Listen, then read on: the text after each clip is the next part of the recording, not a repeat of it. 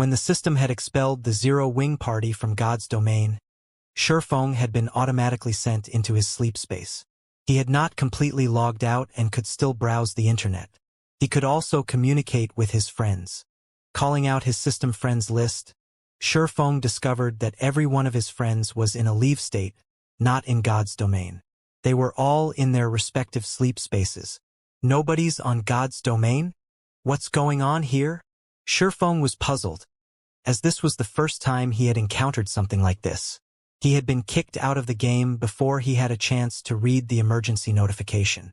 Now, he couldn't log into God's domain and could not contact anyone to ask about the previous notification. Following which, Shifeng contacted Aqua Rose and the others, hoping to gather some information. Unfortunately, Aqua Rose and the others were in a similar situation. The system had logged them out of the game upon receiving the notification as well. I guess I can only check the official forums, Shifeng sighed. Normally, crucial information was not available on the official forums. However, something big must have happened in God's domain if they had been forcefully expelled from the game. Sure enough, after logging into the official forums, he discovered that everyone was having a heated discussion over their expulsion. For some reason, however, everyone else had received their notification 2 hours ago, whereas Shifeng's party had only received theirs a few seconds before the main God system started logging players out of the game. 2 hours ago? Wasn't that around the time I killed the Crimson Shadow Wolf? Shifeng calculated the time, and it matched almost perfectly. Did killing the Shadow Wolf cause the main God system to start the second evolution of God's domain? Giving it some thought, Shifeng felt that it was highly possible. Previously, when his party had entered into the land of the Fallen Star, they just happened to activate the free combat system. It was likely that the main God system had used their party as an experiment. After seeing that they had easily defeated the Rare Lord-ranked Crimson Shadow Wolf, the main God system must have decided to initiate the second evolution of God's domain. Considering the situation, Shifeng really did not know how to express the emotions running through his heart. Now that God's domain began the process of the second system upgrade, players would have to wait until the next day to log in. Many players on the forums had expressed their frustration with the new system upgrade. After the system underwent its first upgrade, the system gave its players a true taste of combat. The overall difficulty of the game had made a massive leap, affecting adventuring, grinding, and leveling for those in God's domain. Yet, just a short time after the first upgrade, the second system upgrade had already begun. After this upgrade, the difficulty of the game might shock most players. This upgrade also gave Shifeng a headache. The second evolution of God's domain had occurred too quickly. Based on the original timeline, it shouldn't have happened for another several months. He was not prepared for it right now. Indeed, just as he had guessed, after the second system upgrade, the free combat system would be introduced into the game. In future battles, the requirement of a player's control over their skills would become extremely demanding, and mistakes might very well lead to friendly fire. It was especially true for AoE skills. After the second evolution of God's domain, rather than dying at the hands of monsters, many players would send themselves to the graveyards with their own abilities. Due to this, many players would act conservatively when fighting in groups long after the upgrade. In addition, after the second evolution, the difficulty of dungeons had also significantly increased. However, although the second evolution had made the game more challenging and realistic, the system upgrade had also added a benefit for players. And that was the improvement to skill proficiency. After the second evolution, the combat style of players also undergone a major transformation. Players no longer needed to chant incantations or shout the name of their skills to use them. No, players would activate their skills with movement. Every skill possessed a standard set of movements. As long as players performed the corresponding movements, they could activate their desired skills. After the second evolution, players were no longer required to damage a monster with their skills to raise skill proficiency. Now, when players achieved a 50% completion rate with skills, they would gain 1 point to their skill proficiency. In addition, the awarded skill proficiency would increase with the percentage of their completion rate. That way, even if players fought monsters of the same level or 2 or 3 levels lower, they could still improve their skill proficiency. As players gained skill proficiency, their skill levels would also grow. With high-leveled skills, players would have a much easier time killing monsters. Players would undoubtedly find it challenging to adapt to such a combat style in the beginning. After adapting to the free combat system, however, players would discover that the new style allowed them to display more of their combat power. However, it would not be easy for players to adapt to this realistic combat style. Normally, one had to undergo a long period of special training to familiarize themselves with their skills. If one were not up to snuff, the skill's power would suffer.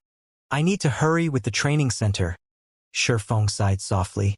Shortly after the second evolution of God's domain, the training centers and martial arts dojos, which were currently declining, would become instantly popular.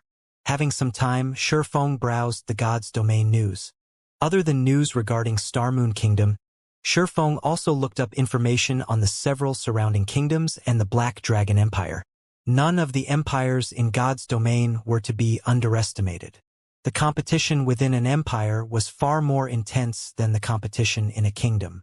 A kingdom such as Starmoon only had around 4 or 5 competing first-rate guilds at the moment.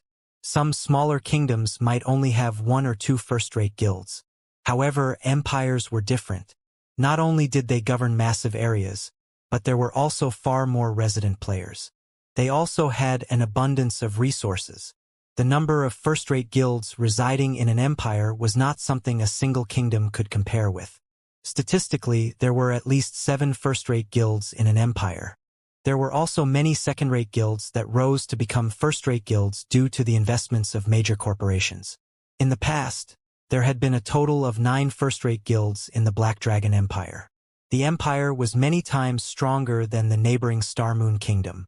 In the future, if Shifeng wanted to carve a place for himself in God's domain, dominating Starmoon Kingdom would not be nearly good enough.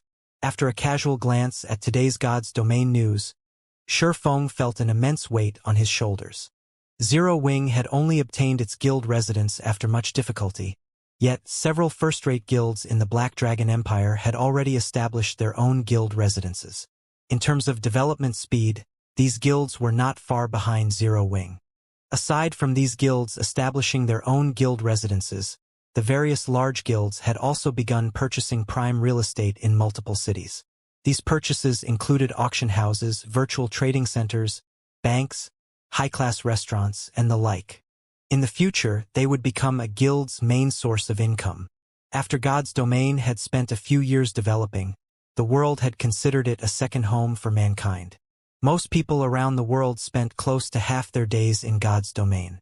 Moreover, time passed slower inside God's domain than in the real world. 1 hour in reality equaled 2 hours in God's domain. Based on the amount of time one experienced, people's lives in God's domain might be even longer than their lives in the real world. In the setting of God's domain, NPC cities and player-established cities were different.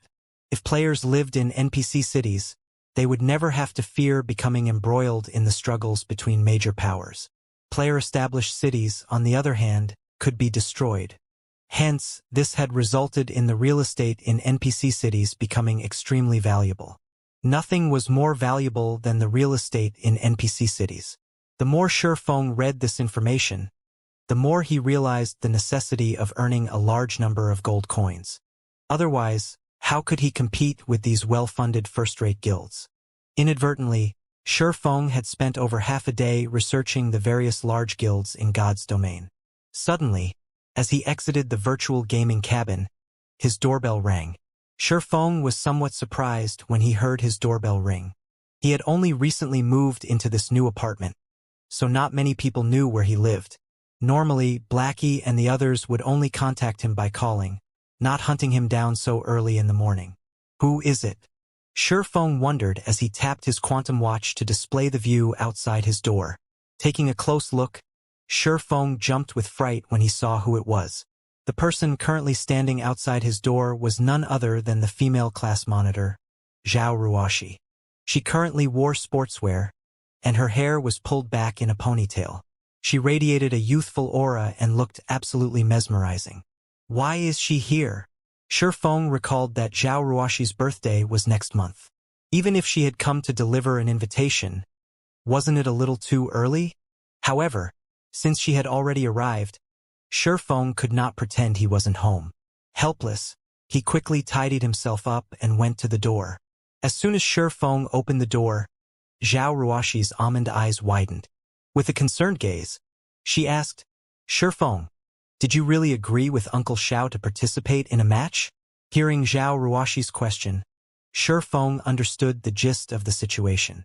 Xiao Yan and Xiao Yu were strongly connected to the Zhao family. How could the Zhaos not have heard of such a dramatic incident at the Big Dipper Training Center? Yeah, I agreed to an exhibition match. Feng nodded. You really are laid back. Do you even know who your opponent is? Zhao Ruoshi sighed helplessly as she examined Feng's leisurely appearance. No, I don't.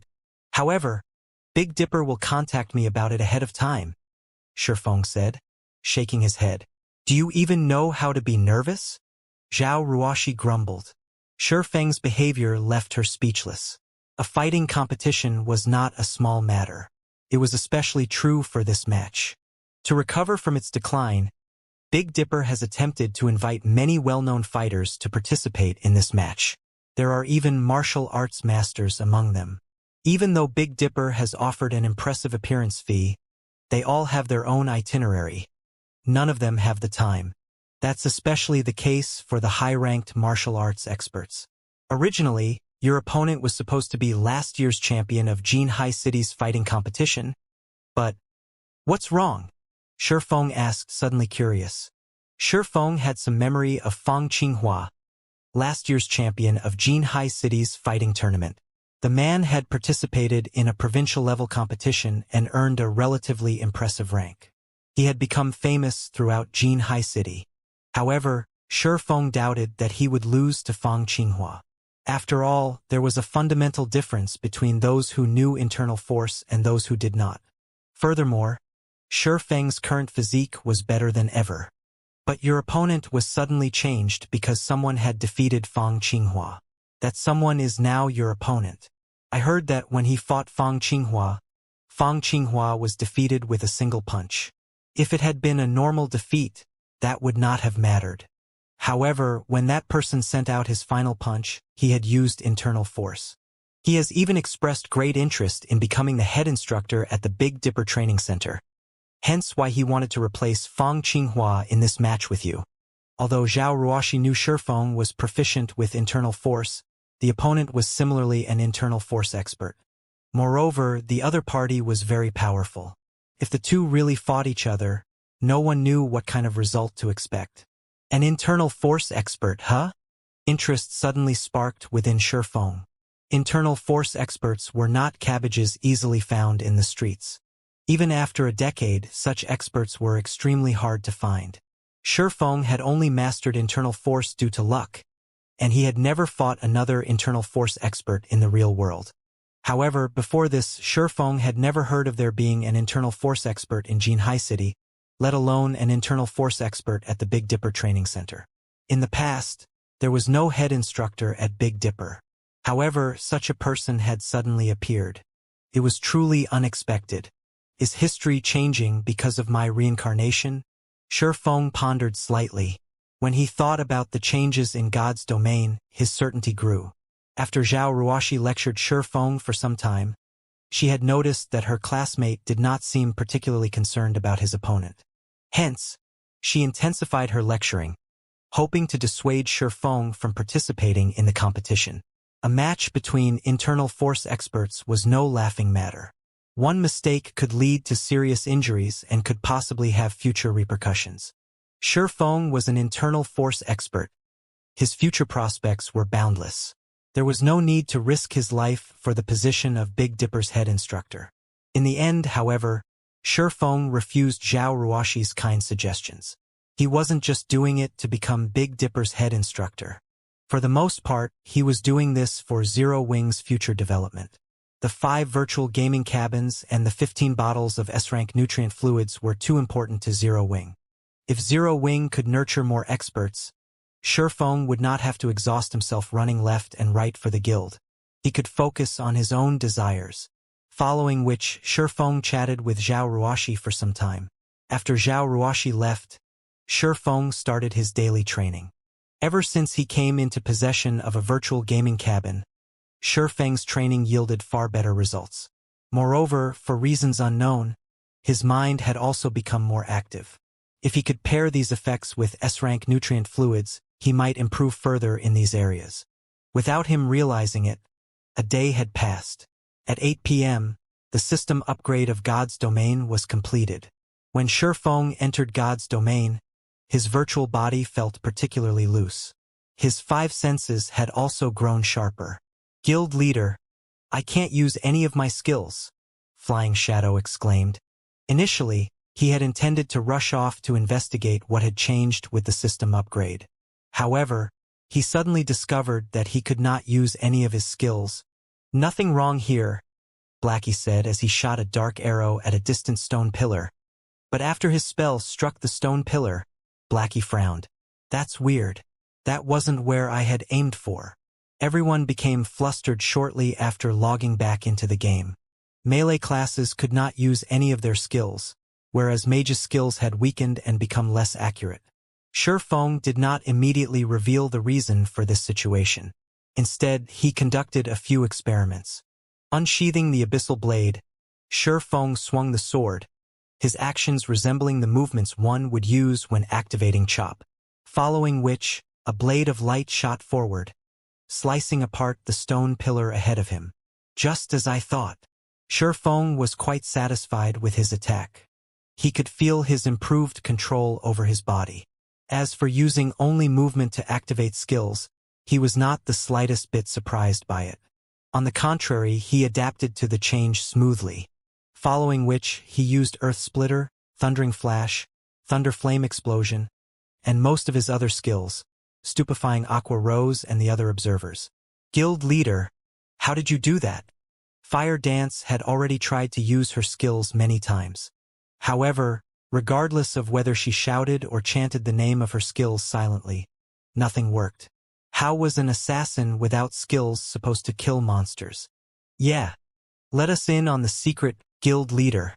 Flying Shadow was equally anxious. "It's very simple. After this evolution of God's domain, you no longer activate skills with speech or incantation. Now, you have to perform the proper movements to use your skills. Go ahead and give it a try. In the skill menu, there are clips of the movements relating to the skills." Shifeng could not help but smile when he saw anticipation filling everyone's eyes. In reality, even if he had not revealed the change, everyone would have discovered it for themselves after some time. It was especially true for the players who had frequently changed their skill menus. There had not originally been video tutorials to explain how to use a skill in the skill menu. Now, however, there were. The videos were specifically meant to serve as a standard for players, teaching them how to use their skills more efficiently. After listening to Shifeng's explanation, everyone began their own experiments. In such a way, Shifeng's party of 6 tested the new mechanics as they searched for an exit in the land of the fallen star. While Shifeng's group explored, they were unaware that players throughout God's domain had descended into madness. After God's domain's second evolution, skill use demanded far more of players. Even experts needed a relatively long period to adapt to this new system. As Shifeng's party searched for the exit in the land of the fallen star, battles against the cavern's inhabitants were unavoidable. Fortunately, Shifeng did not have to endure this adaptation process like everyone else.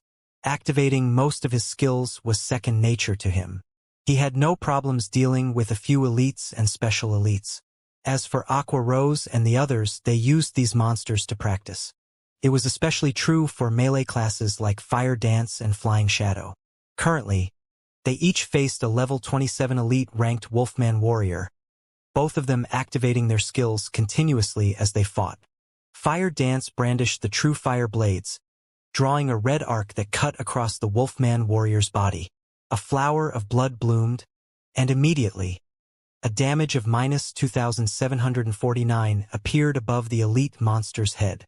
However, to the Wolfman warrior, which possessed 42,000 HP, this damage was nothing. System: eviscerate completion rate 56%, resulting in 69% of skills effect. Skill proficiency +1. Glancing at the combat notification window, Fire Dance frowned. feeling unsatisfied with her completion rate. The Wolfman warrior bellowed angrily. Lifting its war hammer, it slammed the weapon down on the assassin before it. Turning her feet slightly, Fire Dance easily evaded the war hammer. Reversing the grip on one of the true fire blades, she spun around and shoved the blade into the Wolfman warrior's back, her movements as smooth as flowing water. Backstab, -2, 523, AO. The Wolfman warrior howled with pain. System, backstab completion rate 69%, resulting in 83% of skills effect. Skill proficiency +2. Fire Dance was far more proficient with backstab's movements than she was with eviscerates, the completion rate of the skill reaching a whole new level. However, Fire Dance was still unsatisfied. If this were the past, even without weapons such as the true fire blades, she could easily dish out such high damage. After practicing a few times on the Wolfman warriors, Fire Dance understood how difficult it would be to adapt to the new combat system. There were simply too many variables. The might of a player's skill depended on the player's completion rate. It was nothing like the previous system where players could display 100% of the skill's effect with every use. Now, however, that was not possible. If one did not perform the skill's movements appropriately, the damage would be negligible. Moreover, it was even more difficult to move successfully during battle. Overall, combat was now 3 times as difficult as it had been. Fire Dance had previously been able to solo 1 or 2 special elites, and she even considered challenging a chieftain. Now, however, a special elite was too strong for her, much less a chieftain. Elsewhere, Flying Shadow was also sporting a serious frown. The more he fought, the more frustrated he became. After some effort, Fire Dance had managed to raise her completion rate past 50%. Her backstab had even reached a 70% completion rate.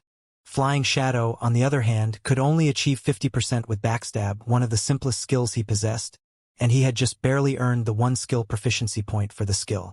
As for his other skills, their completion rates were all below 50%. Compared to Fire Dance and Flying Shadow, after spending some time practicing, the mages of the party could achieve relatively high completion rates. They had all reached 60% or higher with their skills. However, this was because the two had different methods of activation. When mages used a skill, they chanted incantations and traced runes. Some skills only needed a few hand gestures and simple incantations, so they were relatively easy to cast. Only, their current casting time was much longer than it had been. It was especially true for advanced spells.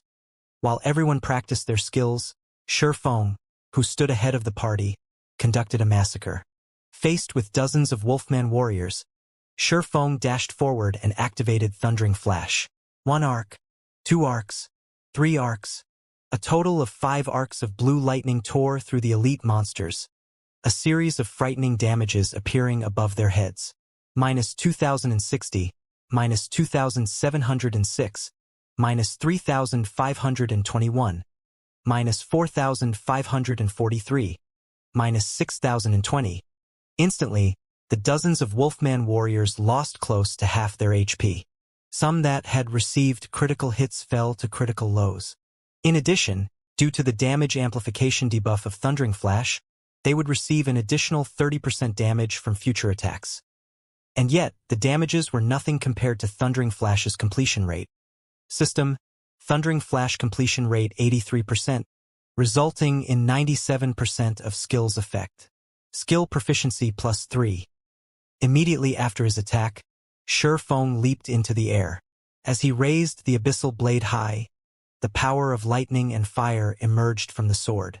He then slammed the weapon down towards the gathering of Wolfman warriors. Boom!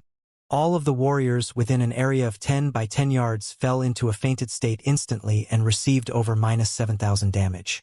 Those that had received a critical hit suffered over -14,000 damage. The Wolfman warriors with low HPs crumbled. System, Thunder Flame Explosion completion rate 74%, resulting in 89% of skills effect.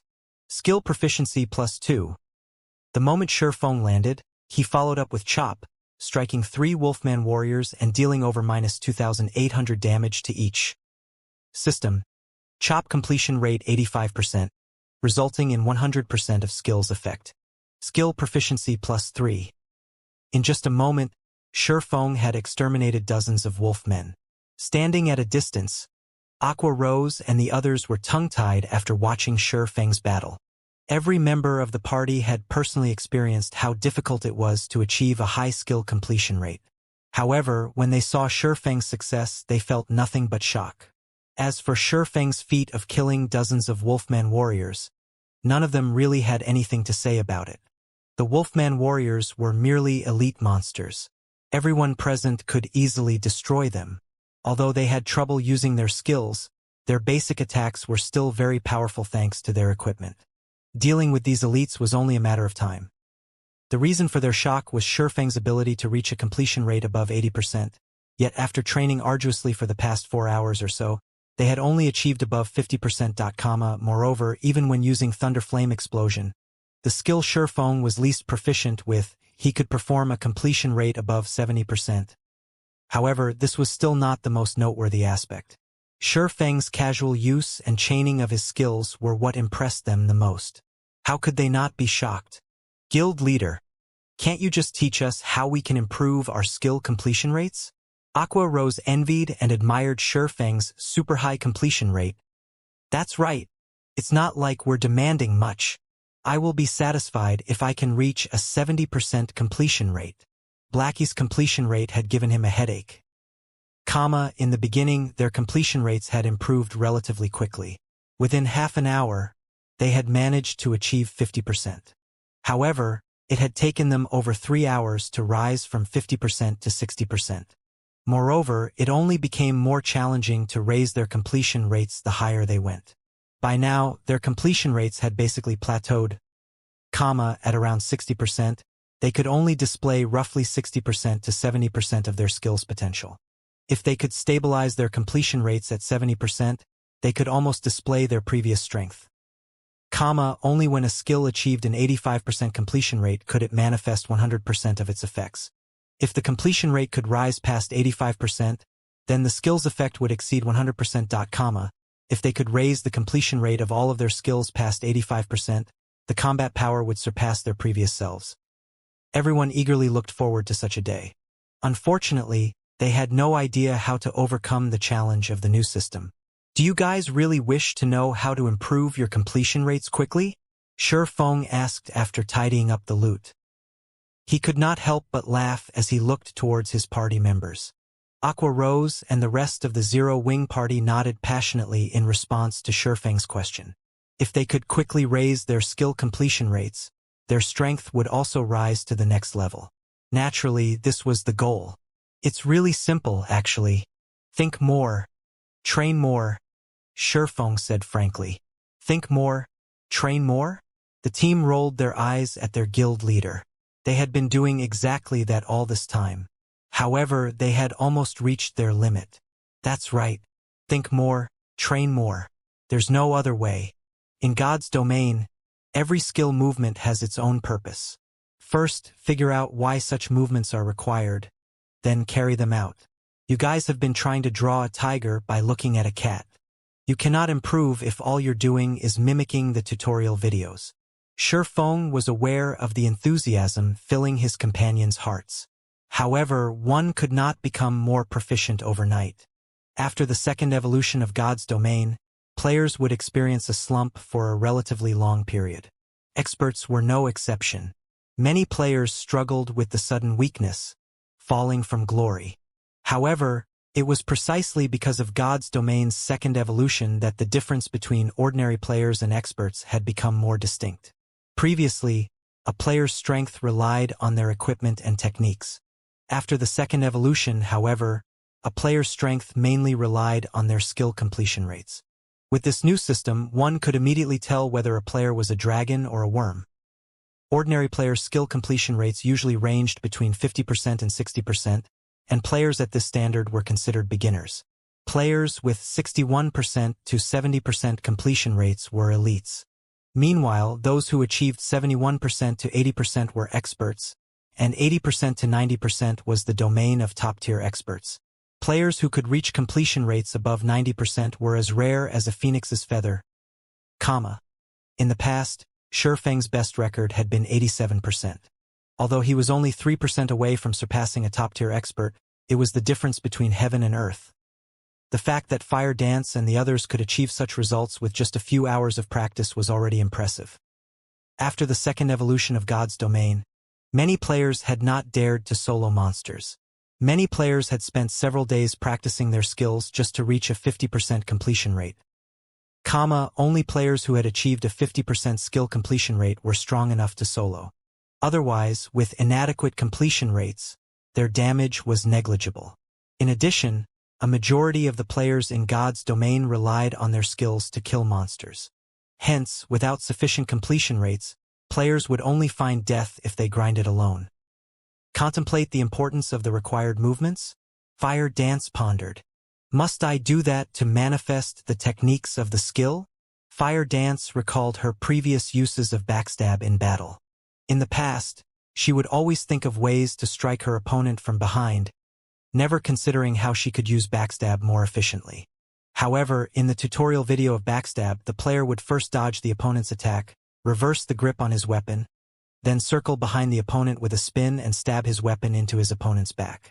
The entire process was smooth and efficient, and was much faster, more vicious, and more difficult to dodge than her previous attack method. Thinking up to this point, Fire Dance searched impatiently for another Wolfman warrior to experiment on. This time, however, Fire Dance did not enter stealth. Instead, she waltzed up to the elite monster. When the Wolfman warrior noticed Fire Dance, it howled and slashed its greatsword at the assassin. Fire Dance did not immediately try to dodge the oncoming attack. Instead, she waited until the Wolfman warrior's greatsword reached its maximum speed before moving. Fire Dance took a step forward before sidestepping, dodging the greatsword at the last possible moment. Reversing her grip on the true fire blade, she then spun and shoved the blade into the Wolfman warrior's back. Due to her body's rotational power, the radiant sword speed had increased. Even Feng could not avoid such a fast attack, much less the Wolfman warrior. Hua! The true fire blade pierced the Wolfman warrior's back, a damage of -2,736 appearing above its head. System: backstab completion rate 76%, resulting in 90% of skills effect. Skill proficiency +2. Fire Dance's eyes shone upon seeing this system notification. As if she had found a path through the darkness, her confidence suddenly skyrocketed.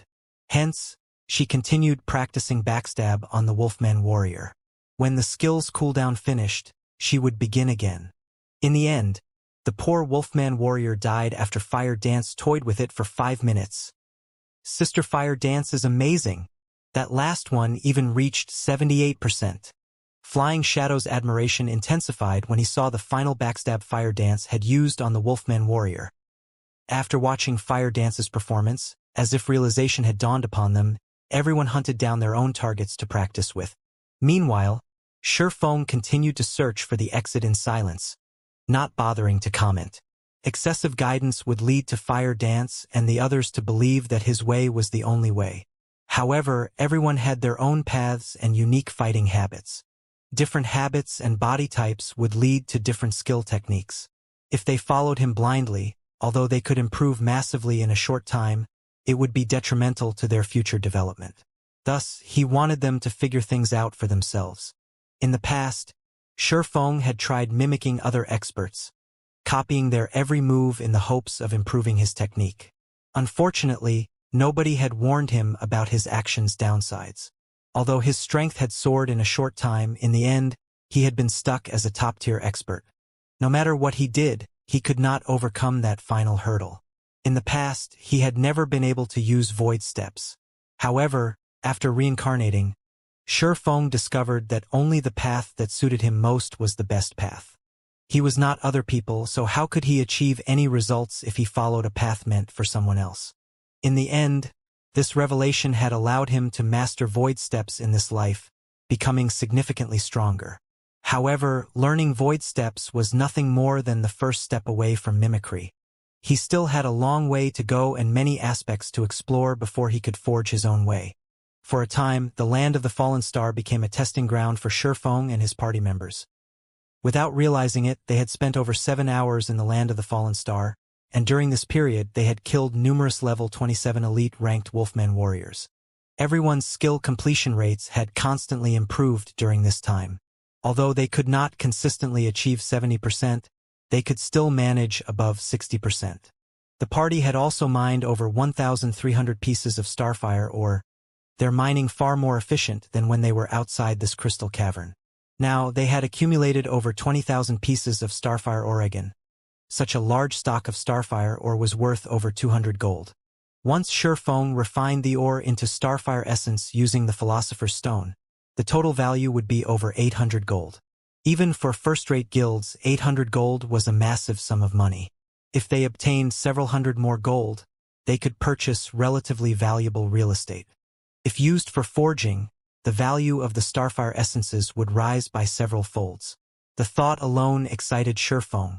Guild leader, I've discovered a hidden door. Fire Dance suddenly reported.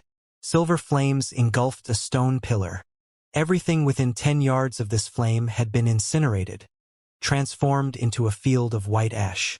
Guild leader, the hidden door is inside this flame, Fire Dance said as she pointed towards the silver fire. Just before Shurfeng moved closer to have a better look, Fire Dance held him back, saying, Guild leader, be careful. The silver fire is extremely hot.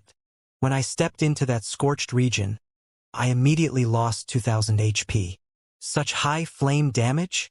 Although Shurfeng could tell that the silver flame was something extraordinary, he had not expected it to be so powerful. If it could deal minus 2,000 damage to players every second, he would take significant damage even with his 70 points in fire resistance. Even he would die if he occupied the region too long. Violet, heal me. I'll go in and take a closer look. After giving the order, Shurfeng entered the silver flame's effective area. Suddenly, a damage close to minus 500 points appeared above Shurfeng's head. Hot. Shurfeng felt as if he had dipped his feet into a hot spring the moment his boots touched the gray-white land. He was even wearing the flame boots, which lowered the temperature his feet felt. If he had equipped some other shoes, he would probably have had to skip and hop constantly while inside the scorched region. Following which, Shurfeng approached the burning stone pillar. The closer he got to the stone pillar, the higher the temperature became. Similarly, the damage he received also increased. When Shurfeng was roughly 2 yards from the pillar, he lost over 1,000 HP every second. Even though Shurfeng had long since recovered from his weakened state, his HP returning to over 8,400, he would only last 9 seconds at most. Fortunately, he had a powerful healer, Violet Cloud, supporting him. After Violet Cloud cast a sacred shield on him, he could just barely cope with the high dot. Sure enough, there's a hidden door here. Shurfeng noticed that there was a tightly shut door on the burning stone pillar. There was also a blue chain not far from the door. Shurfeng grabbed the blue chain, searching for a connection with the door. However, the instant he touched the chain, Shurfeng suddenly felt a chill wash over him. The fire damage he received suddenly reduced from over minus 1,000 damage to just around minus 600 damage. This chain really is special. I wonder what it is made of. Could be useful if I could find a way to take it. Shurfeng examined the blue chain, sorely tempted. If he could claim this chain, raiding flame-type dungeons or facing fire-type bosses would become much easier. Just holding the chain increased his fire resistance by at least 40 to 50 points. It was even more impressive than an intermediate fire resistance potion. Moreover, the latter only had a duration of 1 hour, whereas one only needed to hold the former to gain the buff. Just how much money could he save on fire resistance potions?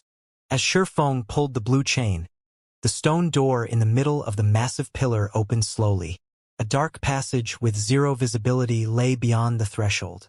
After the stone door opened, the silver flames diminished gradually until they had been extinguished. Shortly after, the scorched earth also began to cool, allowing players to transverse through the region freely. Guild leader, you're amazing. Your fire resistance is so high. No one else could reach and open the door, even if they knew about it. Blackie laughed. Although they had obtained a bounty from this land of the fallen star, it would mean nothing if they could not find their way out. Let's go. Feng unsheathed the abyssal blade and the purgatory's shadow as he crossed the threshold cautiously. The passage beyond the stone door was cramped, and engravings of ancient texts and drawings decorated the walls on either side. From the looks of them, these texts and drawings seemed to originate from an ancient era, and not even Feng, someone who was very familiar with God's domain, recognized them. The passage allowed, at most, 3 people to walk abreast, so it would be extremely challenging to coordinate their attacks. Fortunately, the party did not encounter a single monster along their entire journey. After wandering down the passage for over half an hour, the party arrived at a towering altar. Massive statues of wolf-headed men guarded each side of the altar, and the silver flame dancing on the altar was the same flame Feng and the others had seen outside the stone door. A short distance to the right of the altar, there was a teleportation magic array. A stone tablet emitting a golden glow sat to the left of the altar. Divine runes and drawings covered the tablet, and one could tell with a glance that the tablet was something extraordinary. As the team walked up to the altar, they suddenly felt an extraordinary pressure weighing down on them. It felt as if someone pummeled them repeatedly with a sledgehammer. "Guild leader, look, over there," Blackie said as he pointed at the space above the altar, goosebumps covering his skin. Everyone shifted their gaze to where Blackie pointed. A figure hovered above the altar, but due to the poor lighting around the altar, they could not see it clearly. However, they could feel an intense threat of death emanating from this figure. Feng could not get a clear view of that figure either. However, he could feel this figure looking down at them. Feng then activated omniscient eyes and observed the figure. The results were shocking. Anubis's Gatekeeper, Great Lord, level 30, HP 10, 000, 000/10, 000, 000, Great Lord, Feng muttered. Others might not realize how powerful a Great Lord was in God's domain, but Feng knew full well what one was capable of. Their party of 6 would not even be enough to fill the gaps between this gatekeeper's teeth. It was especially true for such field Great Lords. Although their HPs were far lower than Great Lords in dungeons, field Great Lords were more powerful. Even a team of several thousand level 30 players would be no more than cannon fodder before this gatekeeper. "He won't attack us, right?" Aqua Rose asked, feeling somewhat nervous as she watched Anubis's gatekeeper. Aqua Rose wasn't the only one nervous. Even Feng struggled to keep his cool. "Hopefully not," Feng said uncertainty. "However, since he hasn't moved since we've arrived, let's not take any risks. If Anubis's gatekeeper took the initiative to attack, even Feng would be helpless against it. They could only try to escape. They would only throw away their lives if they tried to confront it.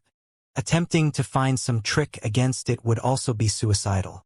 Powerhouses such as Great Lords wouldn't afford players such a chance. According to the tiers of God's domain, a Great Lord was the equivalent of a Tier 3 class. A Tier 3 class was as powerful as the city lord of an ordinary city. After Feng and the others silently examined the area, they faintly understood their situation. That gatekeeper should be a monster tasked with guarding the golden stone tablet. So long as we don't touch that thing, the gatekeeper won't attack us. Feng had experimented with the gatekeeper. When he approached the golden stone tablet, the gatekeeper's killing intent would intensify. As for the teleportation array on the other side, the gatekeeper had not reacted when he had approached it. "Aqua, you guys activate the teleportation array." After some thought, Feng said, "I'll grab that tablet." "Guild leader, that's a Great Lord," Fire Dance said, horrified. Although none of them had ever seen a Great Lord in action, they could tell that, compared to this Great Lord, the Crimson Shadow Wolf they had previously faced was a joke. If Feng really tried to steal the golden stone tablet, he might die in an instant.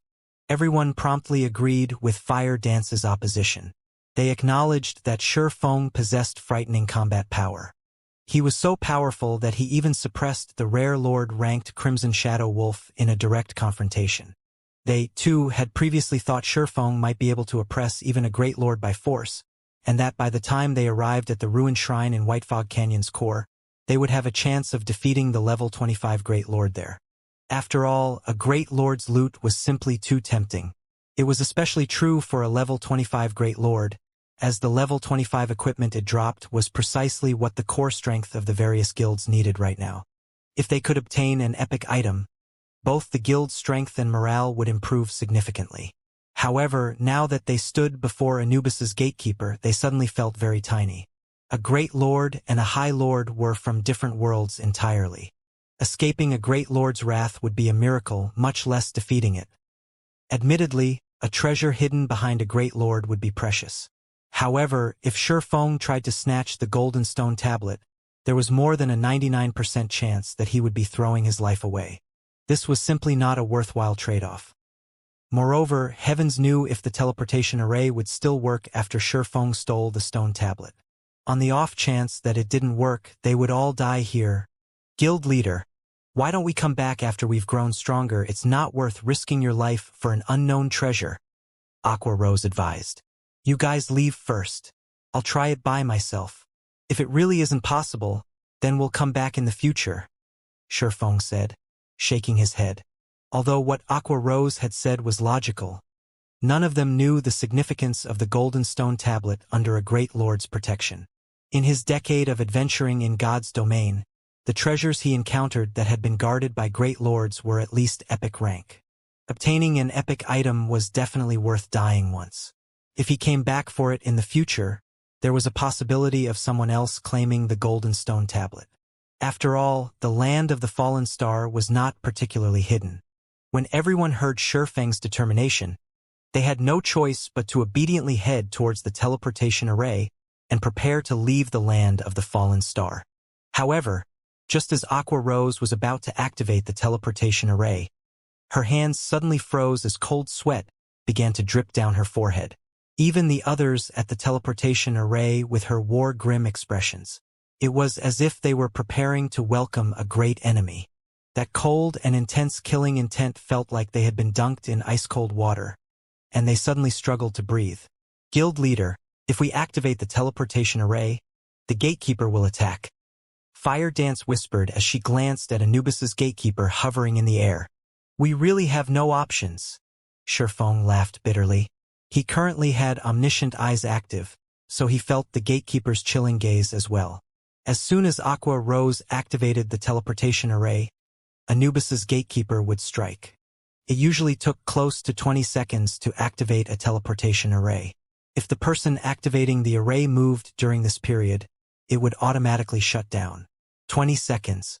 That was enough time for a level 30 Great Lord to kill hundreds of players, much less a measly party of 6. As this place was unique, they could not use return scrolls to leave either. In other words, if they wanted to leave, they needed to survive the gatekeeper for 20 seconds.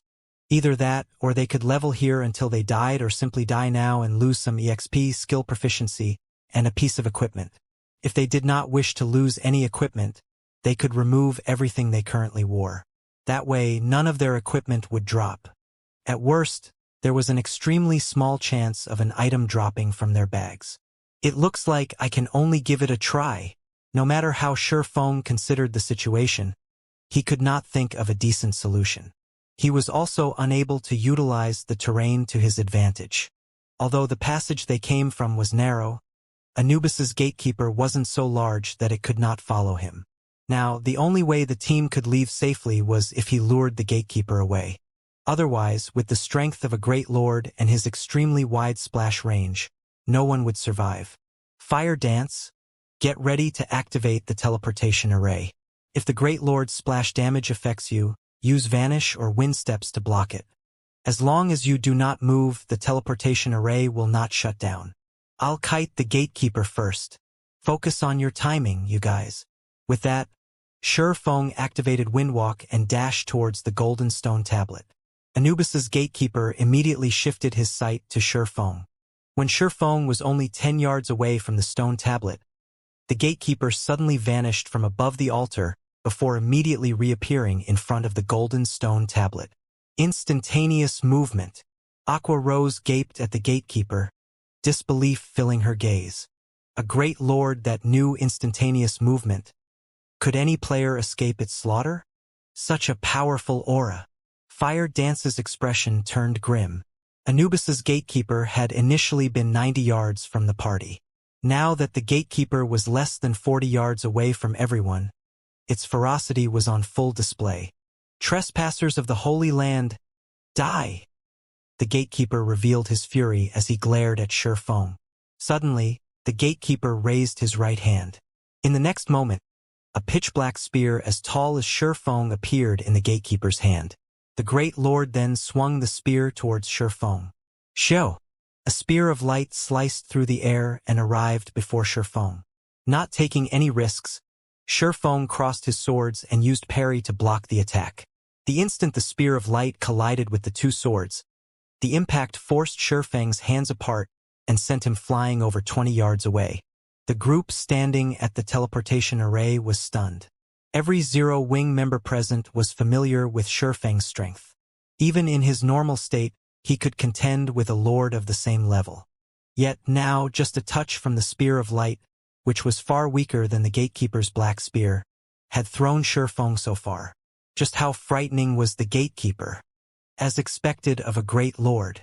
Even though I have the combat power of a Tier 2 class, it is not nearly enough. Sherfong smirked as he looked at his thoroughly numb hands.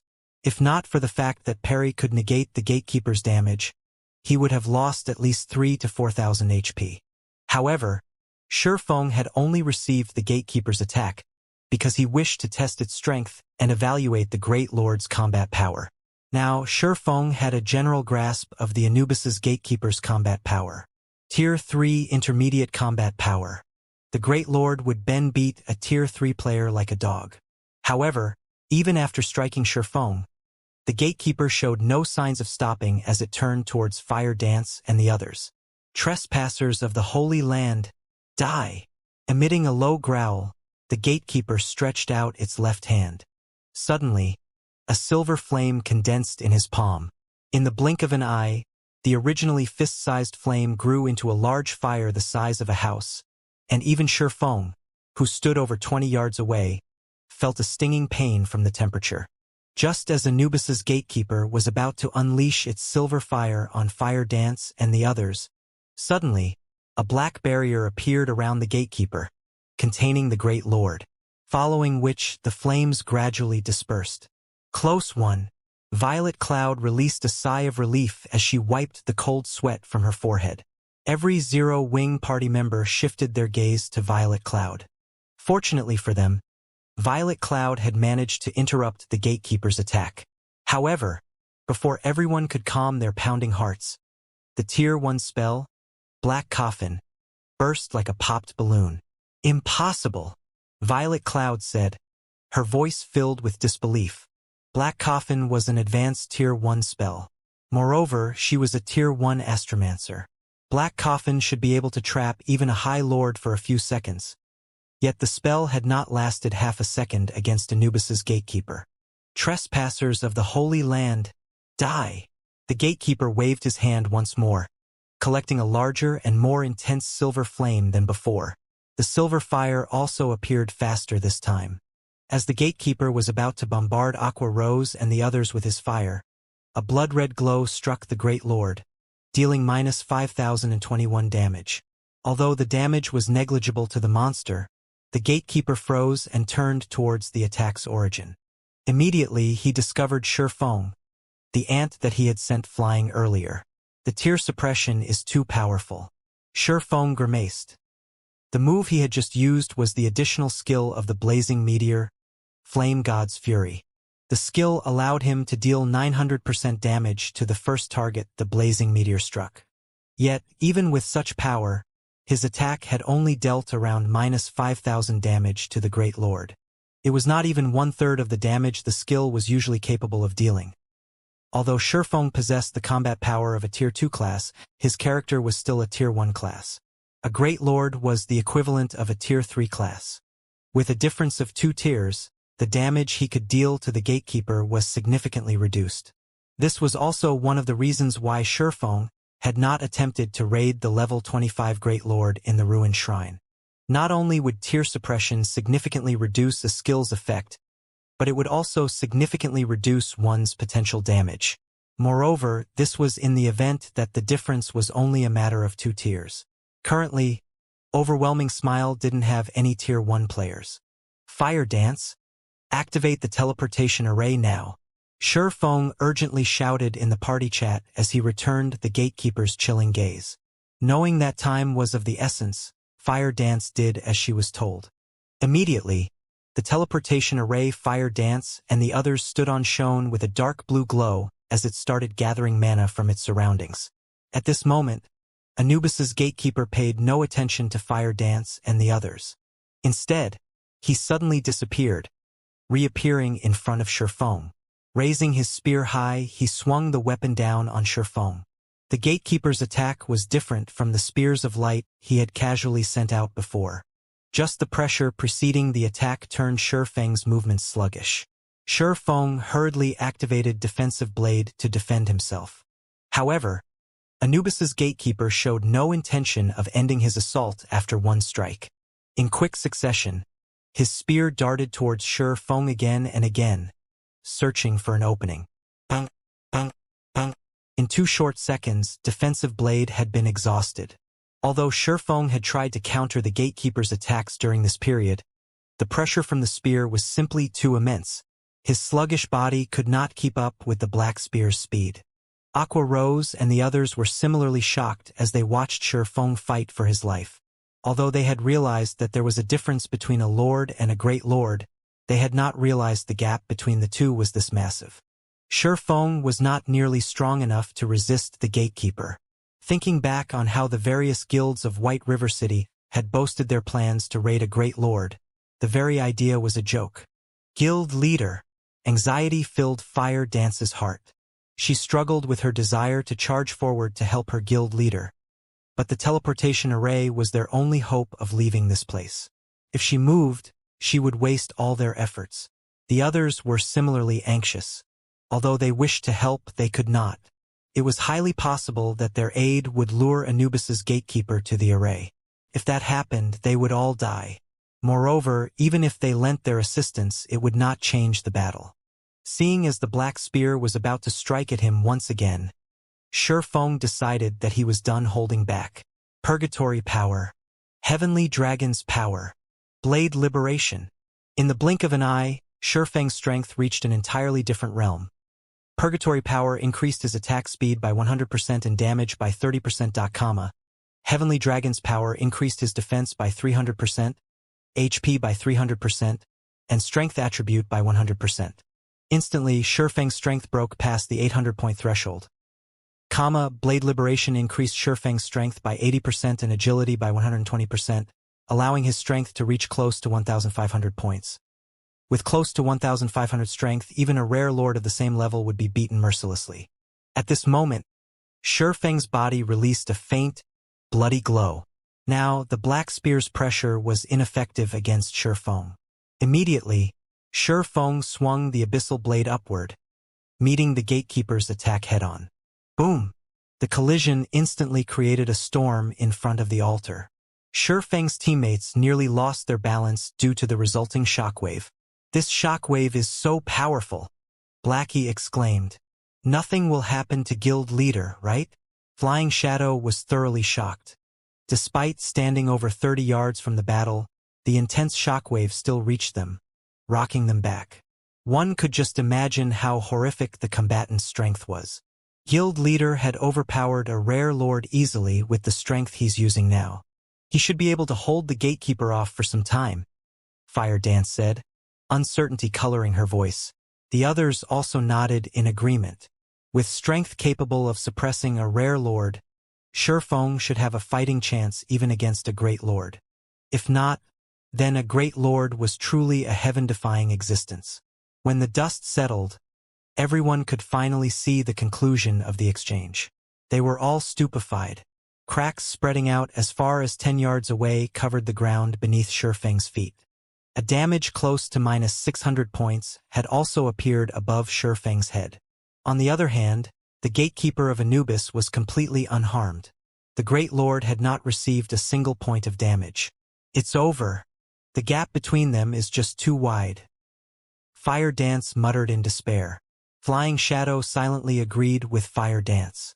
Shi Feng had received nearly -600 damage, doing nothing more than defending himself with his own weapon. Mages might not understand what this meant, but as melee classes, they knew full well the significance of the gap between Shi Feng and Anubis's gatekeeper. Trespassers of the Holy Land, die! The gatekeeper growled once more as it continued brandishing its black spear. The Great Lord thrust his spear towards Shi Feng in an unending barrage. Although Shi Feng tried to avoid the oncoming attacks, both the spear's speed and angle of attack were extremely precise. He could not dodge the attacks.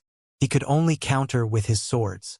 However, every time he blocked an attack, the impact would force him backward.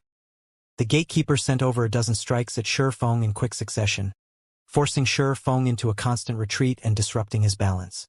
Meanwhile, Shi Feng had lost close to 10,000 HP during this brief assault. Fortunately, Dragon's power increased his HP by 300%, granting him a total of over 25,000 HP.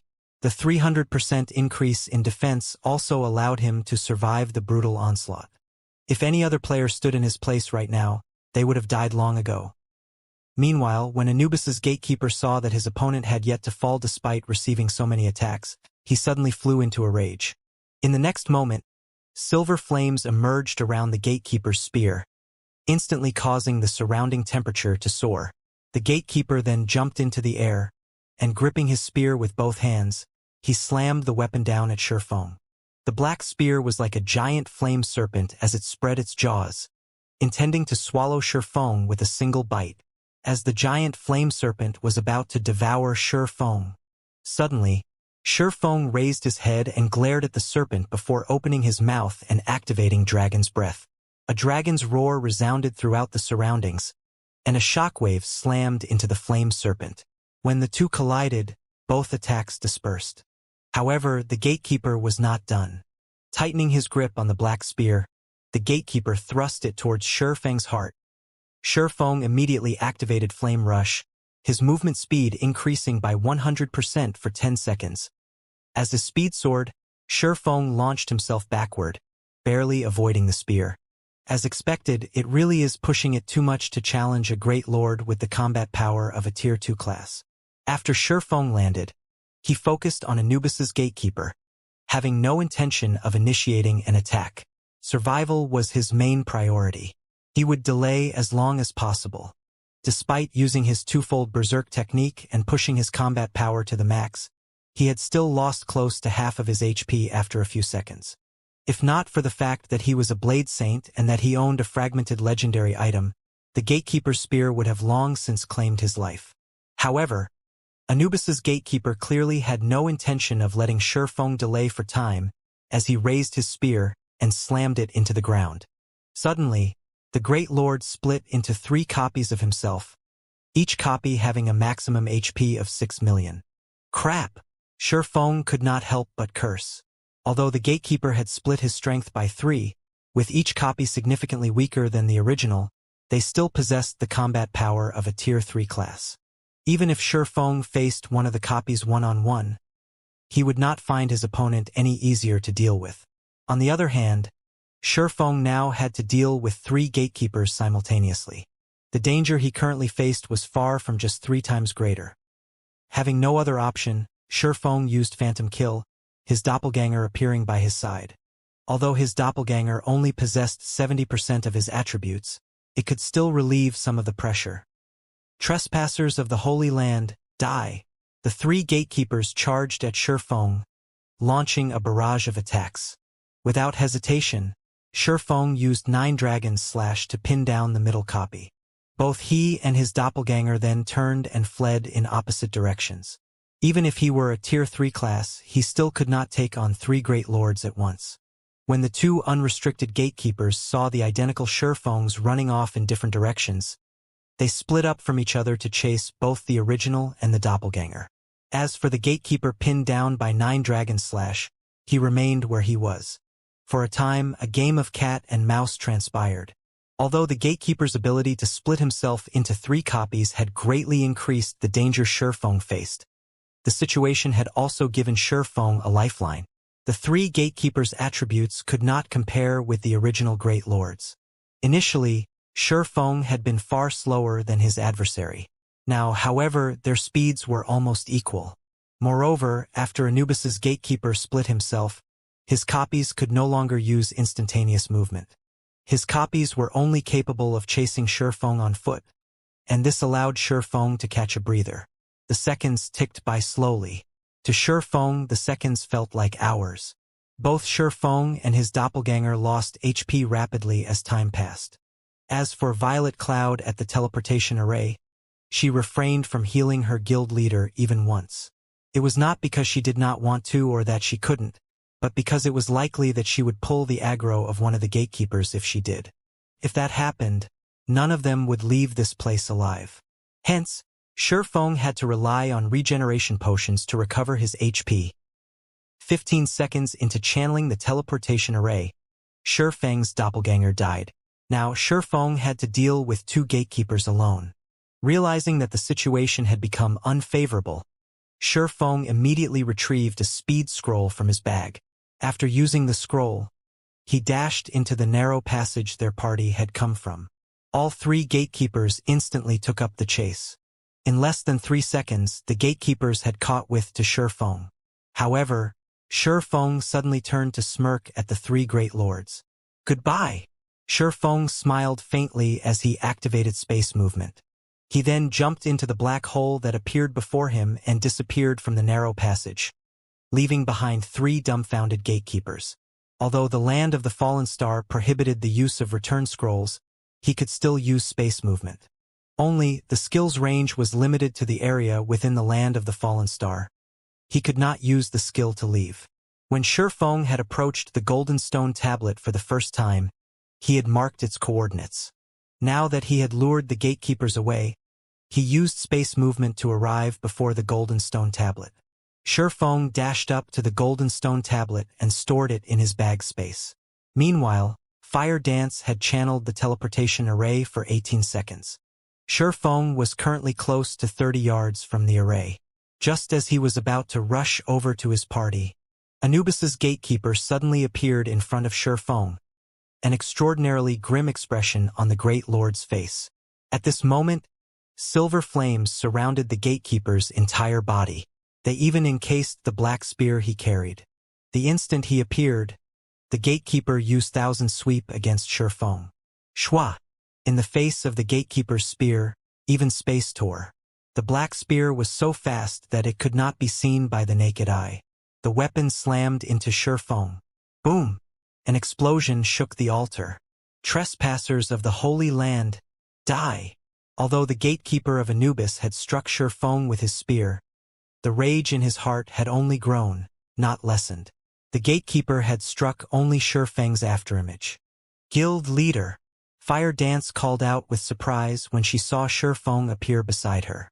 Everyone had lost hope the moment they saw the Great Lord's attack. That final strike had simply been too fast. Blocking the attack would have been impossible, much less dodging it. Yet, Shifeng had successfully avoided the attack. Moreover, he even appeared right beside them. It was astonishing. However, only Shifeng had known how much danger he had been in just now. The instant the gatekeeper appeared before him, he had immediately used silent steps on Fire Dance. Had he hesitated in the slightest, he would have definitely lost his life. "All of you shall die," Anubis's gatekeeper bellowed as he glared at Shifeng. He then threw his black spear towards Shifeng's group. The weapon was extremely fast. None of them had time to respond to the oncoming attack. Meanwhile, there was still slightly over 1 second before the teleportation array would activate. That 1 second was more than enough time for the spear to annihilate them all. Suddenly, Shifeng moved and stood in front of everyone, prepared to receive the attack. Just as the black spear covered in silver flames was about to reach its target, Shifeng switched the aura of space for the aura of illusion, instantly increasing all of his attributes by 30%. He also activated Fantasy World. Fantasy World, immunity to all magic damage and 15% of magic damage received will be converted to healing to recover player's HP for 20 seconds. Cooldown, 3 minutes. The instant the black spear collided with its target, Feng instantly recovered close to 5,000 HP.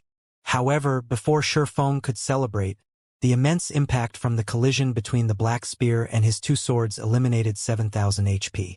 As a result, he had still lost 2,000 HP. What a powerful skill. Although Feng had blocked the black spear, both of his hands were completely numb. He couldn't move them at all now. If he had not activated Fantasy World, the flames surrounding the black spear would have extinguished his life in an instant. The might of the spear itself was even more frightening. After switching to the aura of illusion, all his attributes had increased by 30%. His strength had exceeded the 1,900-point threshold. Yet, when defending against the black spear's physical attack, Feng had received minus 7,000 damage. Despicable trespassers! I will not let you off.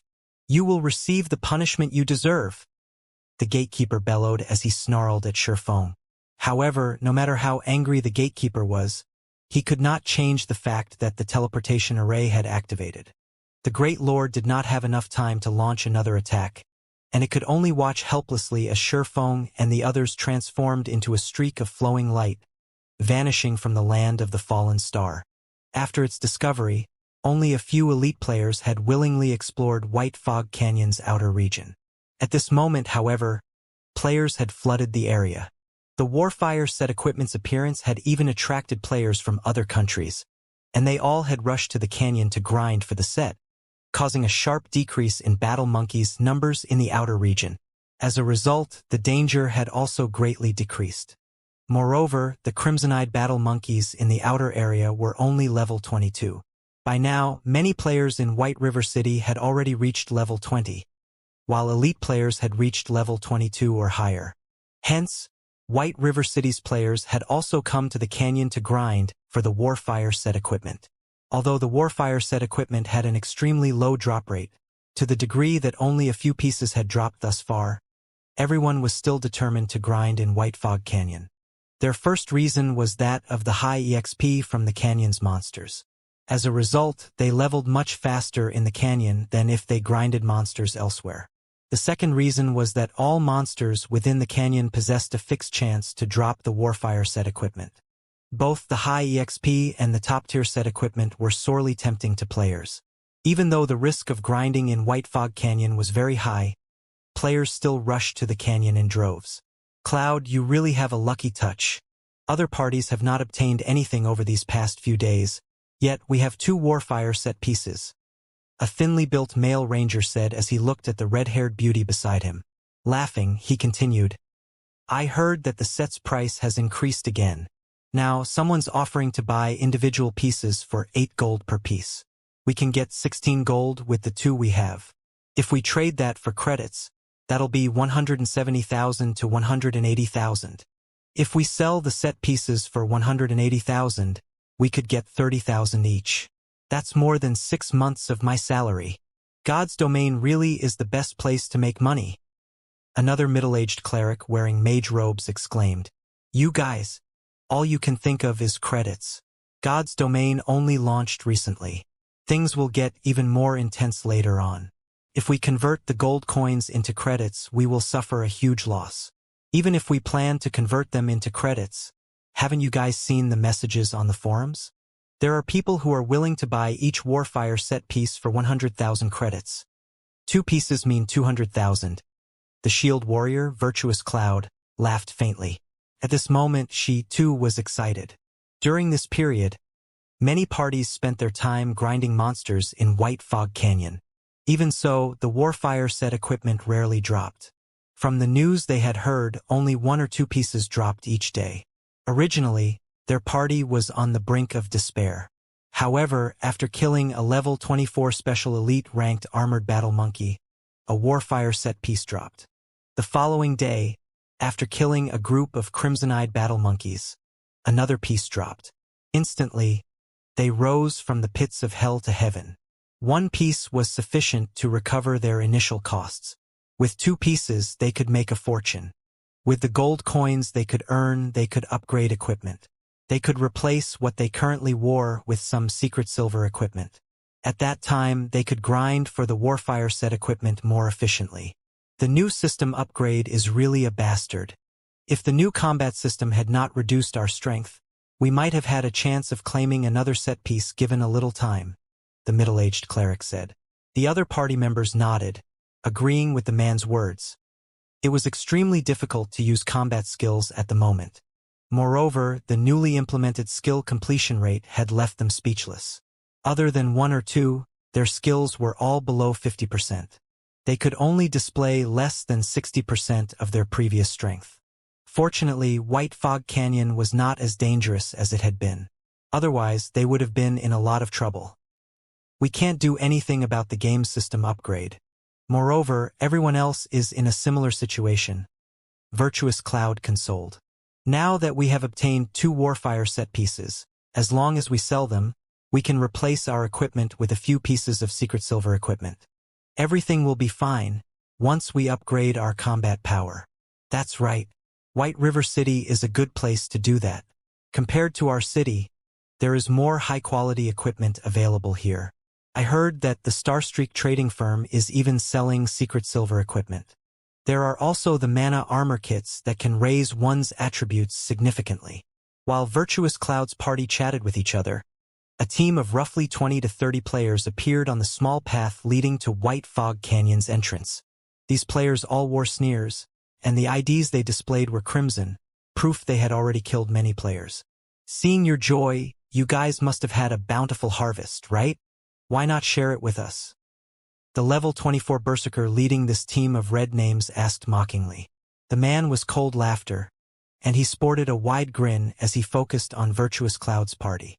Virtuous Cloud and her party members immediately readied their weapons, their expressions turning grave. Due to their previous excitement, they had forgotten about the horrors in White Fog Canyon.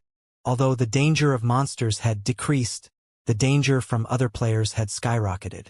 Monsters' drop rates in White Fog Canyon were a lot higher than the outside world. Even if players did not obtain the Warfire set equipment, they could still make a hefty profit from selling the other equipment that dropped. Hence, many elite players had come to grind. As elite players, their equipment was definitely high quality. Compared to grinding monsters, it was far more profitable to kill elite players. If one were lucky, high-quality equipment might even drop from the dead player's bag. As a result, the number of players dying in White Fog Canyon was terrifying. Just as Virtuous Cloud's party thought about turning to escape, another several dozen players emerged from behind them. Virtuous Cloud's team was immediately flustered. If the other side only had a dozen or so players, they could attempt to take them on. After all, they too were elite players. However, their enemies had over 50 players on their side. With just the 6 of them, they were outmatched. It isn't easy for us to guard this road. I won't mince words. I will let you guys pass if each of you hand over the best piece of equipment you have and 20 silver coins. If not, you will all die here. Cold Laughter grinned as he fiddled with the great sword in his hand. After Cold Laughter spoke, the red names blocking the road promptly unsheathed their weapons. If Virtuous Cloud's party refused, they would burst into action. Currently, most players were around level 20. Elite players, in particular, had higher levels. If they died, not only would they lose a piece of equipment, but they would also have to spend several days recovering their losses. Nobody wanted to deal with that. Hence, Cold Laughter had proposed a suitable condition. Although you outnumber us, don't forget that you are all red names. Even if you wipe us out with our strength, we will take 1 or 2 down with us. Virtuous Cloud said, unfazed. At most, we will lose 1 level and 1 piece of equipment. However, if a red name dies, they will lose 2 or 3 levels, maybe even 3 or 4, and a majority of the equipment they are wearing. Virtuous Cloud's words had undoubtedly generated some hesitation among the red names. After all, nobody could guarantee that they wouldn't be the pitiful player who Virtuous Cloud's party killed. However, none of the red names were shaken. On the contrary, they smirked arrogantly at the smaller party. Their expressions somewhat surprised Virtuous Cloud. Before Virtuous Cloud could figure out what was going on, Cold Laughter sneered and said, "Stop trying to play tricks. I'll count to 5. If you don't hand over the equipment and money, we'll take it ourselves. Everyone be careful. In a moment, I'll clear a path towards the forest to our left. If we can reach the forest, we should be able to shake them off once inside. Virtuous Cloud hurriedly said. Just as both sides prepared to take action, a black hole suddenly appeared in the air. In the next moment, 6 people fell from the black hole, landing between Virtuous Cloud's and Cold Laughter's groups. Virtuous Cloud's and Cold Laughter's groups were both stunned by the 6 who suddenly fell out of thin air. Boss Cold, check out their levels. The lowest among them is level 25. It doesn't seem like a good idea to provoke them, a level 23 ranger said, slightly breathless. Elite players at this stage of the game were mostly around level 22, while experts were around level 24. In Virtuous Cloud's party, only she was level 23, while the others were level 22. As for the red names, the highest level player was Cold Laughter, who was currently level 24, while everyone else ranged between level 21 and level 23. On the other hand, the 6 players that had suddenly appeared ranged between 25 and 27. It was common knowledge that each level demanded more EXP than the last. Disregarding their equipment, just the fact that some of them were level 27 was terrifying enough. Why do these people seem somewhat familiar? Cold Laughter was no fool. After taking a careful look at the newcomers, he used an identification skill. Suddenly, his lips curled into a smile. Sure enough, it's him. Boss Cold, who is it? The ranger asked. Don't you remember the bounty Overwhelming Smile has offered? Cold Laughter said excitedly as he grinned at the level 25 swordsman wearing a black cloak. The ranger then followed Cold Laughter's gaze and used an identification skill on that level 25 swordsman as well. Immediately, he discovered that the swordsman's name was Black Flame. Black Flame. That's right. He's the same Black Flame who has the title of Starmoon Kingdom's #1 expert. A few days ago, Overwhelming Smile posted a bounty on his head. If we report his location, they will reward us with 10,000 credits. If he's still here when they arrive, they will give us another 300,000 credits. If we kill Black Flame, Overwhelming Smile is willing to pay 2 million credits. Many experts have found the offer tempting, and everyone's been looking for him. I never thought that I would find him here. But, Boss Cold, I heard that Black Flame is ridiculously powerful. With our numbers, I'm afraid. What's there to be afraid of? Now that God's domain has undergone its second system upgrade, everyone's strength has decreased significantly. Even if Black Flame is the #1 expert of Starmoon Kingdom, he is a tiger that has lost its claws and fangs. Does he think he can do whatever he wants in my turf? Contact Overwhelming Smile immediately. Tell them that we have found Black Flame and to prepare the money for his corpse. Saying so, Cold Laughter waved his hand. Suddenly, all 50 red names closed in on both Virtuous Cloud's and Black Flame's parties, leaving no opportunities for escape. Why are you here? Virtuous Cloud asked Shurfeng, surprised to see him. Shurfeng was a godlike tycoon. She had initially prepared to sell the 2 Warfire set pieces to Shurfeng after they returned to White River City. She never expected to meet Shurfeng here and in such a predicament. You are? Shurfeng looked at Virtuous Cloud. Suddenly, the figure of the red-haired beauty he met a few days ago popped into his mind. Unable to help his laughter, he said, How has your luck been these last few days? Not bad. We were just about to head back to the city and look for you. Laughing bitterly, Virtuous Cloud continued, However, now that we have encountered them, I'm not sure whether we will profit or suffer from our trip to White Fog Canyon. Enemies? Shurfeng asked as he examined his surroundings. These red names all had relatively high levels and good equipment, especially the level 24 Berserker standing in the lead. They were all independent players. Anyone who could reach level 24 at this stage of the game was definitely an expert. Virtuous Cloud was left speechless by Shurfeng's leisurely behavior. However, when she looked at the other 5 players beside Shurfeng, they, too, did not seem particularly concerned about the 50 red names surrounding them. This situation only served to surprise Virtuous Cloud further. Were all of these players godlike tycoons as well? Have none of them ever encountered a player interception before? They were actually able to remain calm in such a situation. Sighing, Virtuous Cloud chose to explain patiently, saying, "No, they're red names who are blocking the road and are trying to rob us. Judging by their expressions, it doesn't seem that they intend to let you guys go either. I suggest we join hands. If we face their 50 with our 12, some of us might get out of here alive. So it's a robbery." Seems that quite a lot of players have come to White Fog Canyon recently. Although Shifeng had anticipated such a situation, he had not expected PvP to begin so soon. In the past, White Fog Canyon had become a gruesome war zone because everyone had discovered the value of Starfire ore. Teams of several hundred players, even some with over 1,000, would gang up on innocent players to steal what they could. 50. Blackie looked at the 50 red names surrounding them before excitedly saying, "I claim half of them. You guys can share the rest. Oh, that level 24 Berserker looks like fun. I want him as well. Don't even think about it. I still need to practice skills on someone," Fire Dance said, shaking her head. "Brother Black, how can you claim half for yourself? If Sister Fire Dance and Sister Aqua split the remainder, there won't be anyone left for me," Flying Shadow complained.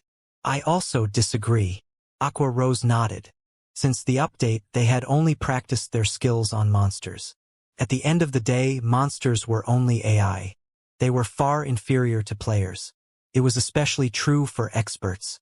However, as the land of the fallen star was such a dangerous location, they didn't dare duel each other. Now, a perfect opportunity for them to test their skills against players had arrived. Moreover, these 50 red names were elite players. Watching Fire Dance and the others argue, Shifeng stepped forward and said, "Don't fight. Use your strength to compete. You will only have yourself to blame if you're not strong enough." Contempt filled Virtuous Cloud's heart as she watched the team bicker. What did these people consider the surrounding red names? Monsters to be easily slaughtered? In such a crucial moment, they still had the gall to joke around. As for the party members standing beside Virtuous Cloud, they became increasingly nervous under the red names' gazes, which grew colder with each passing second. Previously, these red names had expressed their ridicule. Now, however, there was only rage. Before Shifeng's party had arrived, these red names would have held back. After all, nobody wanted to die. It was especially true for red names. Now, however, this situation was all thanks to Shifeng and his party successfully angering these red names. How were they supposed to deal with these enraged red names now? "You guys sure have guts. Even in the face of death, you still have the heart to joke around." Cold Laughter's expression turned grim as his eyebrows twitched. Throughout the many days he had hunted players in White Fog Canyon, this was the first time he had met anyone who dared to look down on them. "Brothers, get rid of them." At Cold Laughter's command, the other red names exploded into action. Elementalists and Cursemancers started chanting.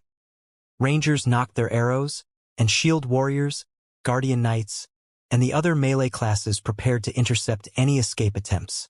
"Black Flame, both our parties will open a path to our left. There's a forest in that direction, so it will be easy to lose them once we're inside," Virtuous Cloud hurriedly said as she raised her shield in preparation to take damage. Seeing that Black Flame's party members had such high levels, it was very unlikely that they would be weak. Although they were still outnumbered, 12 on 50 was still a lot better than 6 on 50. Not to mention, Black Flame's party was clearly stronger than her party. There was still a chance for them to break through the encirclement. However, before Virtuous Cloud had finished speaking, Fire Dance had already taken action.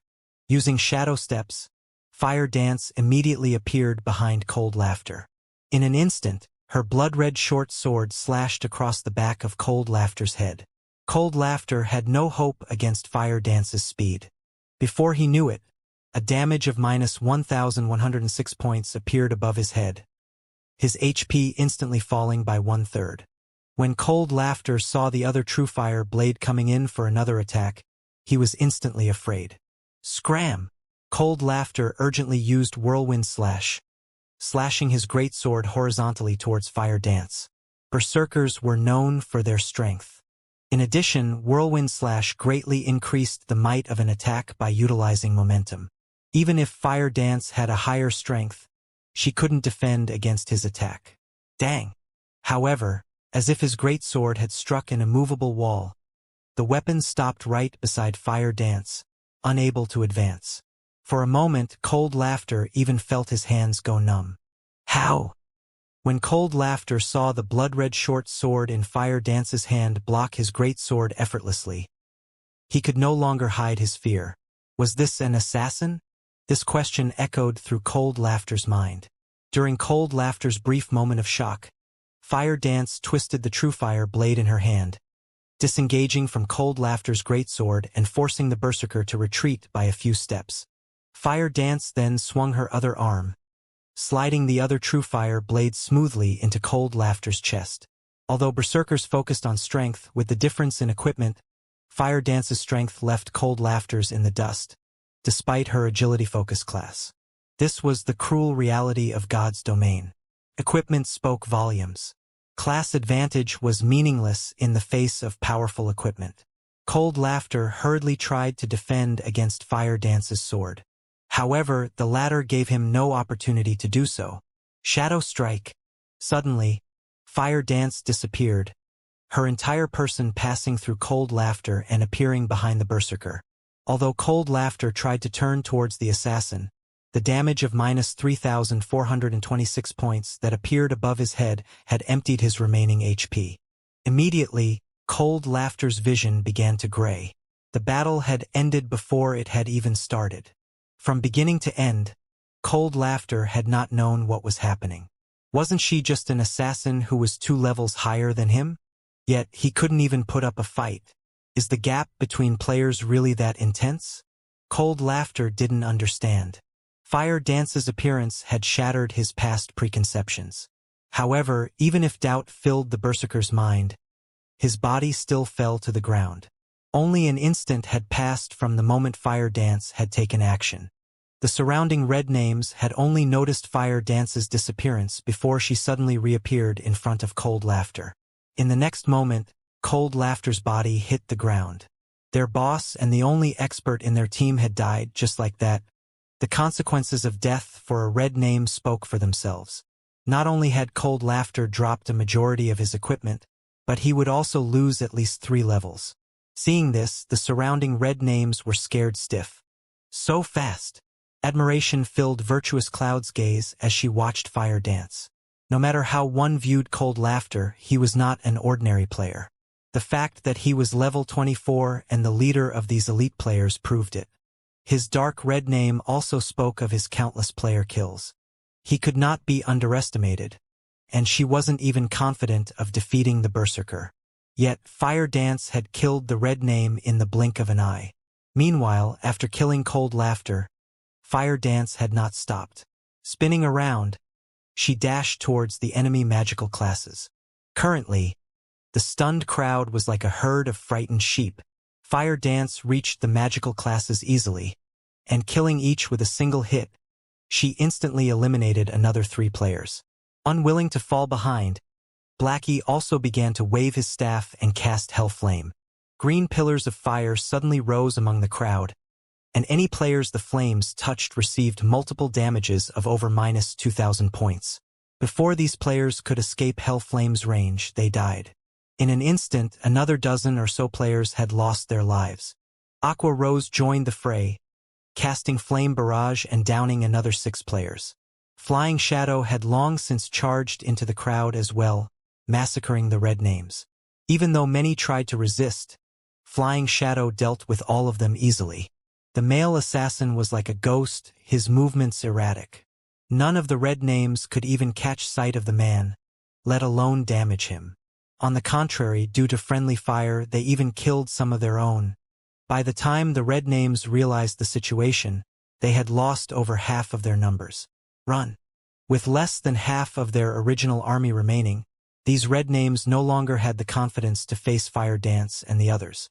Don't you think that it is a little too late to escape now? Shurfeng could not help but sigh as he watched the scattering red names. Even if Shurfeng's party and these red names were on the same level regarding attributes, which they certainly were not, Fire Dance and the others would still have annihilated them easily. In a moment's time, Fire Dance's group of 5 had devastated the 50 red names. Equipment and corpses littered the ground.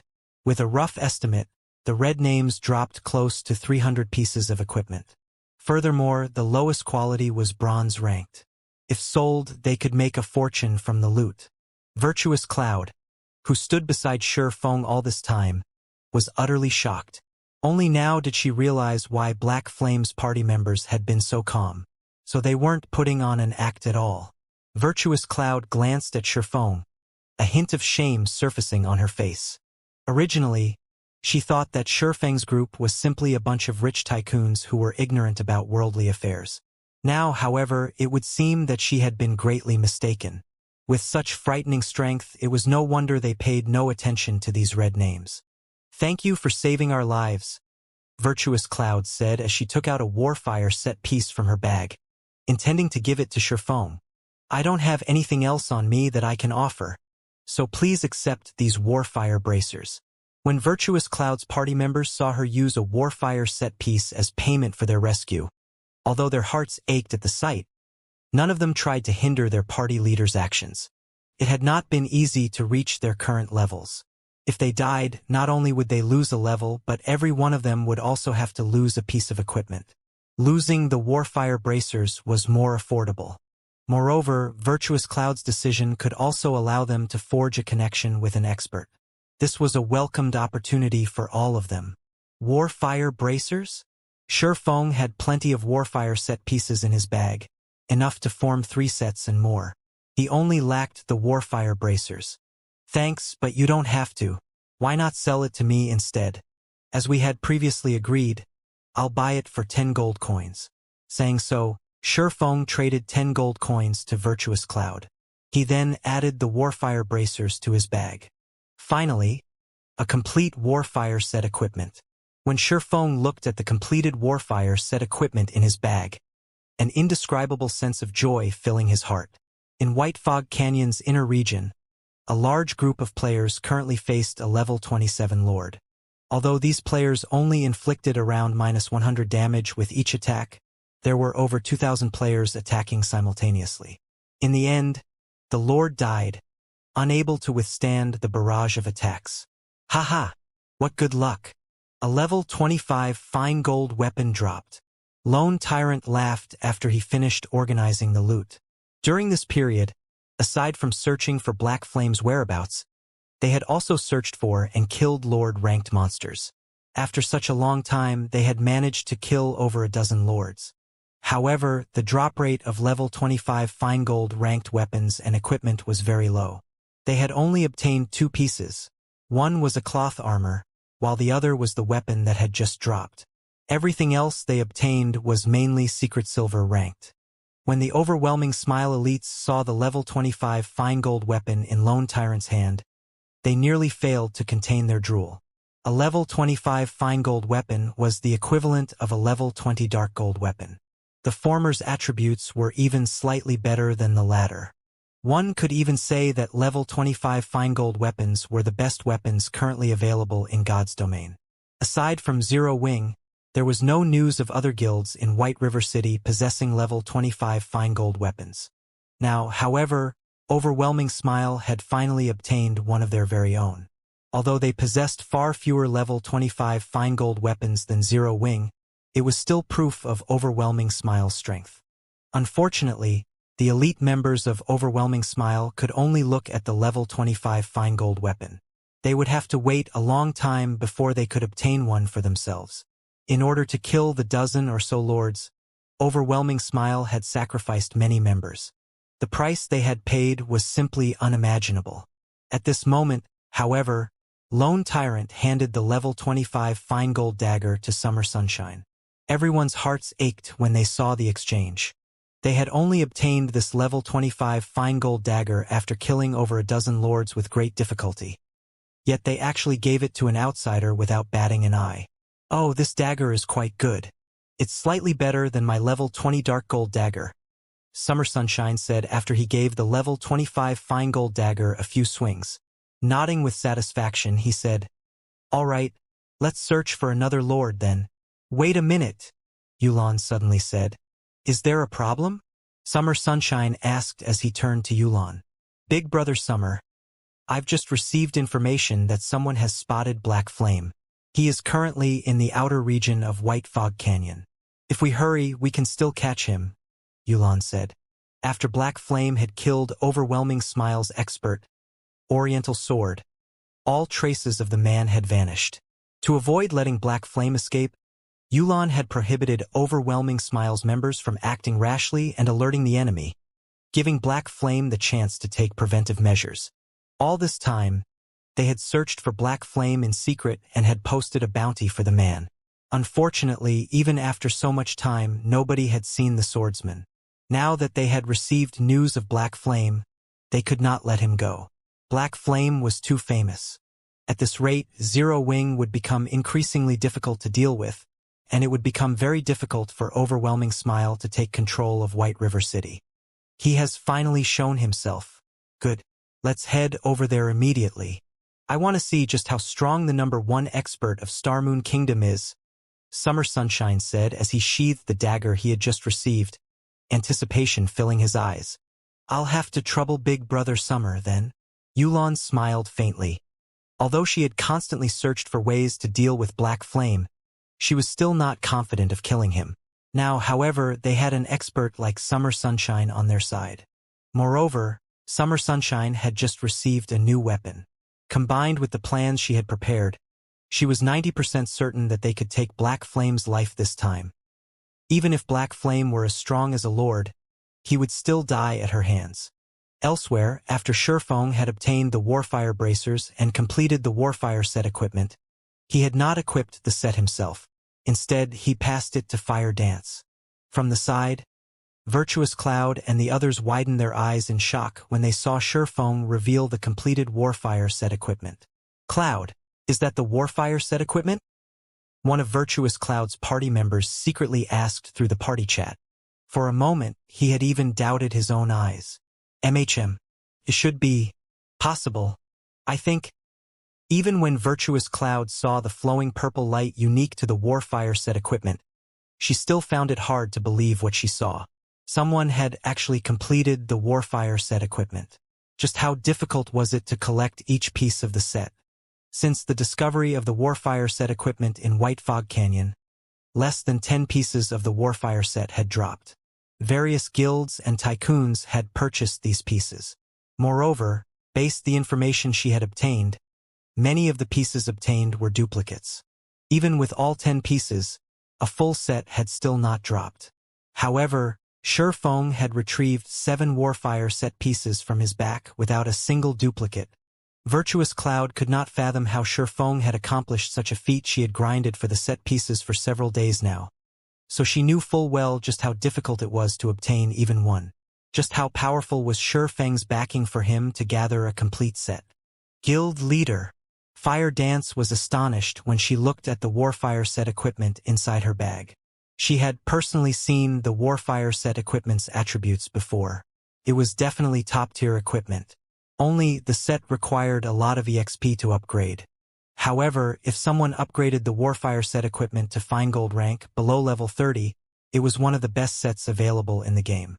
Yet, instead of using it himself, Sherfong had actually given her the first set. Sherfeng's actions confused her. Black Flame was famous throughout the Star Moon Kingdom. If Zero Wing wished to continue flourishing, Black Flame needed to continue improving. Hence, all equipment should naturally be prioritized for Black Flame. However, leveling up is my priority right now. Even if I equip the set, the bronze rank set effects are not particularly useful.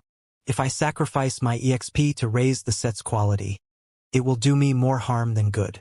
Moreover, with Zero Wing's current situation, what the guild lacks isn't top-tier experts but experts with overwhelming might. Don't reject it. I still have Warfire set pieces, so don't worry about it. Sherfong laughed. Fire Dance understood Sherfeng's intentions. Zero Wing had no lack of top-tier experts. Facing so many powerful guilds, what Zero Wing needed most was an expert capable of turning the tides of battle by themselves. Following which, Fire Dance replaced her equipment with the Warfire set equipment. Immediately, Fire Dance started upgrading the set's quality. After her level fell from level 26 to level 25, The Warfire set equipment had reached Mysterious Iron rank. The basic attributes of the set had increased significantly. Warfire set equipment. Mysterious Iron rank can be evolved. Level 20, level 30. Can be equipped by any classes. Set consists of 7 parts. Head, chest, belt, hands, wrist, legs, and feet. Set effect, Mysterious Iron rank, 2-piece effect. All attributes plus 15, 4-piece effect. Ignore levels plus 10.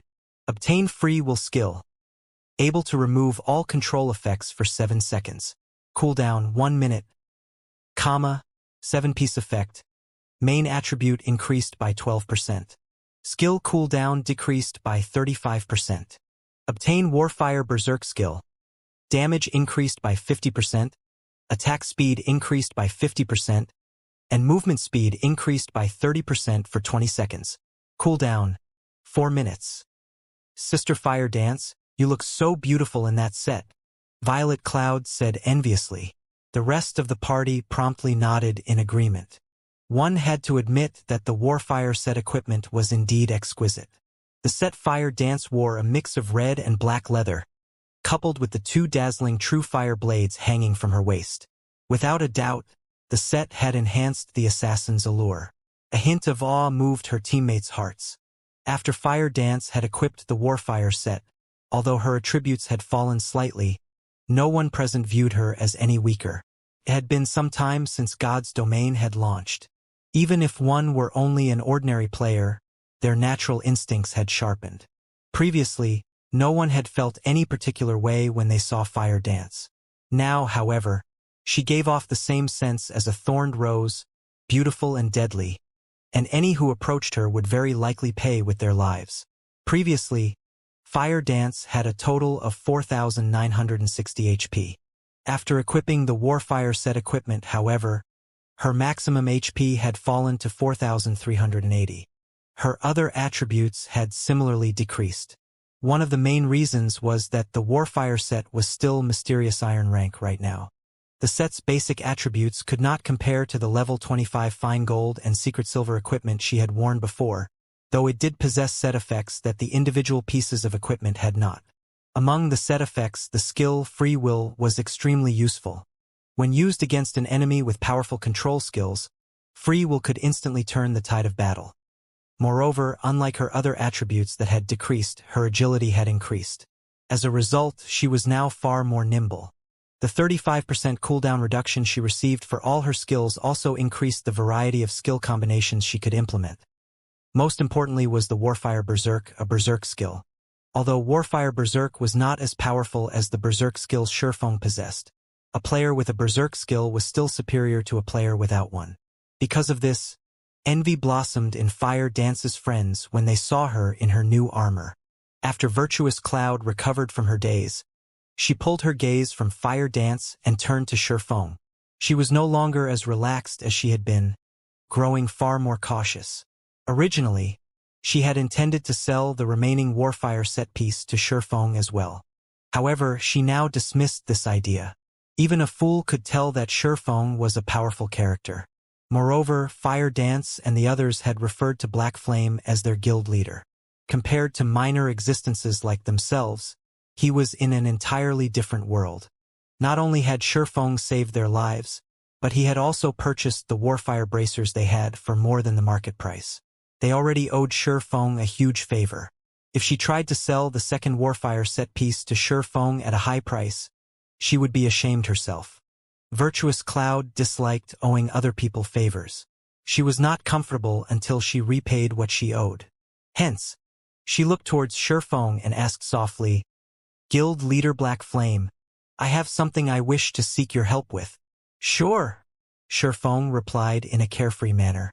It was thanks to Virtuous Cloud that he had been able to complete the Warfire set equipment. He had no issues with helping her with a small request. "Our party consists of only independent players, so it isn't easy for us to obtain equipment for ourselves. I still have another Warfire set piece with me. Would it be possible to trade it for 6 pieces of level 20 Secret Silver equipment?" Virtuous Cloud asked, slightly embarrassed. The market price for the Warfire set was 8 gold per piece. As for level 20 secret silver equipment, a few days ago, each was worth roughly 1 or 2 gold. However, as players' levels increased and teams successfully raided more level 20 team dungeons, the value of secret silver equipment fell sharply. Currently, one piece of level 20 secret silver equipment was only worth around 90 silver. 6 pieces would cost around 5 gold at most. Listening to Virtuous Cloud's request, Shifeng immediately understood her intentions. She obviously did not wish to owe him a favor. No problem. However, I don't have that many level 20 secret silver equipment on me, though there are plenty back in our warehouse. I'm just about to head back to the city anyway. Will one of you follow me to pick out the equipment? Shifeng tried not to be a hypocrite. Since Virtuous Cloud wanted to avoid owing him a favor, he would not try to force her to accept his goodwill. I'll pass you the Warfire set piece first. Then, Virtuous Cloud said as she happily traded a pair of Warfire boots to Shifeng. When Shifeng agreed to her request, she felt like a weight had been lifted from her shoulders. When Shifeng saw that it was a pair of boots, he was somewhat disappointed, but in the end, it was still another piece of the Warfire set. He'd rather have duplicates than none at all. After they had concluded their trade, Shifeng and the others wandered down the main road, heading towards the exit of White Fog Canyon. Players could not use return scrolls inside White Fog Canyon. Hence, Shifeng and the others needed to leave the canyon on foot before they could teleport back to the city. Shifeng had reaped a massive harvest from his trip to White Fog Canyon this time. Not only had he obtained a large stock of Starfire ore, but he had also gained many Warfire set pieces. Most importantly, he had managed to snatch the Golden Stone Tablet. Seeing as the Golden Stone Tablet warranted even a great lord's protection, it had to be incredibly precious.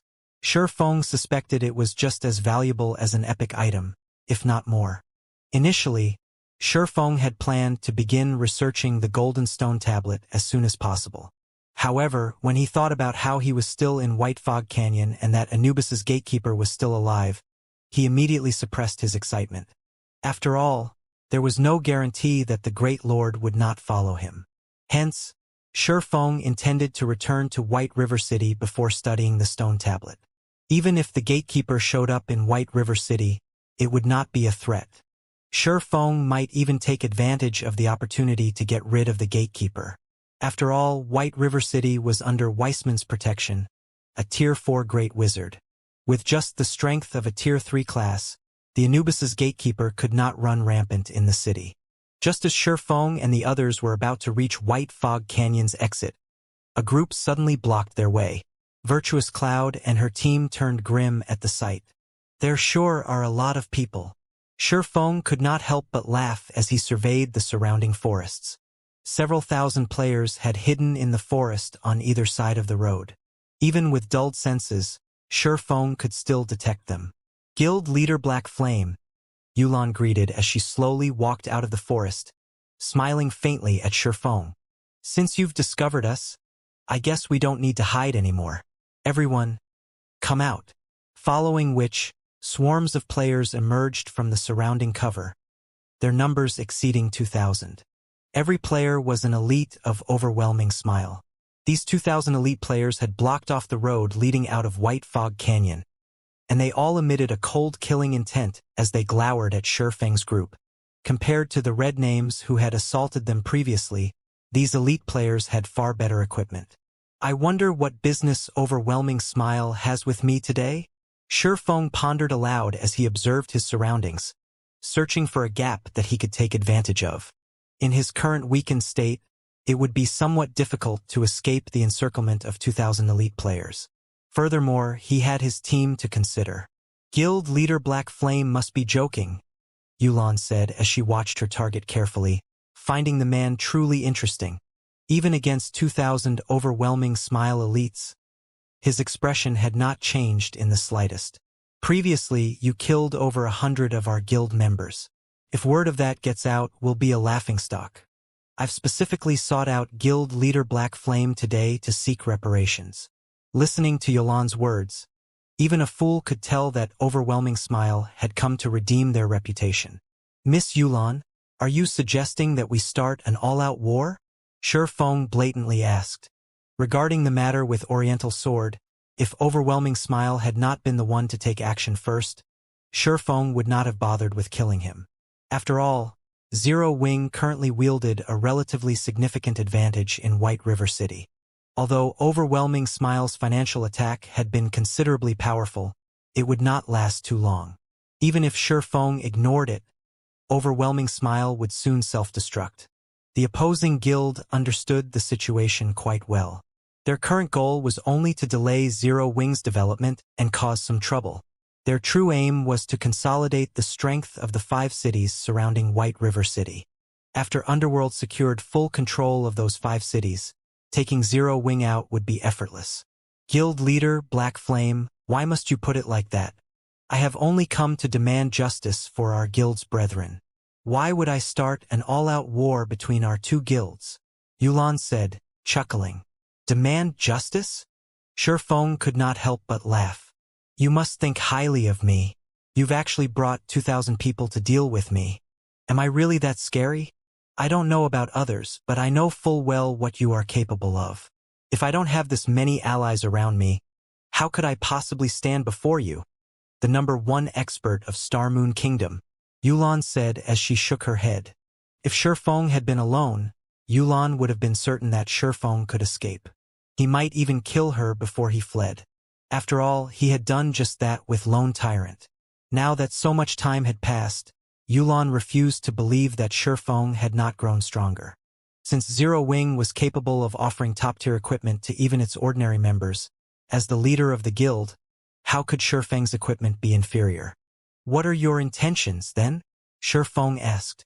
As long as you let us kill you once, we will forget about this matter altogether. How about it? Yulan said. Neither of our guilds stand to benefit from an all-out war. In fact, such a situation will only allow other guilds to take advantage of us. I hope that you will consider your options carefully. Bah! Don't even think about it. Even if we die, we will not let our guild leader suffer such humiliation. Blackie and the others stepped forward in retaliation. Facing their current predicament, they had already prepared to fight to the death. If news about Zero Wing's guild leader becoming a martyr spread, Zero Wing would become the laughingstock of God's domain. How was Zero Wing supposed to continue developing in God's domain then? I'll open a path in a moment. Escape if you can. Feng ordered his party as he unsheathed the abyssal blade and the purgatory's shadow, a cold glint flashing in his eyes. He then turned to Virtuous Cloud. Apologizing, he said, I really am sorry for dragging you into our guild's struggles. However, if you are to clarify things with Overwhelming Smile, they should not touch you. After all, this is a matter between guilds. Independent players are innocent. Currently, Feng was still in a weakened state with all of his attributes reduced by 80%. Although he did not know what the outcome of today's battle would be, he swore that he would repay this debt of blood tenfold in the future. Guild leader, Black Flame, don't worry about it. Those red names should have killed us. How can we sit by and do nothing when you've been cornered? Virtuous Cloud stated as she raised her secret silver shield and walked to the forefront of the team. Virtuous Cloud's party members nodded in agreement as they readied their weapons. They were prepared to face the 2,000 elite players alongside Feng. An army of 2,000 elite players. Their silent stance in the distance was enough to frighten any ordinary player, much less the killing intent they emitted.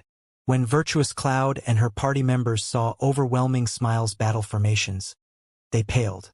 The pressure they felt from this army was far greater than any they had felt from red names in the past. Virtuous Cloud suddenly thought of the red names they had faced as nothing more than cute dolls. Against 50 players, they still had a chance to flee. However, against 2,000 players, only death awaited them. Since you insist on being stubborn, don't blame us for being rude. Yolan's lips unconsciously curled into a smile when she saw the stern expressions of Feng's team. Immediately, she made a wave with her hand. Kill them. Suddenly, the 2,000 elite players approached Feng and his allies slowly and orderly. Simultaneously, a gigantic black magic array emerged in the sky. Suddenly, The magic array released a black light that covered the sky before enveloping every player on the battlefield. Everyone's vision suddenly turned black, unable to see anything at all. After a brief moment of darkness, however, the players regained their sight and felt no discomfort whatsoever. Sherfeng was suddenly shocked. This is the effect of the Tier 3 magic scroll, Dead Zone. Any life forms exposed to the black light are silenced for 5 minutes. The scroll's effects also prohibit the usage of any tools. The players tensed when they heard the word silenced. Although it seemed as if Overwhelming Smile would suffer more from the silenced state than Sherfeng, his team still had skills such as Blackie Stars of Light and Sherfeng's Firestorm. With these two skills, they could obliterate waves of enemies. Not to mention, Sherfeng's group also had many AoE attack magic scrolls. Now, however, they couldn't use any of them. Ha ha ha! Black Flame is dead for sure this time. Let's see if he can escape without skills or scrolls. Lone Tyrant rejoiced as he watched his guildmates slowly surround Sherfeng. What a pity. I had originally thought I would get a chance to solo that Black Flame. However, I never expected that you still had such a trump card hidden. Yulan. No wonder you are known as the female Zhuge. It seems that I won't have a chance to take him on. Summer Sunshine sighed as he shook his head. Big brother Summer, Black Flame is not so simple. In a moment, we will still have to rely on you to get rid of him, Yulan said. She was not rash like Lone Tyrant. Before dealing with an enemy, she would always investigate them thoroughly and prepare for the worst possible scenarios. Although the situation seemed in Overwhelming Smile's favor, melee combat experts such as Sherfeng excelled in situations in which both sides were silenced. If not for the fact that Yulan had her own melee genius, Summer Sunshine, she wouldn't have been as certain of Sherfeng's defeat. In that case, let me have a go at him. Hearing Yulan's words, passion and excitement filled Summer Sunshine's gaze as he watched his opponent. Finished speaking, he took a step forward before dashing towards the battlefield. After everyone had been silenced, only the physical classes could display any considerable combat power. The magical classes could only watch from the sidelines. Yulan had long since prepared for this. Among the 2,000 players from Overwhelming Smile, close to 2/3 were physical classes. Moreover, Overwhelming Smile's attack formation was well organized. Shield Warriors and Guardian Knights led the attack, closely followed by the Berserkers, Swordsmen, and Assassins. Rangers stood the furthest behind, launching a ranged attack. The road leading out of White Fog Canyon had suddenly transformed into an ancient battlefield. Advanced towards the left, Sherfeng took the lead and charged towards thinnest concentration of enemies. His and Virtuous Cloud's teams promptly followed. However, before Sherfeng and the others had taken even a few steps, hundreds of arrows suddenly blotted out the sky. Virtuous Cloud's 3 magical class members were simply too weak in terms of agility and strength. Moreover, magical classes were usually not adept at dodging attacks as they usually dealt damage from a safe distance. Hence, when the first wave of arrows rained down on them, the 3 party members immediately died and dropped a piece of their equipment. Stranger! Mouse! Roach! Virtuous Cloud's vision turned red after she watched her party members die. Glaring at the Overwhelming Smile members in front of her, she gripped her shield and charged forward. Die! Unfortunately, although Virtuous Cloud's equipment and level were considerably good, she could not hold her own against 5 Shield Warriors and Guardians Knights of the same caliber. The Overwhelming Smile elites forced Virtuous Cloud back, preventing her from reaching the rear Rangers. Virtuous Cloud's other 2 party members faced a similar situation. No matter how hard they tried to attack, the enemy held them off. In the end, Virtuous Cloud's party was forced into a constant retreat.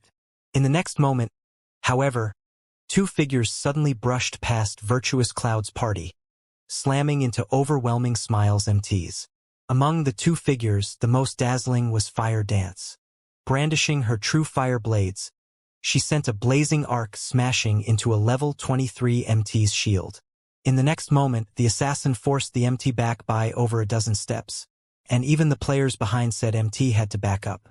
Immediately after, Fire Dance swung one of her swords at a Guardian Knight beside her. She flung that Guardian Knight back by half a dozen yards as well, his body slamming into his fellow guild members. Her strength was astonishing. With a single attack, Fire Dance had shattered Overwhelming Smile's formation. Her strength was overwhelming. She fought like a war goddess. Everyone from Overwhelming Smile was left utterly speechless. While the crowd from Overwhelming Smile was dazed, Fire Dance continued to brandish her short swords as she weaved her way across the enemy front lines. Every time she swung the true fire blades, red streaks of light would follow. And wherever those red streaks of light passed, the members of Overwhelming Smile would be blown off their feet. No one could block Fire Dance's swords. In a short moment, the assassin had shattered Overwhelming Smile's interception. Although Overwhelming Smile's members had tried to attack Fire Dance, the woman was too fast. Before they even swung their weapons, Fire Dance had already run off. She never focused on a single location, giving Overwhelming Smile no opportunities to surround her. On the other hand, although Overwhelming Smile's members could not attack Fire Dance, she could bombard them easily. Against level 23 MTs, her casual strike could deal close to -1000 damage. If she was lucky and triggered a critical hit or flame state, one attack could deal over -2000 damage. The elite MTs of Overwhelming Smile usually had around 4300 HP, whereas those with better equipment had around 4500 HP. Fire Dance only needed around 4 or 5 attacks to kill one of them. Flying Shadow also fared quite well. Although his attacks were not as frightening as Fire Dance's, against MTs, he could still deal around -700 damage with each hit. As if they were in a world of their own, Fire Dance and Flying Shadow started a bloodied massacre within Overwhelming Smile's front lines. On the other hand, Overwhelming Smile's players found it difficult to catch either of them, much less deal damage. A Tier 1 class was significantly stronger than a Tier 0 class. Even without skills, a Tier 1 class could still overwhelm and suppress a Tier 0 class with their attributes. Furthermore, Fire Dance and Flying Shadow both possessed equipment that was far superior to the enemy elites. By this time, Sherfeng had also activated the 7 Luminaries' Ring's aura of time. Although silence prevented the usage of skills and spells, it did not impact passive effects. Immediately, enemies within a 150-yard radius of Sherfeng had their movement speed and attack speed reduced by 30%. This debuff weakened Overwhelming Smile further in close-quarters combat. In the meantime, Sherfeng was responsible for protecting Aqua Rose and the other magical classes as they slowly advanced. Realistically, this task should have fallen to Flying Shadow. However, Sherfeng's attributes were currently reduced by 80%. He was about on par with a level 20 ordinary player right now. On top of that, he couldn't use any skills. Melee combat was a competition of attributes and techniques. Compared to Fire Dance and Flying Shadow, the power he could display was significantly inferior. Hence, it was better if he focused on deflecting arrows for the others. In a few moments, Fire Dance and Flying Shadow had carved out a path of blood, allowing Sherfeng and the others to pass safely. How did that Fire Dance become so strong? Lone Tyrant, who observed the battle from afar, was dumbfounded as he watched the unstoppable assassin, his fists clenching. He refused to believe this scene was real. He had personally witnessed Fire Dance's strength before. Although she was certainly a top-tier expert, she had not been unstoppable. Moreover, Fire Dance was an assassin, not a strength-based class. Yet, her attacks could even overwhelm berserkers. Against MTs, Fire Dance still required 4 or 5 hits to finish them off. Against other assassins, however, one of her attacks devoured their HP. If she achieved a critical hit, they would die instantly. This scene had frightened Overwhelming Smile's assassins to a standstill. Sure enough, Zero Wing is trouble. Yulan frowned as she watched Fire Dance's performance. When she had planned this assault, she had not considered Fire Dance and the others as forces to be reckoned with. Facing 2,000 players in a melee battle, a top-tier expert was limited in what they could accomplish. However, Yulan never expected such a performance from both Fire Dance and Flying Shadow. Kill them. Those in the back. Keep up. Do not let them escape. Yulan shouted anxiously. Originally, one black flame was enough trouble. Now, however, there were Fire Dance and the slightly weaker Flying Shadow. If Overwhelming Smile did not kill these 3 people today and hinder their growth, they would only become more dangerous in the future. The longer Yulan watched Fire dance and Flying Shadow slaughter her people, the more she felt that God's domain was completely different from past virtual reality games. It was far more beneficial to have individuals with overwhelming combat power than it was to rely on the strength of numbers. Overwhelming Smile members began to converge on Shifeng's group faster. However, due to the Aura of Time's effect, the army could not keep up with Shifeng and his team's movement speed. As a result, the distance between them only increased as time passed. Meanwhile, the number of enemies between Shifeng's group and Freedom continued to decrease. Just as the Zero Wing members and their surviving allies were about to break free from the encirclement, a dark figure emerged from the crowd and dashed towards Shifeng. This was none other than the level 26 assassin, Summer Sunshine. Even with the movement speed reduction effect of the Aura of Time, Summer Sunshine was still frighteningly fast. He quickly caught up with Shifeng, who covered Aqua Rose and the others' retreat. "You should just stay behind." Summer Sunshine chuckled as he stood in front of Shifeng, blocking his path. "And just who are you, brat? What a big mouth you have. Believe it or not, if I wasn't silenced right now, I could wipe the floor with you at any given second." Due to having been silenced, Blackie had been disappointed that he could not display his strength. With Summer Sunshine's sudden appearance and his arrogant tone when he spoke to Shifeng, Blackie was instantly enraged. So fast! Looking at the youth in front of them, Aqua Rose discovered that he was actually level 26, the same level as her. She also felt an intensity radiate from this assassin. This intensity was heavier and more chilling than that from a Lord-ranked monster. In particular, with confidence and arrogance. He looked at them as if they weren't even the same species, but some lower life forms. He looked down on them like a god over mortals. Just who is this person? Aqua Rose was stunned and confused. Currently, her intuition warned her to flee from this man. This was the first time since she had begun playing God's Domain that she had ever experienced such a feeling. Standing beside Aqua Rose, Violet Cloud was similarly on high alert. After participating in Ouroboros's internal competition with Shifeng, she had some understanding of monster-like experts. Compared to Aqua Rose, she knew how frightening these kind of people could be. Immediately, she pulled Blackie, who was prepared to throw himself to Shifeng's defense, back, warning him, "Brother Blackie, be careful. That man isn't as simple as he looks. He's on an entirely different level than we are." Violet Cloud's caution calmed Blackie immediately. When he examined Summer Sunshine again, cold sweat suddenly dripped down his forehead.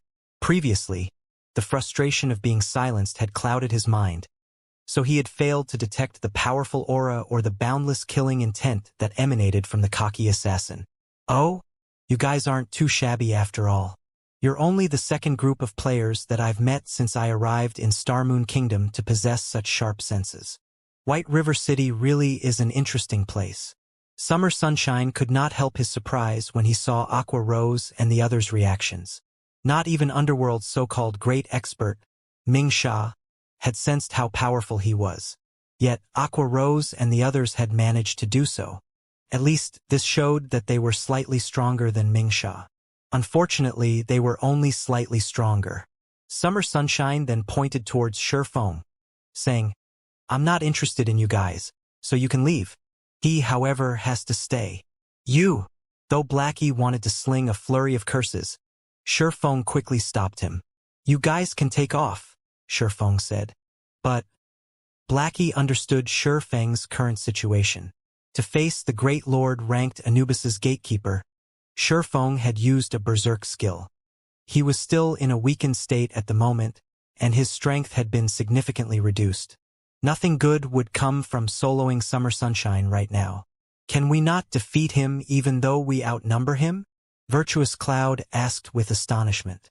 She could not understand the Shifeng's party's current performance. They were experts who were capable of defeating 50 red names single-handedly. Yet now a single assassin had stopped them in their tracks. Even if the magical classes could not join the fray, the 3 of them were still elite players. They could defeat a level 26 assassin easily if they worked with Black Flame. You guys need to get going. If you waste any more time, the enemy will catch up. Shurfeng waved his hand, rejecting Virtuous Cloud's proposal. Virtuous Cloud and the others had yet to reach that level, so they did not understand how frightening the youth before them was. Aqua Rose was also helpless. If they had not been silenced, they could have helped in this fight. In their current condition, however, they would be nothing more than cannon fodder to the assassin. Hence, taking the initiative, Aqua Rose said, "Let's go." Following which, Aqua Rose led her party members away. "Guild leader, I'll help you," Fire Dance said through the party chat when she noticed Summer Sunshine. "No need. Led Aqua Rose and the others away from here quickly. If anyone catches up, it will be very difficult to escape." Shurfeng immediately rejected the offer. It was not because Shurfeng did not believe in Fire Dance's strength. However, the youth named Summer Sunshine was not an ordinary expert. Rather, he was someone who stood at the peak of all assassins in God's domain, Death God Summer Sunshine. The reason he had the title of Death God was that Summer Sunshine had successfully become a Tier 6 class in the past. He was an existence that stood at the peak of God's domain. Summer Sunshine and Violet Cloud were different.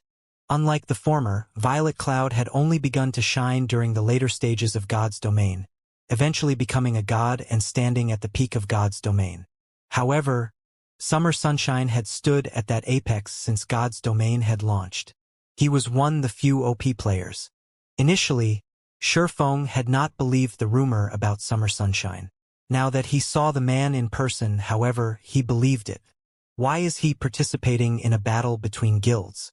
Based on the information Shurfeng had obtained about Summer Sunshine in the past, the man had always been an independent player.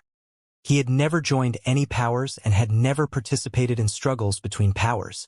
Now, however, he was actually helping Underworld. However, there was no point wasting his thoughts. The thing he needed to do right now was to escape. My attributes have been reduced by too much. Even though he is affected by the movement speed reduction of the Aura of Time, my speed should still be inferior to his. I need to figure out a way to shake him off. Shurfeng had no intentions of fighting it out with Summer Sunshine right now. He was simply at too much of a disadvantage. If the fight dragged on for too long, the crowd of players from Overwhelming Smile would catch up. He definitely wouldn't be able to hold back the attacks of Summer Sunshine and the elite players.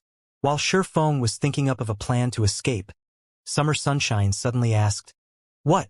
Trying to think of a way to avoid me in battle? I advise you to give up that idea and focus on our fight. I can tell that you are an expert who has also broken through that level.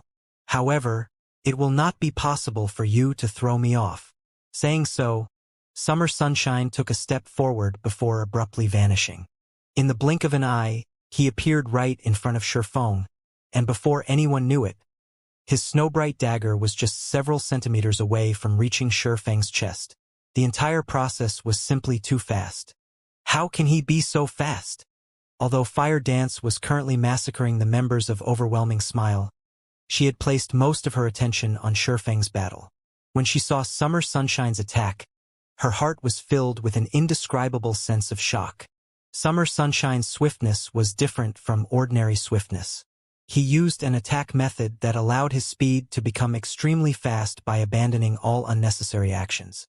However, when Summer Sunshine's dagger was about to pierce Shurfeng's chest, the latter suddenly vanished from everyone's sight. Where is he? Lone Tyrant, who was watching the battle from afar, asked in astonishment when he saw Shurfeng suddenly disappear. Shurfeng was definitely silenced. Thus, he was unable to use any skills or tools. Yet, he had still vanished from Lone Tyrant's eyes. This was simply inconceivable. What's going on? Yulan similarly widened her eyes, her complexion turning extremely gloomy. Did he get away, just like that? In reality, it wasn't just Yulan and Lone Tyrant who were shocked. Everyone on the battlefield was also shocked.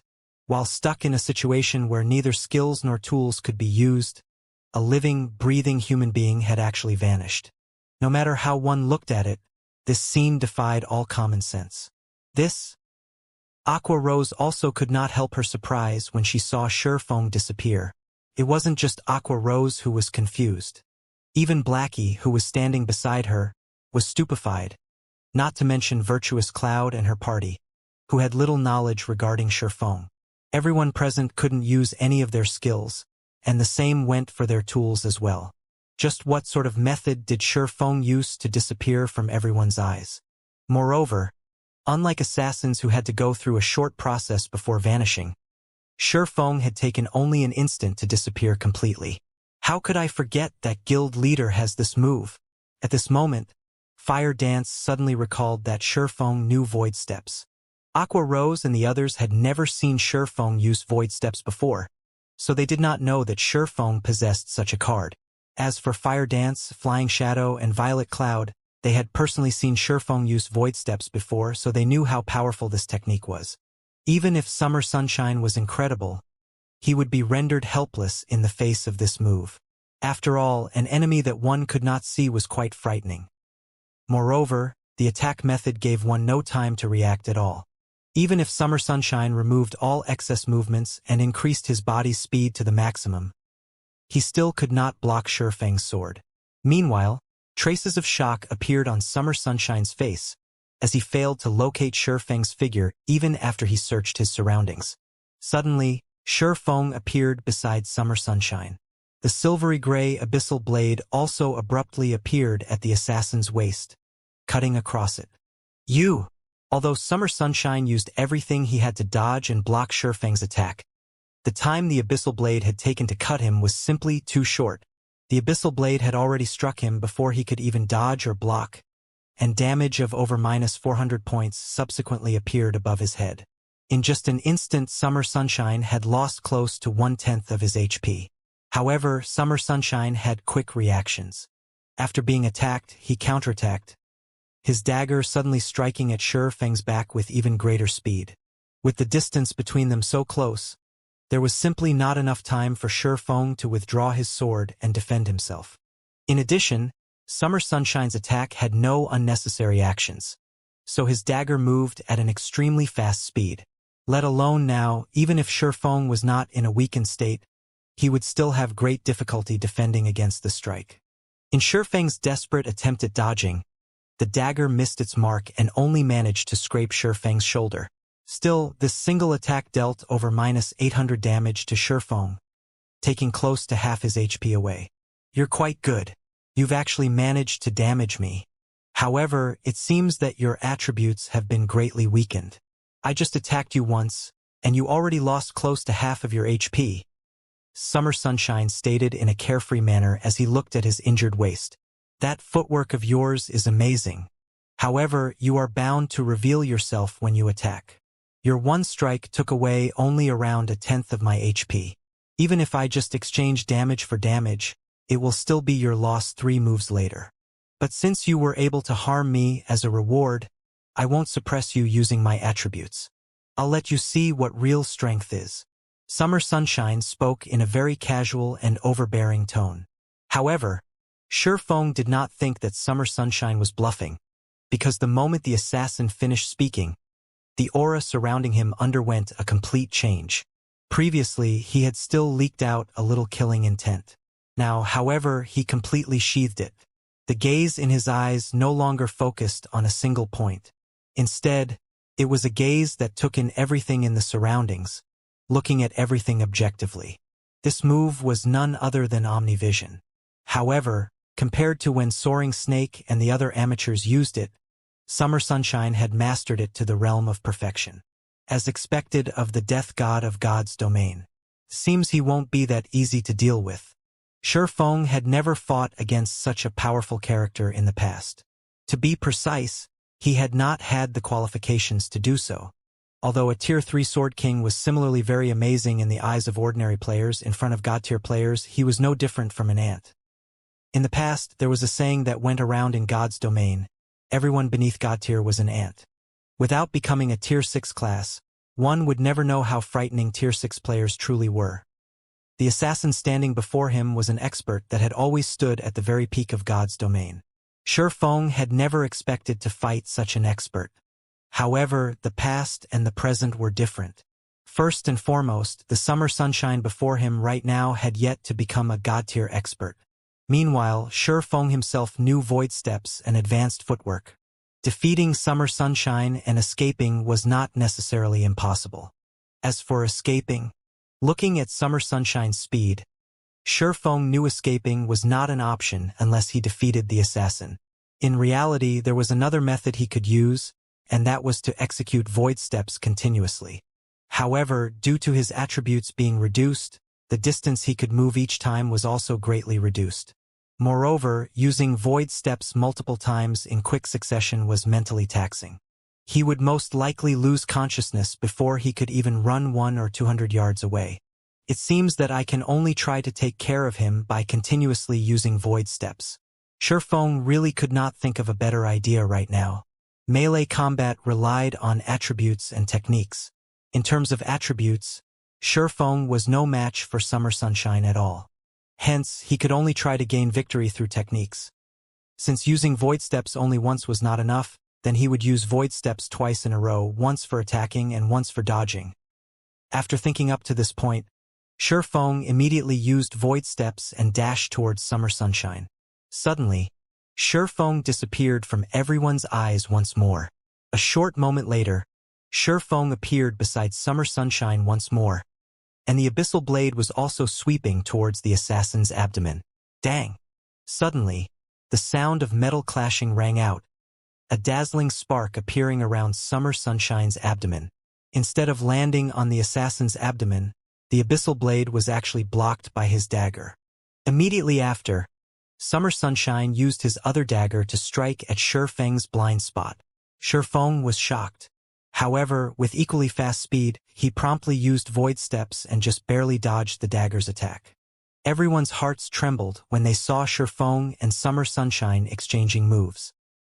He couldn't have possibly seen through guild leader's footwork, right? Fire Dance could not help but be shocked. Void Steps was an advanced technique that allowed Shi Feng to easily defeat a chieftain. Yet, Summer Sunshine had seen through it after just 2 uses. Your footwork really is mysterious. Summer Sunshine chuckled lightly as he looked indifferently at Shi Feng standing 4 yards away from him. Originally, when I first saw that footwork, I really did think that you had disappeared.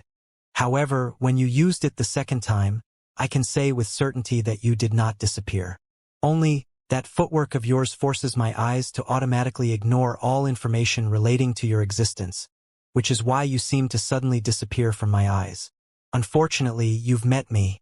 If it were anyone else, they would really be rendered utterly helpless against you, without undergoing special training. That's right. Shi Feng nodded, having no intention of hiding the mechanics of Void Steps.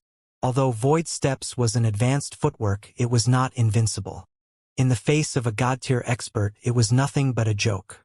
Only, Shi Feng had not thought that Summer Sunshine would see through it so quickly. Sure enough, Summer Sunshine's title of Death God was not undeserved.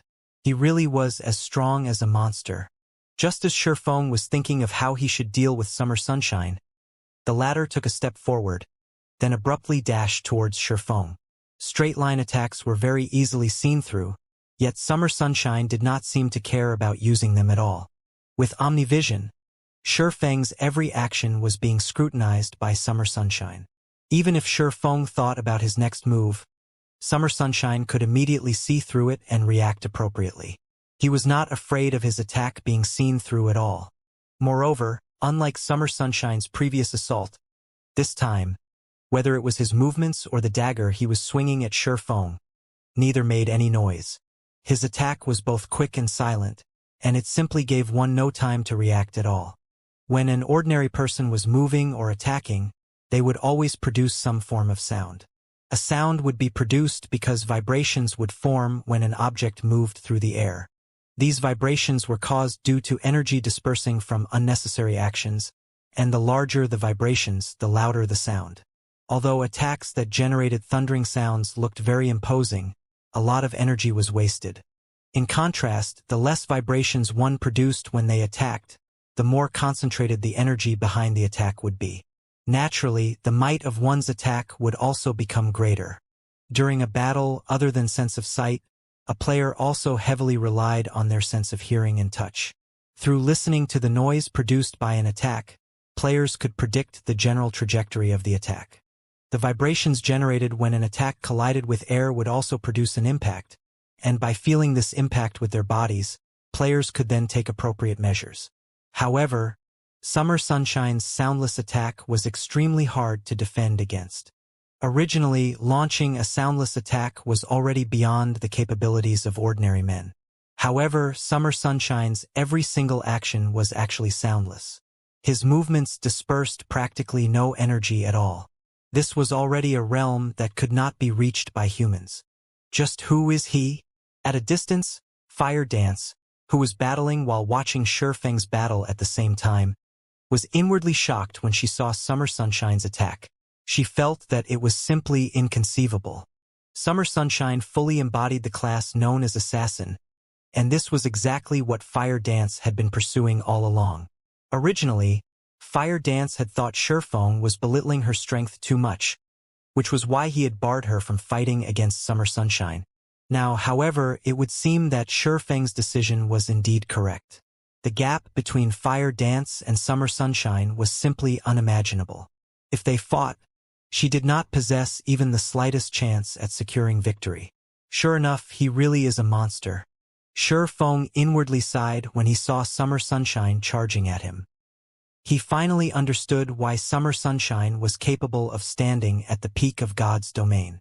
After experiencing a decade of battles, Shurfeng had only managed to achieve a soundless attack after much difficulty. Even so, not every move of his could achieve such a state of soundlessness. Yet, every single action of the assassin before him was actually soundless. The gap between them was simply unfathomable. Shurfeng knew that he was currently not a match for Summer Sunshine at all. If he was not silenced nor in a weakened state, he might possess a chance of contending against Summer Sunshine. If he had to rely on pure techniques, however, there was simply no chance for him to win. If this fight took place in reality, it was highly possible that Shurfeng would have been defeated by Summer Sunshine in just a single move. Although Shurfeng knew that he was not a match for Summer Sunshine, for reasons unknown, there was a sense of joy filling Shurfeng's heart right now. Come! Shurfeng no longer held back. He used Void Steps again and charged at Summer Sunshine. Void Steps placed a severe burden on its user's mental power. At this moment, however, Shurfeng couldn't care less. If he did not use Void Steps, then he would only last a few moves against Summer Sunshine. Since he was going to lose either way, he might as well take the final plunge. After Shurfeng disappeared, even though Summer Sunshine hesitated for a slight moment, he still responded very quickly. With a twist of his feet, he suddenly swept the dagger in his hand to his side. Everyone was greatly surprised, confused at just what the assassin was trying to do. However, when the dagger was halfway through its course, sparks were generated as the weapon was abruptly stopped in its path. Immediately after, Shurfeng's figure was revealed. Before anyone could react, Shurfeng used Void Steps and disappeared from everyone's sight once more. For a time, everyone watched as Summer Sunshine continuously brandished his daggers, creating dazzling sparks with every swing he made. Those who were ill-informed would think that Summer Sunshine had gone insane. However, everyone present knew that the assassin was currently fighting Shurfeng. Moreover, it was obvious that the Summer Sunshine currently held the upper hand in this fight. A battle of such level thoroughly stunned everyone present. Compared to this battle happening right before them, the videos spread on the forums showing the battles of experts were just complete and utter garbage.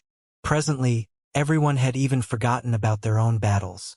All their attention was focused on the battle between Summer Sunshine and Shurfeng. This is bad. Fire Dance grew anxious when she looked at Shurfeng, who was currently in battle. The strain Void Steps put on its user's mental power was no laughing matter. Previously, when Shurfeng had used Void Steps multiple times against a chieftain-ranked monster, his spirit ended up in an exhausted state. Despite his HP still being full back then, he did not have the energy to even move his body. As the battle continued to drag on, Shurfeng could feel himself almost reaching his limit. Suddenly, he pulled a distance away from Summer Sunshine. You're really good. You are the first person capable of fighting against me for such a long amount of time. However, that move of yours should be placing a huge burden on your mental power, right? I wonder just how many more moves you can handle. Despite having gone through such an intense battle, Summer Sunshine still displayed a calm and indifferent expression on his face. Shifeng did not give a reply. At this moment, his complexion was deathly pale, and even speaking had become an extremely exhausting task. It seems that you don't have much energy left. Let's finish things then. Ever since entering God's domain, nobody has ever seen this move of mine, and you will be the first one to do so. Saying so, Summer Sunshine's expression turned serious. The killing intent he had kept hidden all this time suddenly exploded like a volcano, suffocating all those who felt it. Summer Sunshine was like a ferocious beast that had escaped its cage. In the next moment, his figure dashed towards Shifeng. However, when Summer Sunshine was halfway to reaching Shifeng, his body suddenly vanished. Immediately after, he reappeared behind Shifeng, his dagger tightly held in a reverse grip as he swung it down towards Shifeng's back. Suddenly, the spectators of the battle were stunned. Does he know void steps as well? Fire Dance said in shock. No, Violet Cloud said. That's second acceleration. Violet Cloud had previously witnessed Warwolf using second acceleration to attack many times before. Void steps was a footwork that caused the opponent to ignore the user's very existence. Even if the opponent was able to see the user, their brains would still categorize this information as useless and promptly ignore it. However, second acceleration was a trick used to fool a person's eyes. Overall, it was a technique inferior to void steps. However, Warwolf had used second acceleration on his attack, whereas Summer Sunshine had used second acceleration on his movements. It was clear that Summer Sunshine's technique was several levels above Warwolf. Meanwhile, Shifeng was feeling extremely weak. He was simply unable to block or dodge Summer Sunshine's soundless attack. At this moment, although Shifeng had discovered Summer Sunshine's attack, he was already close to exceeding his mental limit. His body felt extraordinarily heavy. Even if he tried to defend using the Abyssal Blade right now, it was simply impossible for him to keep up with Summer Sunshine's speed. Is this the end? The moment before the attack was about to hit him, Shifeng could not help but have such a thought. No, he definitely could not let it end here. He still needed to reach even greater heights. He definitely could not be defeated here. I need to block it. I must block it. My movements need to be faster. Much faster. At this moment, Shifeng was wholeheartedly trying to make his movements much faster and more precise. However, he no longer possessed the energy to control the other parts of his body. He could only use the most conservative way he could think of to block Summer Sunshine's attack. At this moment, Shifeng's mind had already forgotten to think, his body forgetting to breathe. When there were only a few centimeters left between Summer Sunshine's dagger and Shifeng's body, the Abyssal Blade in Shifeng's hand suddenly slid into the Snowbright dagger. Dang! The impact of the two weapons caused the Snowbright dagger's trajectory to shift, and as a result, the dagger only brushed past Shifeng's body. An astonished expression appeared on Summer Sunshine's face when he saw his attack miss its mark. How did he manage to block it? Summer Sunshine turned to look at Shifeng. At this moment, he had yet to figure out just how Shifeng had blocked his full-powered blow. His attack just now used footwork he had created after entering God's domain. Not to mention Shifeng's current weakened state, even if Shifeng were in peak condition, it still should have been impossible for him to block it. At this moment, the spectating crowd was similarly shocked by the outcome of the exchange. The battle between Shifeng and Summer Sunshine had already exceeded everyone's understanding of the battles in God's domain. Meanwhile, the last scene only served to add to the confusion in everyone's minds. No matter how one looked at it, Shifeng was not in a good condition. Originally, Summer Sunshine was suppressing him. Yet, despite being clearly on his last breath, Shifeng actually managed to repel Summer Sunshine's mysterious attack. Is that black flame a monster? He's not dead even after this? Looking at Shifeng's fragile state, Lone Tyrant sucked in a cold breath in order to suppress the trembling of his body. It seems that Summer Sunshine won't be able to deal with Black Flame by himself. Everyone else, surround Black Flame. Don't bother about the other members of Zero Wing. No matter what, we cannot let Black Flame leave this place alive today. Yulan commanded as she squinted her beautiful eyes. Although she had long since considered the possibility that Summer Sunshine might fail, that had only been a scenario of hers. Now that such a situation had actually happened, she still found it somewhat hard to accept. However, since the problem had already occurred, they needed to solve it immediately. After seeing how powerful Black Flame was, they had even more reason not to let him go.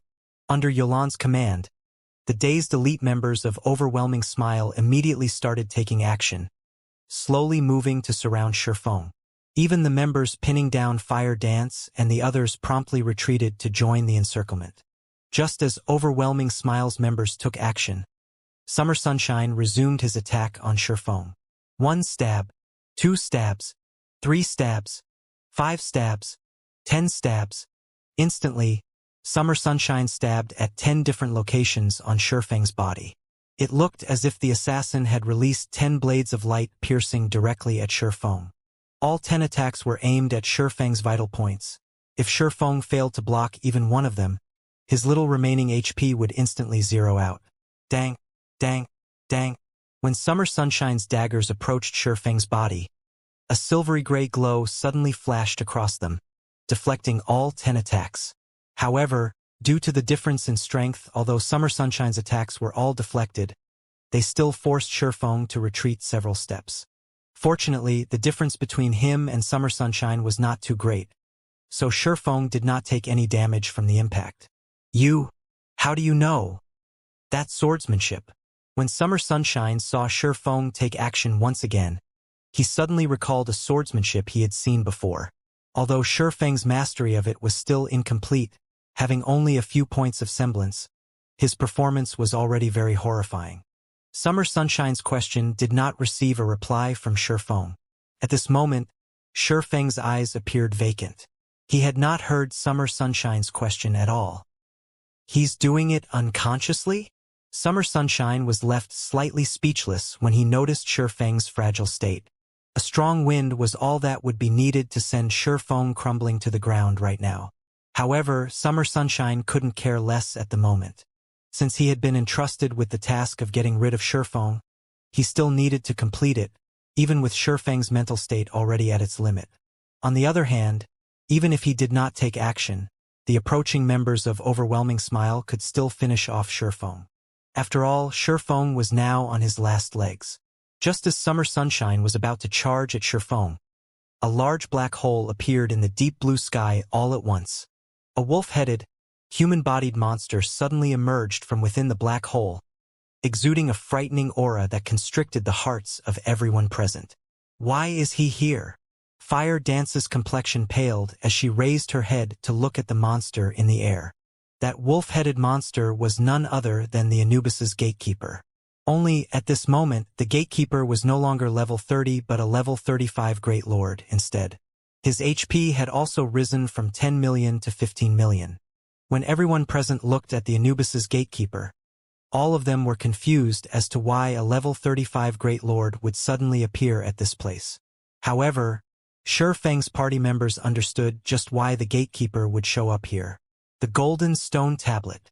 The Anubis's gatekeeper had been guarding the Golden Stone Tablet all this time. Now that Shifeng had stolen it, the Great Lord was naturally here for payback. It's over. We're truly finished this time. As if dealing with Overwhelming Smile was not enough, now, one more Great Lord is added into the fray. Blackie had seen for himself how powerful a Great Lord was. Even after Shifeng went full berserk, the gatekeeper could still toy around with him as if he were a little boy. Not to mention, the gatekeeper's level had even received an upgrade now. Who knew how much stronger the Great Lord was? Although Blackie and the others sank into despair, the crowd from Overwhelming Smile was on cloud 9. Overwhelming Smile's main goal had been to raid the Great Lord of White Fog Canyon. Only it was simply too difficult to approach the Great Lord inside the ruined shrine. The endless waves of goblins gave them no chance to raid the Great Lord at all. A Great Lord! Lone Tyrant's eyes blazed. A field Great Lord was a fantastic opportunity for them to obtain an epic item. Everyone retreat for now. Scouting parties, keep an eye on the Great Lord. Have all overwhelming Smile members inside White Fog Canyon gather at my location. We cannot let anyone else have this Great Lord. Yulan was similarly feeling very excited. Although the Great Lord's level was somewhat high, God's Domain's second system upgrade had significantly weakened the effects of level suppression.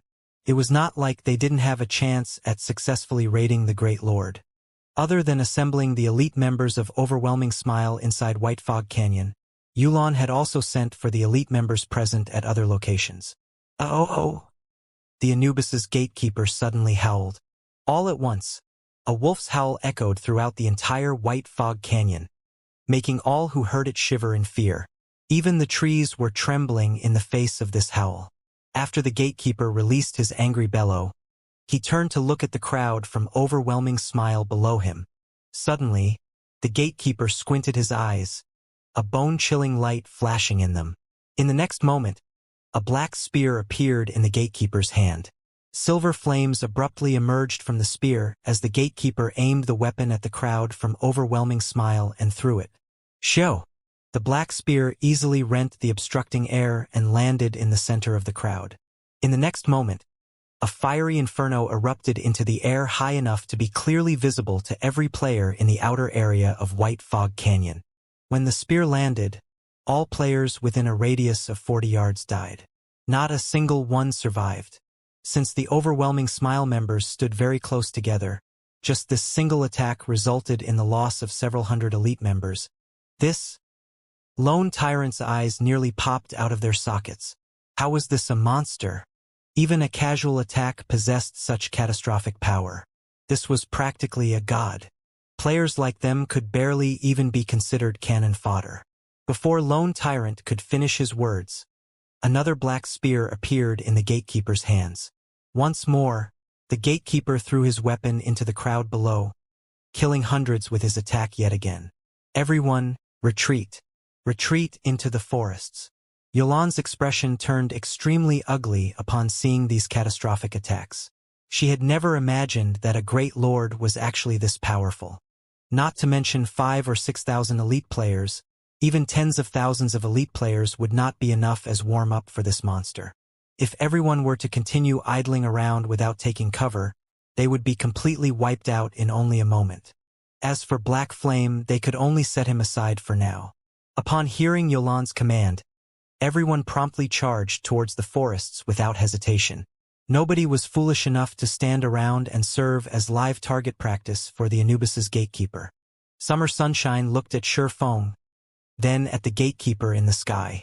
Heaving a sigh, he turned around and departed. Fire Dance immediately charged up to the nearly unconscious Feng and dragged him into the nearby forest to hide. After hiding themselves among the trees, Feng and the others were freed from their combative state.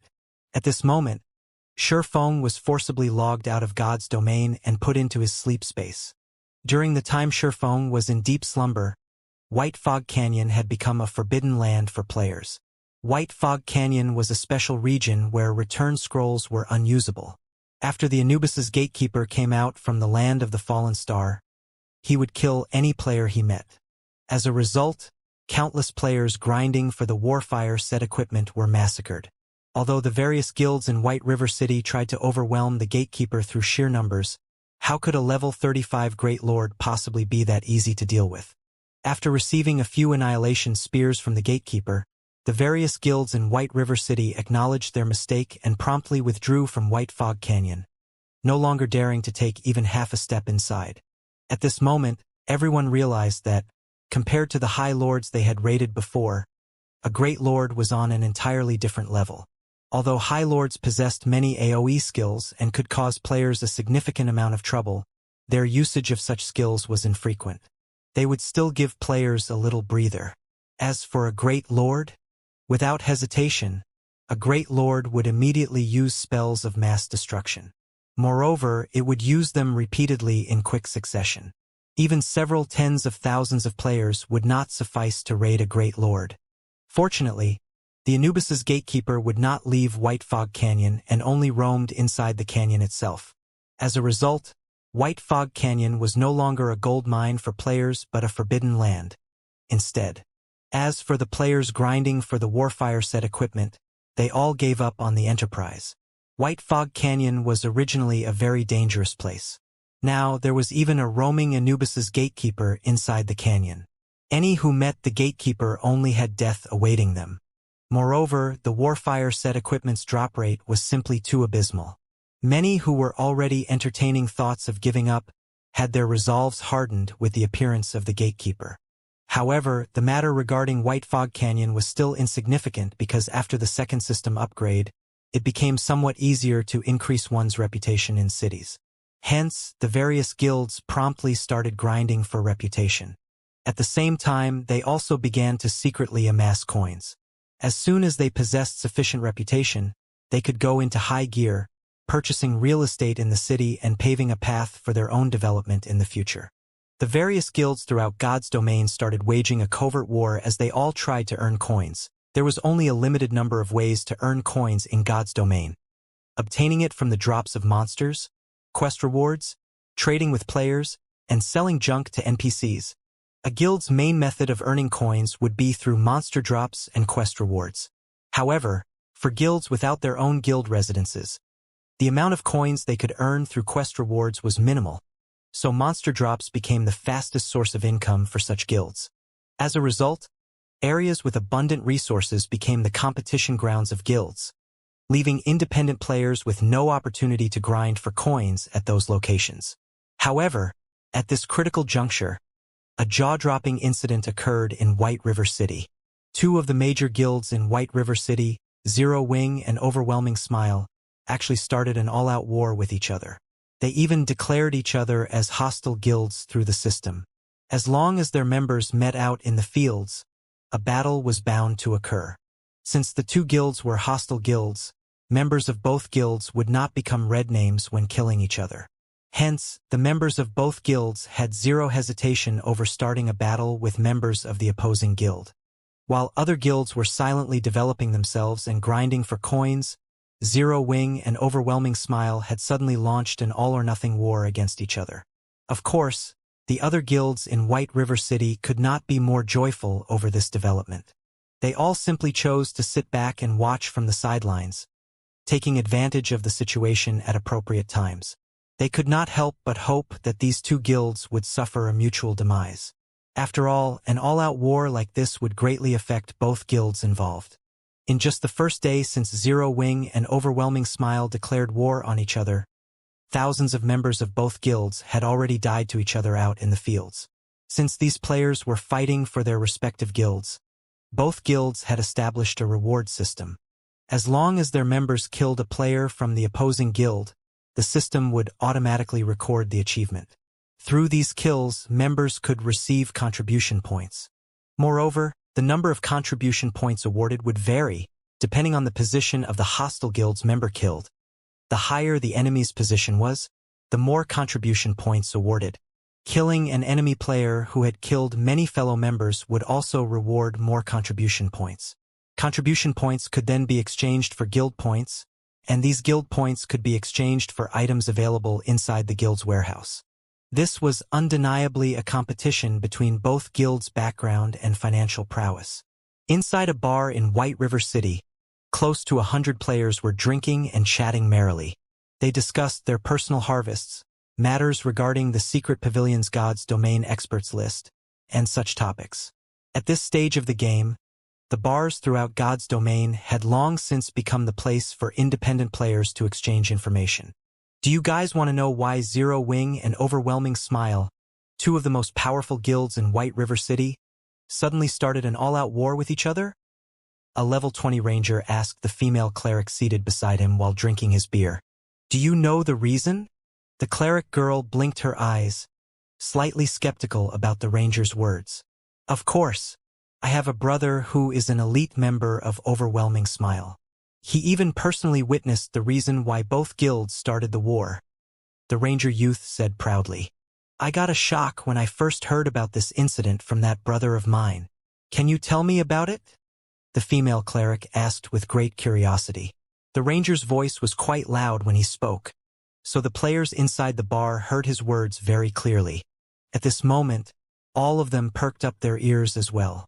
Zero Wing and Overwhelming Smile were the tyrants of White River City. With the two guilds warring with each other, the hostilities would greatly affect White River City as a whole. As inhabitants of White River City, the players were naturally curious about why these two major guilds would wage an all-out war against each other. Proudly, that ranger youth said, in reality, it was because Overwhelming Smile's members had come into conflict with Zero Wing's members. In the end, Black Flame had slaughtered Overwhelming Smile's 100-man team. In a fit of rage, the higher-ups of Overwhelming Smile secretly set out to kill the guild leader of Zero Wing, Black Flame. Back then, Overwhelming Smile had sent a total of 2,000 elite members. Overwhelming Smile had even invited the help of an extremely powerful expert. If not for the Anubis's gatekeeper showing up, Black Flame might have been killed back then. Having their guild leader encircled was a great humiliation for Zero Wing. Naturally, they would not let matters rest. In the end, they declared an all-out war with Overwhelming Smile. The players inside the bar felt that the ranger's words sounded logical. This was a matter of the guild's reputation. How could Zero Wing possibly concede this matter? Moreover, the hostility present between the two guilds was something long-standing. Obviously, after the encirclement this time, Zero Wing could finally endure Overwhelming Smile's antics no longer. I wonder which guild will come out victorious in this all-out war? I think that it should be Overwhelming Smile. The guild's main headquarters is based in Maple City. It also possesses massive financial support. Haven't you seen how excellent the benefits offered by Overwhelming Smile are? Just the monthly salary of the elite members is enough to make one drool. How could Zero Wing possibly compare? It should be Zero Wing. After all, this place is White River City. Zero Wing possesses a guild residence here. Moreover, there are plenty of experts in the guild. You can't imagine just how excellent the benefits provided by their guild hall are. Among them, the most welcomed is the private rooms. One can accumulate double EXP buffs by resting inside these private rooms. Moreover, Zero Wing's guild warehouse is the envy of every guild in White River City. There are plenty of level 25 equipment stored inside. Right now, many of the players who had defected to Overwhelming Smile regret leaving in the first place. For a time, everyone in the bar discussed the war between the two major guilds. However, a party of 6, seated at a corner of the bar, smiled contemptuously over this matter. It seems that Black Flame only amounts to this much. Leader, must we really go searching for him? A level 26 swordsman murmured. Search. Only after testing him would we know whether or not he qualifies. When the sun set, Shurfeng had already been in deep slumber for over a dozen hours. The virtual gaming cabin inside the bedroom continuously let out a warning sound. At this moment, the nutrient solution inside the virtual gaming cabin was already depleted. After the alarm of the gaming cabin rang for some time, the cover of the cabin suddenly opened. So tired, Shurfeng opened his eyes and unwillingly climbed out of the virtual gaming cabin. He then took a look at the time. What? I've actually slept for 18 hours. Although he had exceeded his mental limit once again, it was not as severe as the first time. Even so, he had still slept for such a long time. Just what is going on here? After Shurfeng woke up, his entire body felt drained. Even the nutrient solution he had refilled just a few days ago was completely exhausted. Normally, a full tank of nutrient solution could last a player 15 days. The previous time Shurfeng had exceeded his limit, some solution still remained. Now, however, the tank was completely emptied. However, compared to the matter of the nutrient solution's depletion, his body's current condition was much more inconceivable for Shurfeng. Not only was his body extremely weak, but he also felt a piercing hunger that he had never felt before. He was so hungry that he could eat an entire cow right now. Although Shurfeng did not understand what was going on, he did know that, if he did not replenish his body's nutrients at once, he could very well faint from hunger. He immediately retrieved the 2 bottles of S-rank nutrient fluid he had set aside for his parents. At this moment, Feng could clearly tell that the hunger he was feeling did not come from his stomach. Instead, it was his body that starved of energy. Even eating a meal would not sate this hunger. What he needed to do right now was replenish the energy of the cells inside his body. Meanwhile, the S-rank nutrient fluids were the best solution for this problem. After removing the cap, Feng directly gulped down a bottle of S-rank nutrient fluid. When the S-rank nutrient fluid reached Feng's intestinal tract, the originally cooling liquid suddenly transformed into a warm current that moved through his blood, re-energizing his entire body. 5 minutes after drinking the S-rank nutrient fluid, Feng felt much more comfortable than before. His spirit had also recovered significantly, and his body was no longer trembling as it had before. The value of 1 million credits was really not overstated. However, this feeling only lasted for a short while before the feeling of hunger flooded his mind once more. He felt as if he was a wolf that had been starving for 3 consecutive days. A bite of meat was simply not enough to sate him. The hunger he was feeling right now was even more intense than earlier. Is 1 bottle not enough? Feng was speechless. A single battle actually required him to sacrifice 2 bottles of S-rank nutrient fluids. No choice. Feng could only remove the cap on the last bottle of S-rank nutrient fluid and empty its contents. Originally, one had to wait an interval of 3 to 5 days before consuming another bottle of S-rank nutrient fluid, as the energy contained within the liquid was extremely concentrated. A person's body was simply incapable of completely absorbing all that energy. Instead, drinking 2 bottles consecutively would only damage one's body due to overnutrition. When Feng drank the second bottle, he felt a little heartache. Each bottle cost 1 million credits. Moreover, one could not simply purchase S-rank nutrient fluids even if they could afford it. In the past, even though he had been the guild leader of Shadow, he only got to drink 1 bottle a month. Now, he had actually drunk 2 bottles in a single day. If others were to find out about this, they would definitely look down on him as a wastrel. However, S-rank nutrient fluids were indeed amazing. After drinking 2 bottles and resting for a few minutes, Feng was already completely rid of his fatigue. His body had also recovered to normal. Following which, Feng drank another dozen or so bottles of A-rank nutrient fluid before recovering to his peak condition. Is it my imagination? After recovering completely, Feng suddenly discovered that his 5 senses were much more acute than before. Originally, he could never hear the chirping of birds when inside his bedroom. Now, however, he could actually hear it. Besides being able to hear the chirping of birds, when Feng looked at his own room, he was also able to see with much greater clarity than before. His mind had also become much faster. Did breaking through my mental limit multiple times allow my brain to become more active? Feng's heart was filled with ecstasy. He had tried fortifying his body many times before to increase the flow of blood into his brain, in addition to providing his body with various nutrients. He had done so to develop his brain's potential and boost its activity level, so that he could create his legacy in God's domain. Now, he had actually achieved a breakthrough. The human brain had always been a domain filled with mystery. In the past, even the most amazing human could only exhibit 10% of their brain's potential.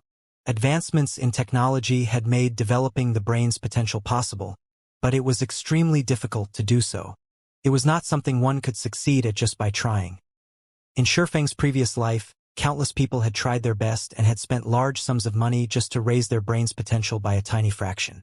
Yet, even so, these people had felt that slight improvement worth their sacrifice. As the activity of the brain increased, a person's control over their body would also improve significantly. In God's domain, there were many genius players who possessed extraordinary talents. However, why were these geniuses better than ordinary players?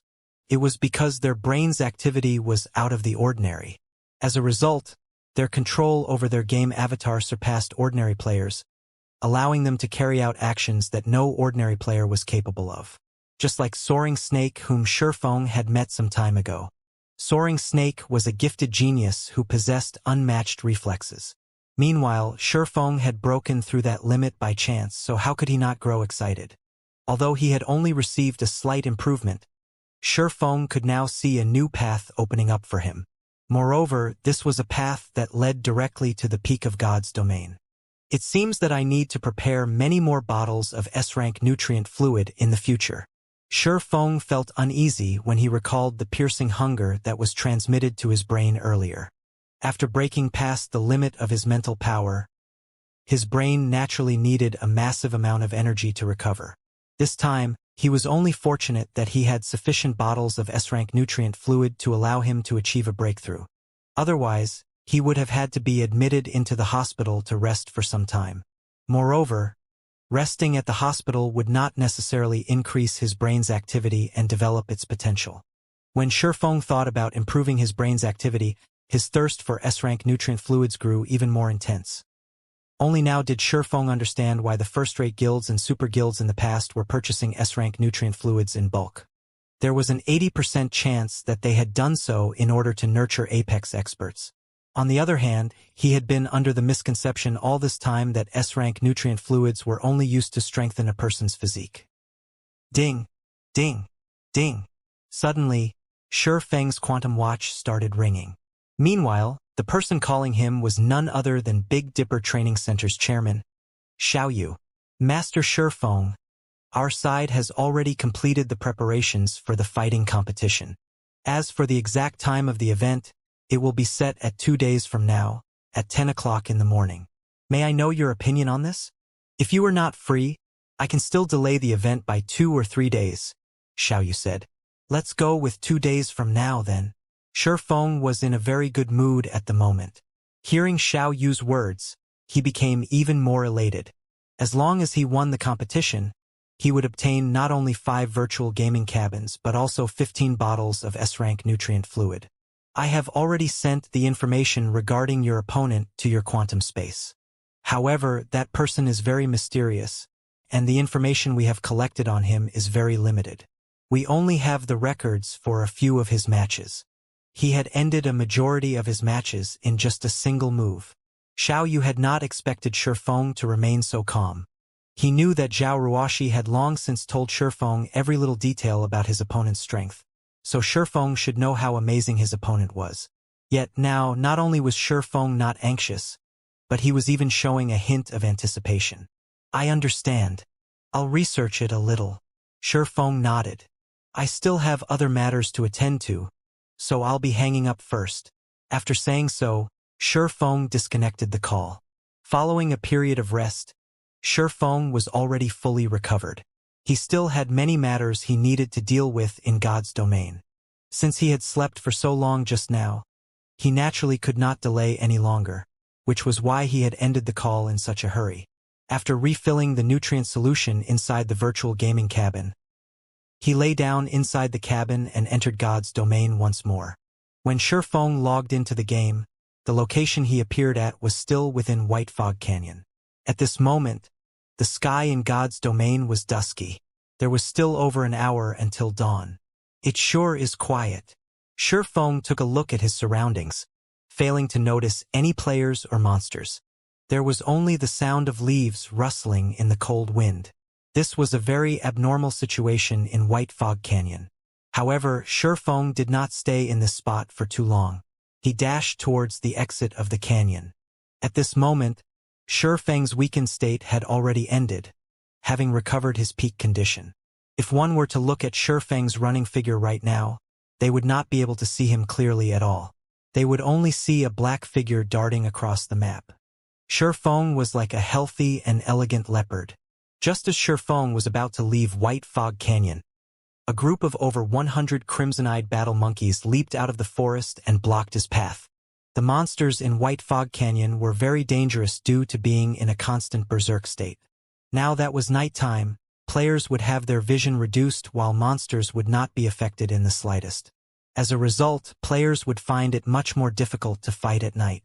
Facing against over 100 elite monsters, even an elite party would die unavenged. Only a large team of over 100 players could possibly endure the assault of so many crimson-eyed battle monkeys. However, as if he had not seen the monsters in his way, Feng dashed into the group of battle monkeys. The crimson-eyed battle monkeys had similarly charged at Feng like a group of mad cows. However, just when the sabers held by the battle monkeys were about to land on Feng, the weapon struck air and simply brushed past Feng's body. It was as if the battle monkey's target was not Feng at all. T allowed Feng to easily shuttle through them. After their first attack failed, the crimson-eyed battle monkeys turned around and attacked Feng once more. This time, 7 battle monkeys surrounded Feng. However, Feng was just like flowing water. Just like before, when the battle monkey's sabers were about to reach Feng, the weapons simply brushed past his body. In just a moment, Feng had weaved his way through the group of crimson-eyed battle monkeys. Although the battle monkeys felt enraged by this situation, they could not do anything about it. They could only watch unwillingly as Feng exited the canyon. The improvements brought about by an increase in brain activity are significant. Feng was full of smiles as he turned back to look at the crimson-eyed battle monkeys. Although he could defeat such a number of battle monkeys by himself, he definitely would not have been able to effortlessly dodge such an encirclement. This achievement was all thanks to his increase in brain activity. Not only did this change improve his brain's perception of danger, but it had also advanced his control over his own body. Whether it was in regard to an enemy's attack or his own ability to dodge, the ability to control his movements had become very precise and refined. He had already entered the refinement realm. Before, Feng could only barely achieve refinement with his actions, and he could not maintain that achievement for long. He could only be considered to have taken half a step into the refinement realm. Even so, half a step was already an amazing feat. Meanwhile, he had now completely entered this realm, becoming much stronger than he had been before. Even if he had to face Summer Sunshine's assault right now, he believed that he would not end up in such a miserable state where he would be required to use void steps to dodge. After leaving White Fog Canyon, Feng immediately unfurled a return scroll and activated it. Shortly after returning to White River City, Feng discovered that the number of players here were much more numerous than before. The players were all recruiting team members. Money Farming Team 17 waiting for 3. DDs are welcomed. Must be level 20 or above. Frozen Waterfall Independent Party Recruiting 12 waiting for 8. We welcome all sorts of pros. Must be level 21 or above. Equipment must be at least bronze rank. Twilight Lighthouse Independent Party Recruiting. Party is being carried by an expert. Noobs, do not disturb. Equipment must be at least bronze rank. Drops will be auctioned among team members. Many players were recruiting for level 20 team dungeons out in the streets. This situation really surprised Feng. Whether it was Frozen Waterfall or Twilight Lighthouse, both were challenging 20-man team dungeons. Their difficulty was considered intermediate among level 20 team dungeons. Currently, even a normal guild team would not necessarily succeed when clearing one. Yet, there were actually so many independent teams recruiting for these dungeons. This situation truly confused Feng. He had gone offline for just one day. Just when did the independent players of White River City become so powerful? Aside from the shouts of recruitment by independent players, Feng also heard news regarding the all-out war between Zero Wing and Overwhelming Smile. Up to now, the losses suffered by both guilds had already exceeded 2,000 players. Moreover, the battles between both guilds were growing intenser as time passed. In the beginning, the skirmishes that occurred only involved dozens of players, before slowly growing into the hundreds. At this point in time, both guilds were already waging wars involving over 1,000 players. Zero Wing really is amazing. Their total kill count right now has already exceeded 5,000 players. Meanwhile, Overwhelming Smile has only managed to kill around 2,000 Zero Wing members. I know, right? I heard that Zero Wing's Assassin Fire Dance alone has killed more than 300 Overwhelming Smile members. Many players were done in by her, and she has even managed to kill Lone Tyrant, giving Overwhelming Smile a huge headache. Right now, her fame is no longer beneath Black Flame. Other than Fire Dance, there is also Flying Shadow, another assassin of Zero Wing. His kill count is just slightly below Fire Dance's. Right now, he has already killed more than 200 members of Overwhelming Smile. In addition, there are also Aqua Rose, Violet Cloud, Cola, Blackie, and so on. Every one of them has killed over 100 players already. Other than the core members of Zero Wing, there are also many rising experts in Zero Wing. Among them is a berserker called Shadow Sword. His kill count is over 50. I hear that he has even managed to exchange for a level 25 fine gold equipment with the contribution points he obtained. Even though Overwhelming Smile also has a large number of experts, why aren't they able to fight against multiple enemies by themselves like Zero Wing's experts? Just why are Zero Wing's experts so strong? You don't know? I hear that Zero Wing's core members have completed their class change and have become Tier 1 classes already. In terms of attributes and skills, they are much more powerful than us players who have yet to complete our class change. Even when facing a player with the same attributes and equipment, a Tier 1 player can still easily defeat half a dozen Tier 0 players. Moreover, I hear that Zero Wing has over 50 Tier 1 players. Overwhelming Smile is naturally unable to contend against Zero Wing. It can't be, right? I hear that the class change quest is absurdly difficult. It is practically impossible to complete it without reaching level 27 or 28. Many have tried before, but all of them had failed. Moreover, if one fails their class change quest, they will have to wait a very long time before they can challenge the quest again. Just how have so many players from Zero Wing completed their class change? The players holding discussions on the street marveled at Zero Wing's strength. At the same time, they had also received a glimpse of how powerful a Tier 1 class was. It was not something a Tier 0 class could compare to at all. When Shifeng heard these conversations, a faint smile appeared on his face. After so many days of effort, there were finally some results. Over 50 Tier 1 players could indeed play a huge role in a battle involving thousands of players. Unfortunately, with just two guilds battling against each other, wars involving thousands of players rarely occurred. A majority of the battles fought between the two guilds were merely small skirmishes that involved several dozen players. As a result, the potential of these 50-plus Tier 1 players was less than it could be. Moreover, when comparing the backgrounds and fundings of the two guilds, Overwhelming Smile was leaps and bounds above Zero Wing. Although Overwhelming Smile's death count was more than double Zero Wing's death count, Overwhelming Smile was supported by Underworld from behind. Their financial prowess was definitely more than a dozen times greater than Zero Wing's.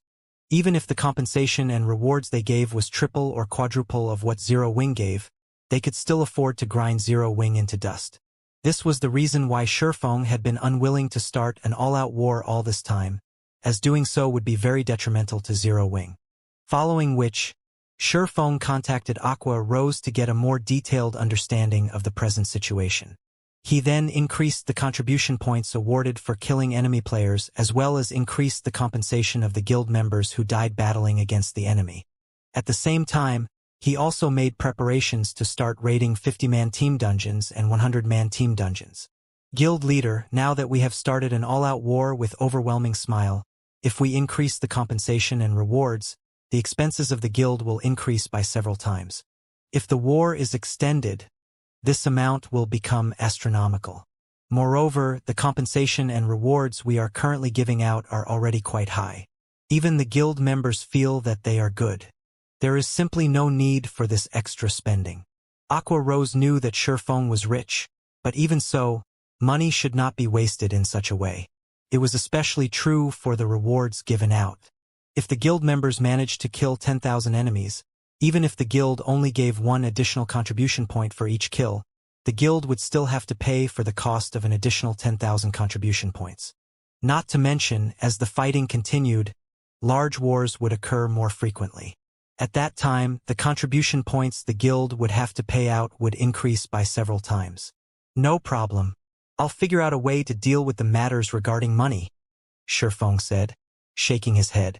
The reason why he was increasing the amount of contribution points awarded was not for the purpose of exciting the guild members. Instead, he was doing so in order to hasten up the consumption speed of both sides.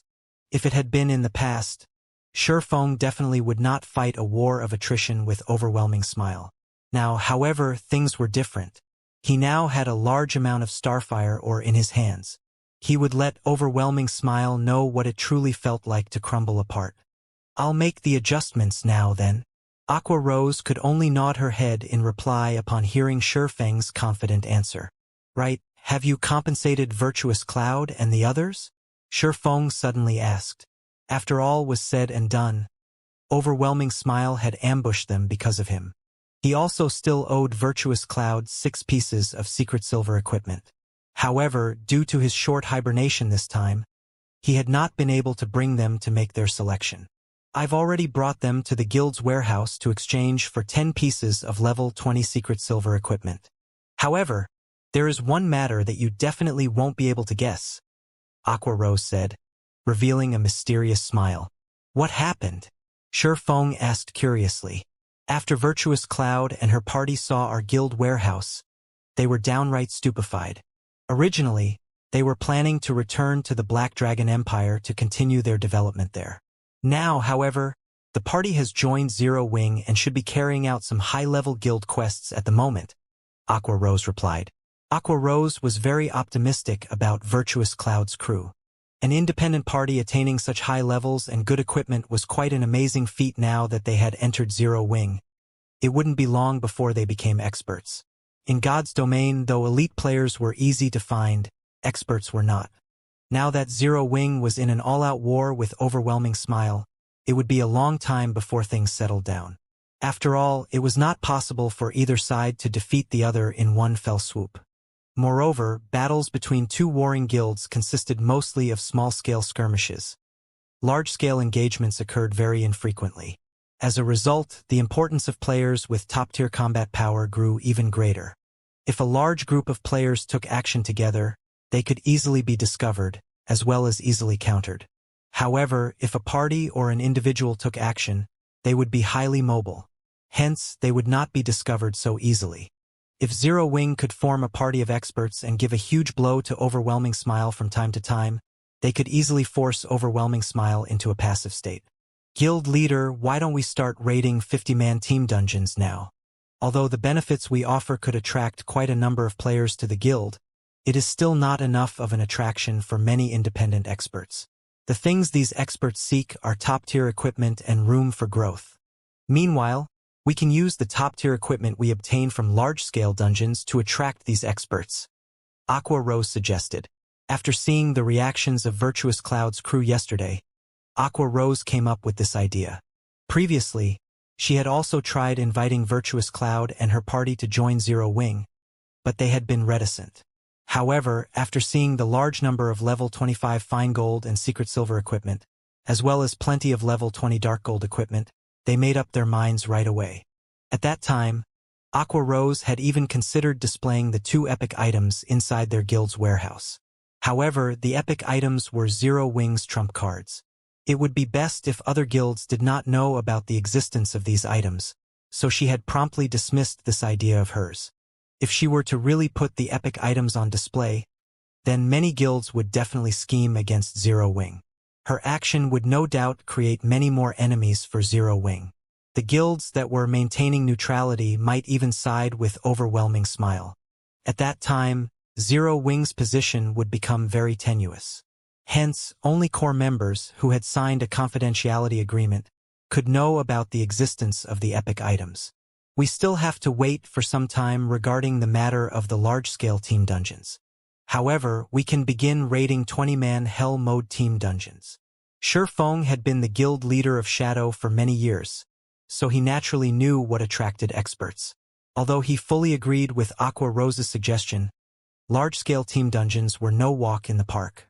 They needed to accumulate even more strength if they wished to raid one. On the other hand, they could give 20-man Hell Mode team dungeons a try. Players had a fixed probability for obtaining dark gold items from 20-man Hell Mode team dungeons, though the majority of the items were fine gold rank.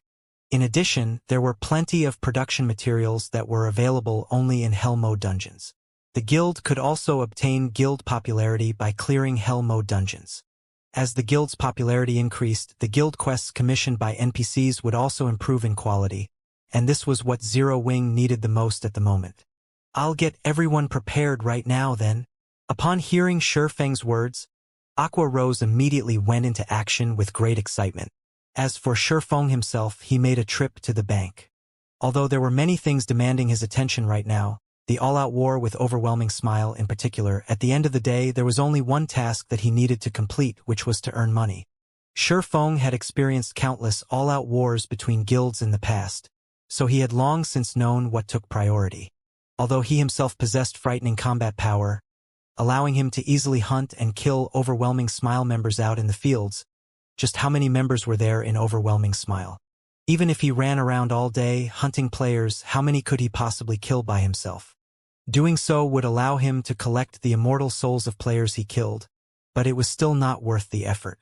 Moreover, even if he did nothing but hunt players from Overwhelming Smile all day long, completing his quest would take many days. During this time, Overwhelming Smile with its huge funding could easily recruit a large number of additional players. Even if Shifeng worked himself to death, he still wouldn't be able to win the war by himself. After all, this was currently the early stages of God's domain. The various guilds had yet to possess their very own towns and cities. Killing Overwhelming Smile's members would only cause the guild a little trouble and slightly affect its development speed. Most importantly, Shifeng simply did not have the time to do something like this. He only had a little time left to complete the epic quest Darkness Descends, and he was still far from his goal of earning 30,000 gold. If he failed to complete the quest at that time, he would have to face the wrath of a Tier 4 demon. With his current strength, he would certainly die. Hence, earning money was his top priority right now. The war between the two guilds would definitely grow more intense as time passed, and the same was true for the expenditure of both guilds. It was especially true for the expenditure on equipment. Aside from losing equipment as a result of dying, fights between players would also cause the durability of weapons and equipment to fall at a faster rate than when fighting monsters. Naturally, repairing these weapons and equipment would also require a large sum of coins. Presently, guilds had a limited source of income for coins. Guilds would only begin raking in large sums of coins once they possessed their own towns and cities during the middle stage of the game. Although Overwhelming Smile had large funding, having a large funding did not necessarily equate to having a large number of coins. This was where Shifeng's confidence came from. Half an hour later, Shifeng arrived at the bank. He then retrieved all the Starfire ore as well as the Philosopher's Stone from his warehouse. He also retrieved the Dragon Scale set equipment forging design he had stored away all this time. At present, aside from the Warfire set equipment, the level 20 fine gold rank Dragon Scale set equipment was definitely the best set equipment available. It was naturally an item that all guilds would fight desperately to obtain. After Shifeng organized the items inside his bag, he suddenly noticed the golden stone tablet inside it. How could I have forgotten about this thing? Shifeng's mind had been occupied with too many things during this period of time, and he had completely forgotten about the golden stone tablet he had snatched away from the Anubis's gatekeeper. An item guarded by a great lord was definitely not an ordinary item. However, Shifeng had also never heard about a golden stone tablet, so he did not know exactly what function this item possessed. Glancing at it, he was unable to read its information. All that was displayed about the golden stone tablet was that it was an unknown item. Shifeng then used omniscient eyes and started appraising it. The seconds ticked by slowly as countless data flickered in front of his eye. After a total of 22 seconds passed, the appraisal process was finally completed. An imperial heirloom? Shifeng muttered in disbelief when he read the information displayed about the golden stone tablet. Shifeng could not help but tremble when he looked at the golden stone tablet inside his bag. God's domain was very large, and there were many kingdoms and empires within it. Naturally, these realms would go through growth and decline. Countless kingdoms and empires had disappeared into the long river of history by now. Although they had already been forgotten by people, some of these kingdoms and empires had left behind shocking treasures that were unknown to others. In God's domain, these shocking treasures were called heirlooms. Heirlooms could be categorized into 4 different ranks. The first would be kingdom heirlooms. Just as its name implied, it was a treasure once owned by a kingdom of God's domain. First-rate guilds would fight tooth and nail for just one kingdom heirloom. In the past, There was even a super guild that had offered up a city with a population of over 1 million players in exchange for a kingdom heirloom. From this, one could just imagine the value of a kingdom heirloom. Back then, although Shadow had become a second-rate guild and controlled 10 city-states, it did not even possess the qualifications to compete over a kingdom heirloom. Meanwhile, one rank above kingdom heirlooms were imperial heirlooms. An imperial heirloom was an heirloom left behind by a fallen empire of God's domain. Normally, the wealth of an empire was at least 3 to 5 times greater than that of a kingdom. The value of an imperial heirloom naturally was proportional. In the past, a small unrated guild called Thunder Family had taken less than a year to develop into a first-rate guild. Back then, Thunder Family had shocked the entire God's domain. In terms of experts or financial power, Thunder Family had possessed neither. Yet, it had still managed to develop into a first-rate guild in such a short amount of time. How could such a feat not shock others? Only after many different parties investigated the guild did they find out the secret behind Thunder Family's success. It turned out that Thunder Family had accidentally encountered an item called an imperial heirloom, and the guild had secretly developed itself at a rapid pace through this imperial heirloom. Thus, Thunder Family had managed to become one of the overlords of God's domain in less than just a year. From then on, everyone started searching for heirlooms out in the fields. Many wars were waged in God's domain because of heirlooms, and many guilds were completely annihilated because of heirlooms. In addition to imperial heirlooms, there were continental heirlooms, which were one rank higher, as well as world heirlooms, which were the highest-ranking heirlooms in God's domain. However, the last 2 heirlooms were only mentioned in the libraries of God's domain. As far as Shurfeng knew, nobody had come upon either one in his previous life. Now that there was an imperial heirloom in his bag, how could Shurfeng not be excited? Even as a reincarnator, Shurfeng had to carefully plan, make countless preparations, encounter many miracles, and nurture a large number of experts in order to establish his very own virtual empire. Meanwhile, just a single imperial heirloom had allowed a small guild to grow into a first-rate guild in less than a year, becoming the owner of a real empire. As for what treasures were hidden within an imperial heirloom, Shurfeng was completely ignorant. After things got out of hand in the past, any who obtained an imperial heirloom would put a tight lid on it, keeping all information about it a secret. In this life, Shurfeng would naturally also keep quiet about his possession of an imperial heirloom. Hence, he immediately suppressed his excited heart as he considered where to carefully research the imperial heirloom. After he was done organizing his bag, he made his way stealthily to the Starstreak trading firm and entered one of the forging rooms on the 4th floor. At this moment, the Starstreak trading firm had already become the #1 trading firm in White River City. The variety of items sold at its shop was matchless. As long as it was something the current players of God's domain needed, the trading firm would sell it. Therefore, players who visited the Starstreak trading firm would have no need to visit any other shop. The trading firm's business was thriving, raking in large sums of money daily. Although many guilds had sought cooperation with the trading firm, all were promptly rejected by the firm's manager, Anna. Shurfeng had picked an unoccupied forging room at random and entered it. "I'm interested to see just what sort of secret is contained within an imperial heirloom," Shurfeng muttered as he retrieved the golden stone tablet from his bag and carefully placed it on the stone platform. Other than being named an imperial heirloom, the golden stone tablet revealed no other information. Shurfeng was also clueless as to how he should operate an imperial heirloom, so he had no choice but to slowly experiment with it. There were many drawings and runes engraved on the stone tablet.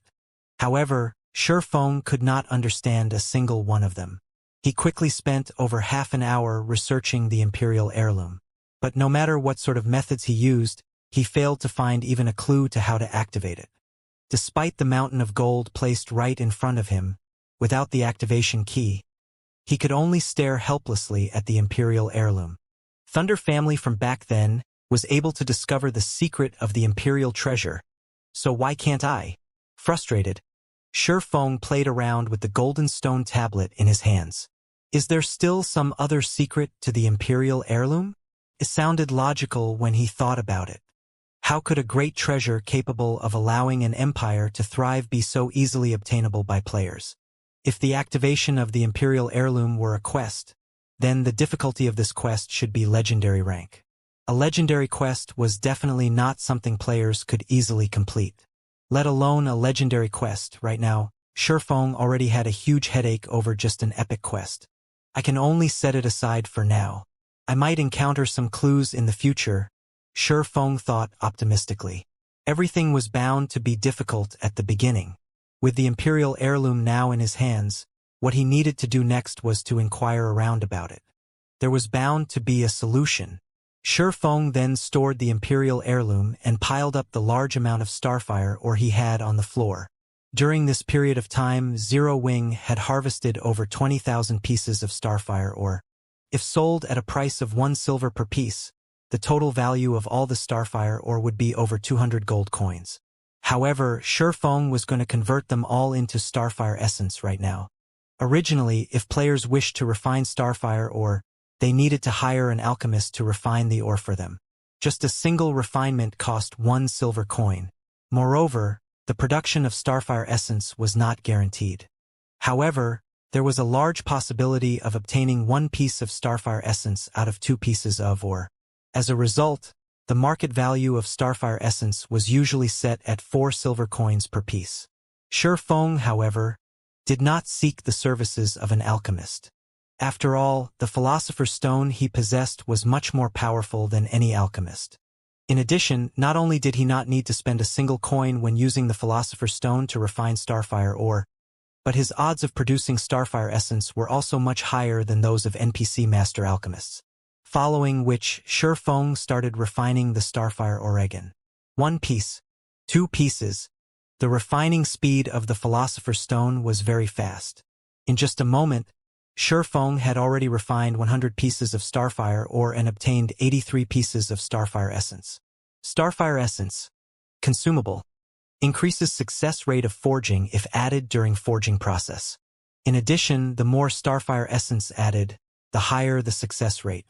The refinement rate is good as expected. When Shifeng looked at the sparkling red gems scattered across the stone platform, an indescribable sense of joy filled his heart. The philosopher's stone was definitely worthy of being called a treasure of alchemy. By using it to refine all the starfire ore he could save over 200 gold coins. Time passed little by little. Before he knew it, Shifeng had spent more than 7 hours refining all the starfire ore he had. In total, he had obtained 18,000 odd pieces of starfire essence. If converted to coins, the value of these starfire essences would be worth over 720 gold. In just 7 hours, Shifeng had more than tripled the original value of the starfire ore. I can finally start forging now. Although Shifeng had spent in excess of 7 hours repeating the same task over and over, he did not feel bored or tired. On the contrary, he was filled with excitement right now. Just the thought of being able to mass-produce the dragon-scale set equipment thrilled him greatly. If he let the members of the guild equip the set and take a stroll out in the city, the uniform equipment would definitely earn the envy and admiration of players all over White River City. Blue Moon Restaurant, a high-class restaurant located in White River City. At this moment, the entire restaurant was completely reserved by Overwhelming Smile, and tens of elite members stood guard outside the building. Each and every one of these elite members of Overwhelming Smile was in a very bad mood, which showed in the fierce expressions on their faces. Any unrelated players passing by Blue Moon Restaurant would no doubt distance themselves from the building, as far away as possible, in fear of meeting with bad luck and getting into trouble. Currently, Zero Wing and Overwhelming Smile were waging an all-out war with each other. While there was nothing bad to speak of about Zero Wing, the members of Overwhelming Smile were infamous for their tyranny. As long as Overwhelming Smile members felt even the slightest displeasure, they would try to make trouble for someone else. What Overwhelming Smile members did most frequently was field hogging. They would lay claim to an entire area and chase away all non-guild members. However, although many independent players of White River City were furious over Overwhelming Smile's actions, nobody dared to actually voice their opinion. No doubt many independent players were cheering and clapping secretly over the war between Zero Wing and Overwhelming Smile. It was especially true when news spread mentioning that Overwhelming Smile's death count had increased significantly lately and was now past the 8,000 threshold. At this moment, two people, a man and a woman, were seated inside one of the booths on the second floor of Blue Moon Restaurant. The man was Feng Shenyang, and the woman sat opposite of him was the quiet and elegant beauty Yulan. I've already looked through the information you sent me. It's very well written. I'm quite satisfied with it. I also forwarded your analysis to the higher-ups, and they have already determined that Zero Wing is indeed a thorn in Underworld's side. They've also said that if we cannot obtain Zero Wing, then we're to destroy it to save us from future troubles. In addition, they have a very optimistic view on White River City right now. The current population of White River City has already exceeded 2 million. Many players from other cities, and even other kingdoms and empires, are constantly migrating here. At present, White River City has already become the second most populous city in Starmoon Kingdom, so we must obtain control over White River City. This time, not only have the higher-ups sent a great load of manpower, but they have also increased our funding and are prepared to focus on the nurturing of Overwhelming Smile. I heard that after Zero Wing increased the compensations and rewards it is giving out, you increased Overwhelming Smiles as well. I believe it should have increased the burden on your side significantly, right? However, you can rest easy and feel free to continue contending with Zero Wing. The higher-ups have already gathered 500 gold as well as 300 million credits for you. The credits should have been sent to you by now. As for the gold coins, that will arrive in another hour or two at most. Afterwards, they'll be sending even more gold coins and credits. I hear that the higher-ups are very serious this time. Just the total amount of coins they are planning to invest into Overwhelming Smile may be over 5,000 gold. Not to mention the credits. Saying so, Feng Shenyang snapped his fingers. In the next moment, another 20 people entered the private booth. Every one of these 20 people was shrouded in a thick layer of killing intent. Their bodies were as robust as a grizzly bear's. Instead of looking like ordinary players, they looked more like a group of well-trained soldiers. These men are the underworld guards the higher-ups have dispatched. All 20 of them are party leaders, and every one of them leads a party of 6 members. In total, you will have 120 underworld guards to command as you see fit, Feng Shenyang said, smiling. They are different from the other underworld guards. I'm sure you can tell, but they have all worked as mercenaries in the past. They are people who have walked on real battlefields. Isn't Overwhelming Smile waging an all-out war with Zero Wing right now? As long as you have these underworld guards to assist you, those players who have never seen fresh blood will be easy pickings. Even if Zero Wing has more than 50 Tier 1 players, they will still be finished. I've already handed the men over to you. What they do next is up to you. Young Master Feng, rest assured, I definitely will not disappoint you. Originally, Yulan had already been confident of slowly exhausting Zero Wing to death. Now that she was looking at the 2 rows of neatly lined-up underworld guard party leaders, a sense of indescribable joy filled her heart. Zero Wing's 50-plus Tier 1 players had been giving Overwhelming Smile a huge headache recently, forcing the members of Overwhelming Smile into a state of passiveness. At this moment, they needed to similarly send out experts or Tier 1 players. Otherwise, they would simply be helpless against Zero Wing's Tier 1 players. However, Yulan had suddenly come to a realization. Overwhelming Smile had plenty of elite members, but they were sorely lacking in experts and Tier 1 players. Although not all 20 of the underworld guards standing before her were necessarily experts, and their levels only ranged between 23 to 24, they were all veterans of the battlefield. Meanwhile, now that the battles in God's domain were growing increasingly realistic, these people would have an undeniable advantage. They were much more powerful compared to ordinary elite players. If they worked together, they should have a very frightening effect on field battles. Yulan could tell that the upper management of Underworld was taking things seriously this time. Currently, the various guilds in God's domain were desperately purchasing coins. They had even secretly established many money-farming teams. It was very difficult to accumulate 500 gold. Not to mention, they were also planning to invest an additional 5,000-plus gold coins in the future. With such a sum of money, dealing with Zero Wing would be a piece of cake. With the subsequent funding from Underworld, Yulan no longer had to worry about equipment. Currently, there were 3 main sources of equipment: dungeons, the auction house, and the virtual trade center. Unlike the auction house, one used credits instead of coins when purchasing equipment from the virtual trade center. As a result, the prices of equipment sold there were very expensive. Even so, the wealthy did not mind doing their purchases through the virtual trade center. The first reason was due to the supply of weapons and equipment there being much more abundant. This was because, in order to earn credits, many workshops and players would post their items up for sale at the virtual trade center. The second reason was due to convenience. The currency of God's domain was not easily obtainable. Moreover, the trading procedures involved were very onerous. With such a large sum of credits, she could immediately fill up Overwhelming Smile's guild warehouse and rebuild the confidence of the guild members. At the same time, it would give Zero Wing immense pressure. Hence, on the same day Yulan received the funds from Underworld, she purchased weapons and equipment ranging between level 15 and level 20 from the virtual trade center in bulk. The quality of the items ranged from bronze rank to fine gold rank. In total, she bought over 5,000 weapons and equipment, greatly boosting Overwhelming Smile's morale.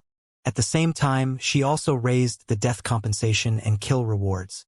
Seeing this change, many more members of Overwhelming Smile were tempted to join in the field battles. For a time, Overwhelming Smile's momentum in White River City surpassed Zero Wing's. However, as the guild leader of Zero Wing, Shifeng was completely ignorant about this occurrence. At the moment, he was focused on producing the Dragon Scale set equipment and frantically raising his forging proficiency. Recently, Shifeng had been constantly busying himself with other matters. As a result, his forging proficiency had stagnated. Despite being the first person to become an advanced forging apprentice, he had long since fallen behind Cream Coco and the others. These future master forgers had already become true forgers. Meanwhile, Shifeng himself still needed a lot of forging proficiency before he could become a forger as well. It should be known that only 3,000 proficiency points were required to get promoted from an intermediate forging apprentice to an advanced forging apprentice. Yet, in order to advance from an advanced forging apprentice to a basic forger, 10,000 proficiency points were required. The amount required to rise a rank had more than tripled. Moreover, advanced forging apprentices did not receive proficiency points from producing common ranked items, resulting in a drastic reduction in promotion speed. Melancholic Smile and the other 2 had only managed to become basic forgers so quickly because of the basic strengthened armor kit forging designs Shifeng had provided them. In the future, however, even the basic strengthened armor kits would not be able to help them with their promotions. Fortunately, the Dragon Scale set equipment Shifeng possessed was different. Not only was it of a very high rank, but it could also provide him with bonus proficiency every time he succeeded in producing the set equipment. He also had the forging talent, Forging Genius, which had a fixed chance of giving him additional proficiency points whenever he succeeded in forging an item. Moreover, as the Dragon Scale was a fine gold set equipment, the EXP rewarded from its successful production was also very generous.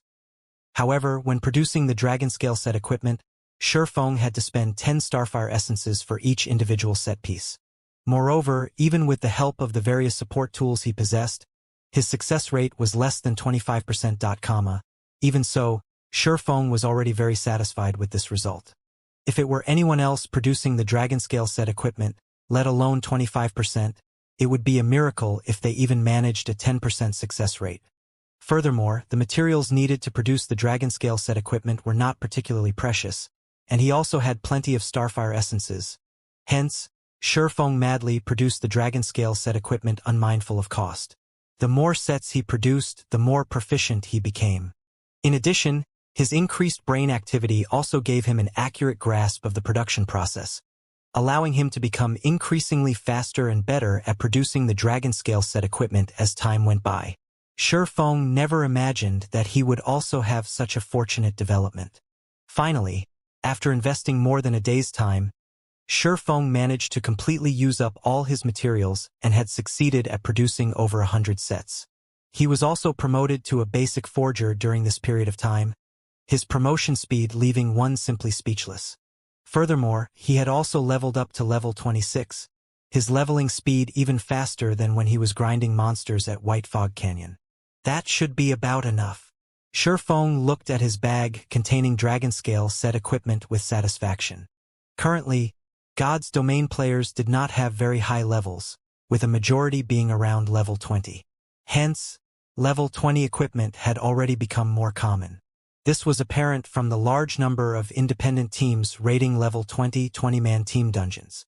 Even raiding normal mode 20-man team dungeons would drop plenty of mysterious iron equipment at the very minimum.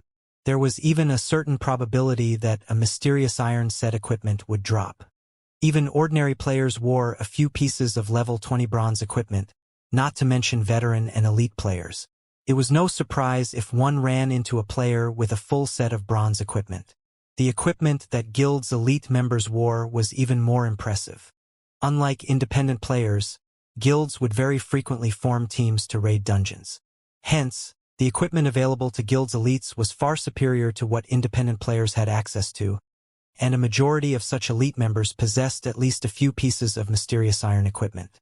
The lowest quality equipment Guild's core teams would wear at this point was level 20 mysterious iron rank. Normally, core members wore secret silver equipment. Only the top experts in a guild had the chance to equip level 20 secret silver set equipment with a few pieces of fine gold equipment.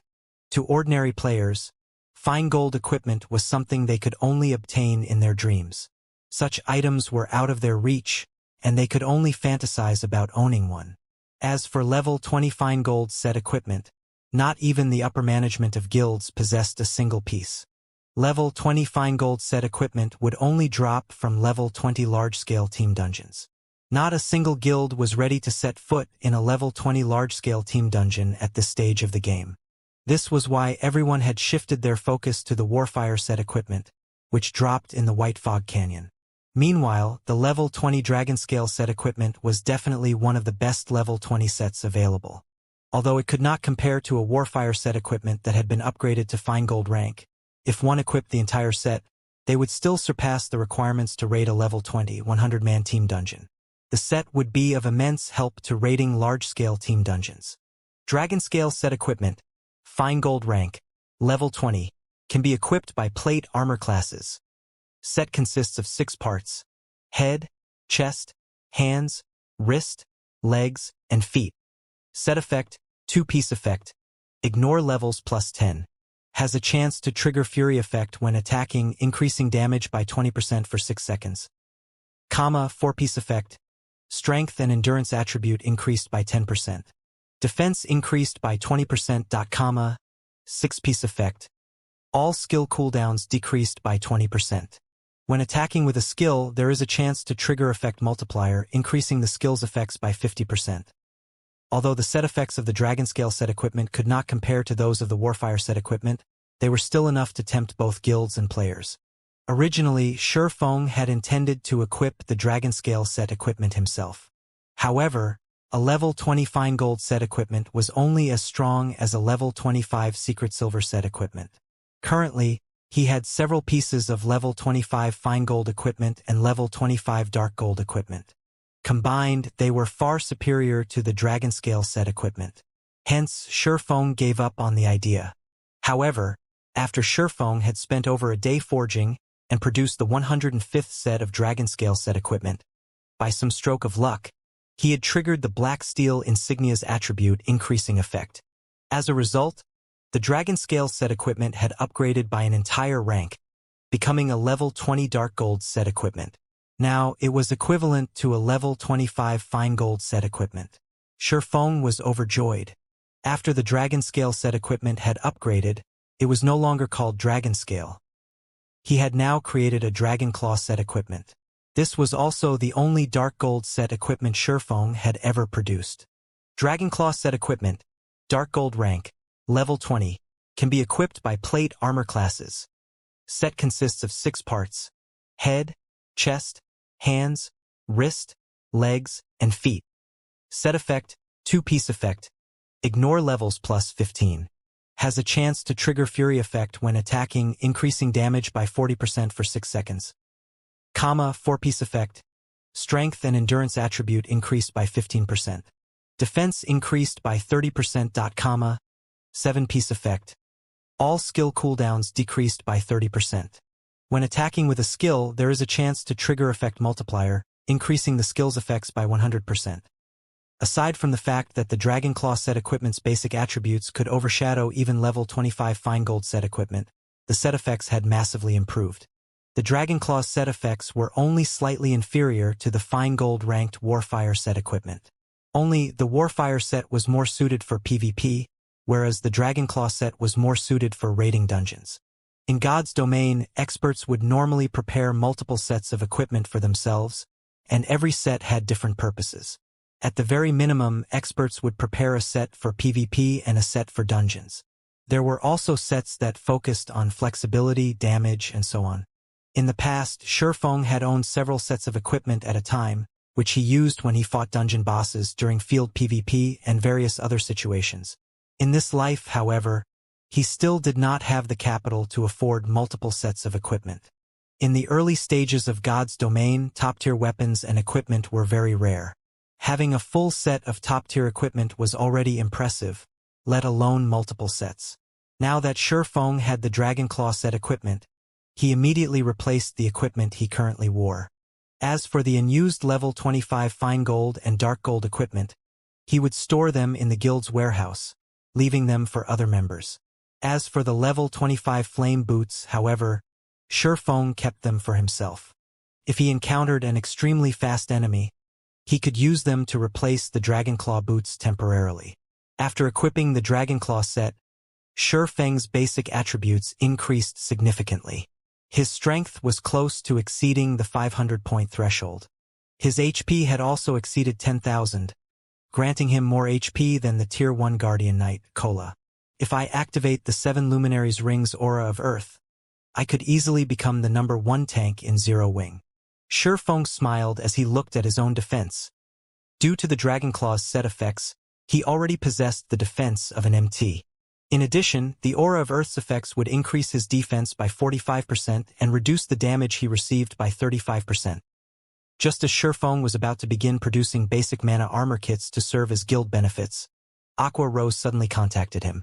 Guild leader, I've just received news that someone from Overwhelming Smile has become a baron. They have purchased a plot relatively valuable private land in White River City and are currently establishing their own guild residence. Overwhelming Smile? Shurfeng could not help his surprise.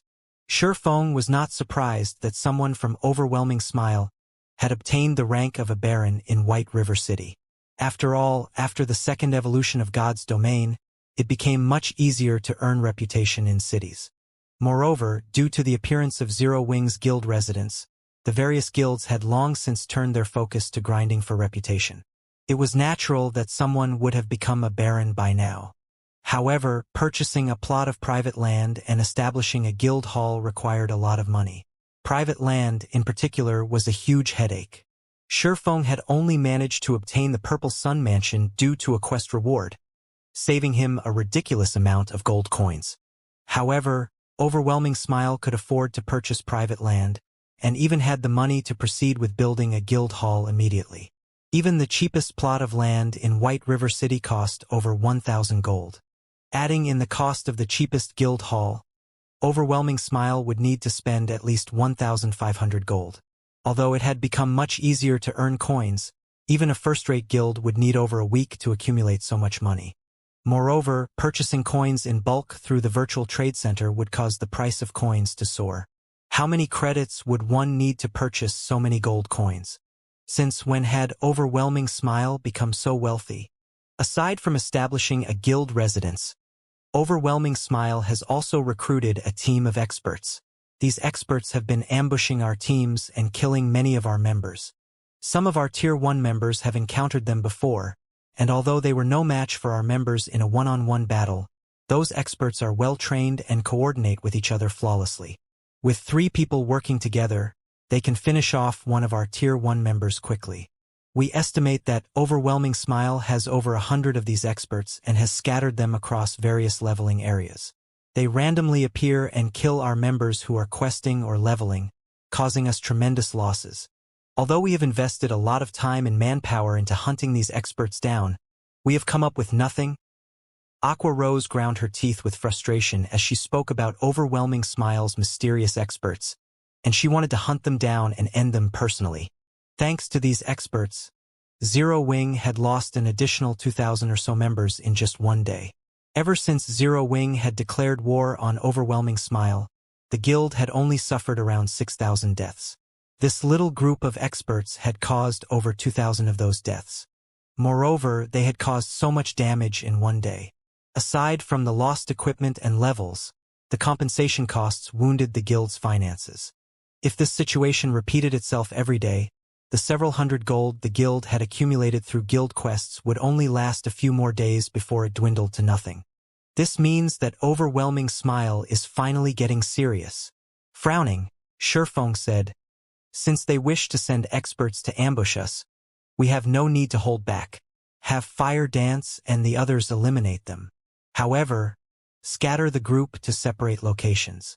We'll hold off on the team dungeon for now. As for our regular guild members, have them form teams to grind in the fields from now on." "Okay, I'll notify Fire Dance and the others immediately." Saying so, Aqua Rose disconnected the call. She then contacted Fire Dance and Zero Wing's other top combatants. Meanwhile, Sherfong halted his work in the forge. After tidying up, he left the forging room and hurried to the bank. Sherfong had never expected Overwhelming Smile to possess such a card. This situation certainly surpassed Sherfang's initial estimation of his enemy. Fortunately, Zero Wing had far more experts than Overwhelming Smile. In particular, Zero Wing possessed an absolute advantage when it came to Tier 1 players, as Overwhelming Smile still did not have a single Tier 1 player. All this time, Zero Wing's experts had split into two batches and took turns slaughtering Overwhelming Smile's members. This way, not only could they make Overwhelming Smile suffer, but they also wouldn't significantly hinder their own development. Now that over 100 experts had suddenly appeared in Overwhelming Smile, Sherfong would not let them run free. Moreover, the fact that Overwhelming Smile now possessed their own guild residents was bad news for Zero Wing. Originally, Zero Wing had only attracted so many new players to the guild due to their guild residence. The benefits a guild residence offered persuaded the guild members to ignore Overwhelming Smile's high offers and continue their development with Zero Wing. Now, however, Zero Wing's members would be tempted to join Overwhelming Smile as the benefits they could obtain there were not inferior in the slightest. However, gold coins were still what was most important. Originally, Overwhelming Smile was only wealthy in terms of credits. To Sherfong, the guild was no threat at all. After all, many of the items in God's domain could only be purchased with coins. Even if one had an endless supply of credits, the number of coins they could buy was limited. Furthermore, Overwhelming Smile was not the only guild in God's domain purchasing coins in bulk, further limiting what was available. In an all-out war between guilds, coins were the most consumed resource. There was the cost of purchasing and repairing equipment to consider, in addition to compensating guild members. Battles between players placed a massive burden on equipment durability. Take Sherfang's battles for example. A single strike from his sword could scrap bronze equipment. Only mysterious iron equipment could withstand his attack, and even then, it would only last a few extra hits. Even if the equipment was not destroyed, even elite players would cough blood with shock at the repair fee to recover the item. Although equipment could be purchased from the virtual trade center and compensation could be paid out using credits, the system controlled equipment repair fees, and it did not acknowledge credits. A single player's repair fee was not much, costing around 2 silver coins. The repair fee for 10,000 players, however, would be at least 200 gold coins, a very frightening amount. Not to mention the higher quality equipment a player wore, the higher their repair fee would be. Although the repair fees were not the guild's responsibility but the players', how many times could a player afford to repair their equipment in a long war? Once players ran out of money, how could they continue to involve themselves in the war if their equipment was close to breaking? Unless they decided to risk themselves without weapons and armor. In the early stages of the war, the guild members would accept credits as compensation and reward. However, after some time, they would need to purchase coins with the credits they received. Hence, coins were the true foundation of wars in God's domain. Meanwhile, a guild residence was a guild's main source of income for coins during the early stages of God's domain. If overwhelming smile included coins in their frightening financial power, it would create a terrifying combination. Feng could not afford to continue focusing on plots to earn money. He needed to take action. After returning the Philosopher's Stone to his warehouse, Feng used the 7 Luminaries gemstone and teleported to Blackwing City, taking the dragon scale sets with him. At present, Blackwing City had become a gathering place for players from kingdoms and empires all over God's domain. Compared to Feng's previous visits to the city, the player population had grown significantly. Moreover, there was an important difference between the players in Blackwing City and the players in other cities. Wealth. The players in Blackwing City were extremely wealthy. Moreover, the money these players possessed did not only involve credits, but also included gold coins. A majority of the players in Blackwing City were the upper management personnel of various large guilds, and they had come to Blackwing City specifically to do business. Hence, the amount of credits and coins they had on hand far surpassed anything that an ordinary player possessed. Blackwing City was truly the gathering place for tycoons. This was also why Feng had come to this place today. Feng had no intentions of selling the Dragon Scale set equipment for credits. His goal was to earn gold coins.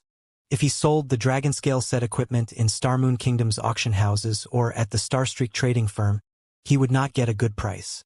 In addition, unlike the players in Blackwing City who would spend several gold coins without even blinking, players who could afford such large expenditures were few and far between in Starmoon Kingdom. After arriving at Blackwing City, Feng searched for a secluded location. He then used the demon mask to don a false identity. Unlike his previous visit when he tried to keep a low profile, Feng changed his appearance to that of a very handsome youth. He had even slightly altered the appearance of the Dragonclaw set equipment he wore, making it look more imposing. He also chose not to hide the special glowing effect of the Dragonclaw set equipment, revealing the telltale light of dark gold equipment. When he reached the streets, the dark gold rank glowing effect that enveloped his body nearly blinded other players. Damn! My eyes aren't playing tricks on me, right? That's a dark gold set equipment. Impossible! It looks awesome. Our guild doesn't even possess a set of fine gold set equipment. Just who is he? Feng dominated the attention of the players wandering the streets, their eyes nearly popping out of their sockets as they stared at him in a daze. They were all upper managers of various large guilds, so their knowledge of the game was extensive. Even if they saw a player wearing fine gold set equipment, they would not reveal such exaggerated reactions. At most, they would briefly admire that player's equipment. A dark gold set equipment, however, shattered their understanding of the game. In just a short moment, news about Feng's sudden appearance had spread throughout Blackwing City. Have you heard? There's a player wearing a full dark gold set equipment. Heard about it? I saw that player with my own eyes. You don't know just how imposing he looked. He was like a ferocious tiger. He had only glanced at me, and my entire body trembled. Ah, a dark gold set equipment. It would be awesome to wear one. Don't even think about it. The various guilds throughout God's domain can't even obtain a fine gold set equipment, let alone dark gold. With a dark gold set equipment, PvP and dungeon raiding would be child's play. If an expert wears the set, they will become practically invincible. Do you think that person will sell his dark gold set equipment? Sell? Are you insane? Do you even know the significance of a dark gold set equipment? A dark gold set equipment is the best equipment currently available in God's domain by far. This set could even become the symbol of a guild, attracting countless players to join. On top of that, the rise in combat power the set provides would make grinding and dungeon raiding far easier. It would play a huge role in one's future development. If it were up to me, I would rather sell my house than sell my dark gold set equipment. I guess you're right. If purchased with credits, a dark gold set equipment should be worth at least 2 million. Including its ability to increase a guild's influence, it is worth more than a single house located in the city center. The players occupying the streets and alleys of Blackwing City discussed Feng. They envied and admired his dark gold set equipment. Before, many of them had dreamed of equipping a fine gold set equipment themselves. Yet now, someone actually wore a dark gold set equipment. No, to be precise, someone ran around Blackwing City while wearing a house. While players talked about Sherfong, the various guild representatives in Blackwing City overworked themselves as they followed Sherfong while reporting back to their respective guilds. Currently, they no longer had the serenity befitting an upper manager of a guild, as their anxiety was on full display. This has worked out quite well. Sherfong revealed a faint smile as he glanced at the various guild representatives behind him. Although he was in Blackwing City, it would not be so easy to sell out of the Dragonscale set equipment quickly. Soon, Sherfong found a high-class restaurant and rested for a moment. Before Sherfong could get comfortable, a few players abruptly sat across from him. These players were all level 25 and above, and their equipment was at least secret silver rank. One could easily tell that these were not ordinary players. They would be the center of attention on the streets of any other city. However, they could not compete with Sherfong. Sherfeng's dark gold set equipment was as dazzling as the sun, and one would find it difficult not to notice. "What business do you have with me?" Sherfong spoke softly as glanced up at these players. These players felt their chests tighten under Sherfeng's pinning gaze, and their opinions of the player before them rose. "Friend, please don't misunderstand us. This humble one is called Swallow 9. We noticed your extraordinary bearing, and that you wear a full dark gold set equipment, so there is certainly no need to discuss your strength. We have also noticed that you are an independent player. We few are the representatives of major guilds, and we want to extend invitations to our guilds." The one who spoke was an elegant middle-aged man with a thin figure. On his chest, the man wore the guild emblem of a super guild, the Ninth Heaven Pavilion. Compared to the other representatives before Sherfong, it was obvious that the power supporting Swallow 9 was far more extensive. If first-rate guilds were the princes and princesses of the virtual gaming world, then super guilds were emperors and empresses. Whether regarding financial powers, influence, or history of super guilds, first-rate guilds could not compare to any of them. In God's domain, a first-rate guild was capable of controlling the majority of a kingdom's territory. A super guild, however, possessed the capacity to control one or two empires' territories. One could just imagine how massive the gap was between the two. Meanwhile, Ninth Heaven Pavilion was a rather ancient super guild. Before the appearance of God's domain, they had been the overlords of several dozen large-scale virtual reality games. They had long since created a gigantic virtual empire for themselves. However, due to the appearance of God's domain, many virtual reality games had lost their markets. Thus, the Ninth Heaven Pavilion focused their investments on God's domain. Meanwhile, the fact that the middle-aged man before Sherfong was the guild representative of the Ninth Heaven Pavilion spoke volumes of his abilities. "I'm waiting for someone.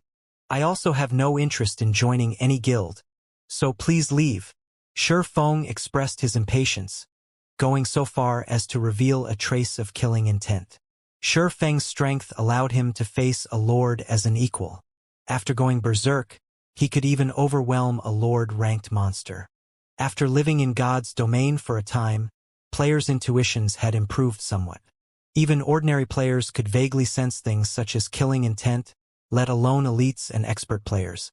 If Sherfong casually released a little killing intent, he could inflict a suffocating fear onto an ordinary player. The feeling was more intense for elites and experts who could sense killing intent with more clarity. So strong.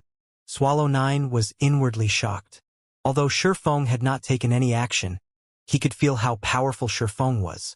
The swordsman before him was definitely not an ordinary expert, and he was someone who could rival even the top powerhouses in the Ninth Heaven Pavilion.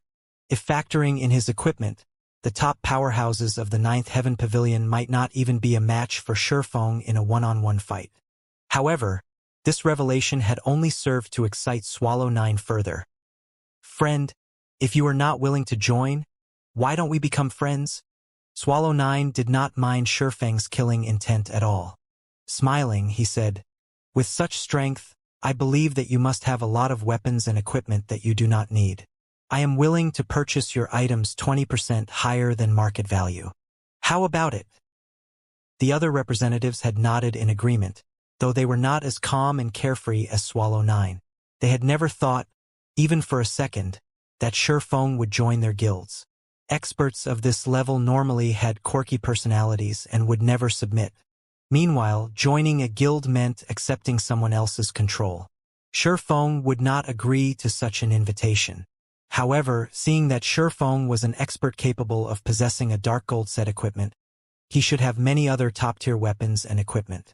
Even if Sherfeng did not possess an extra dark gold set equipment, at the very least, he should have a stock of dark gold or fine gold ranked items. Such items were extremely difficult to purchase. It was common knowledge that top-tier equipment could not be bought from the market. Even top-tier workshops would keep such equipment for themselves. They definitely would not sell it. If one wished to obtain such equipment, they could only rely on themselves. However, it was easier said than done. Now that they had encountered such a rare opportunity, naturally, they could not let it get away. "You wish to buy my items?" Sherfeng laughed.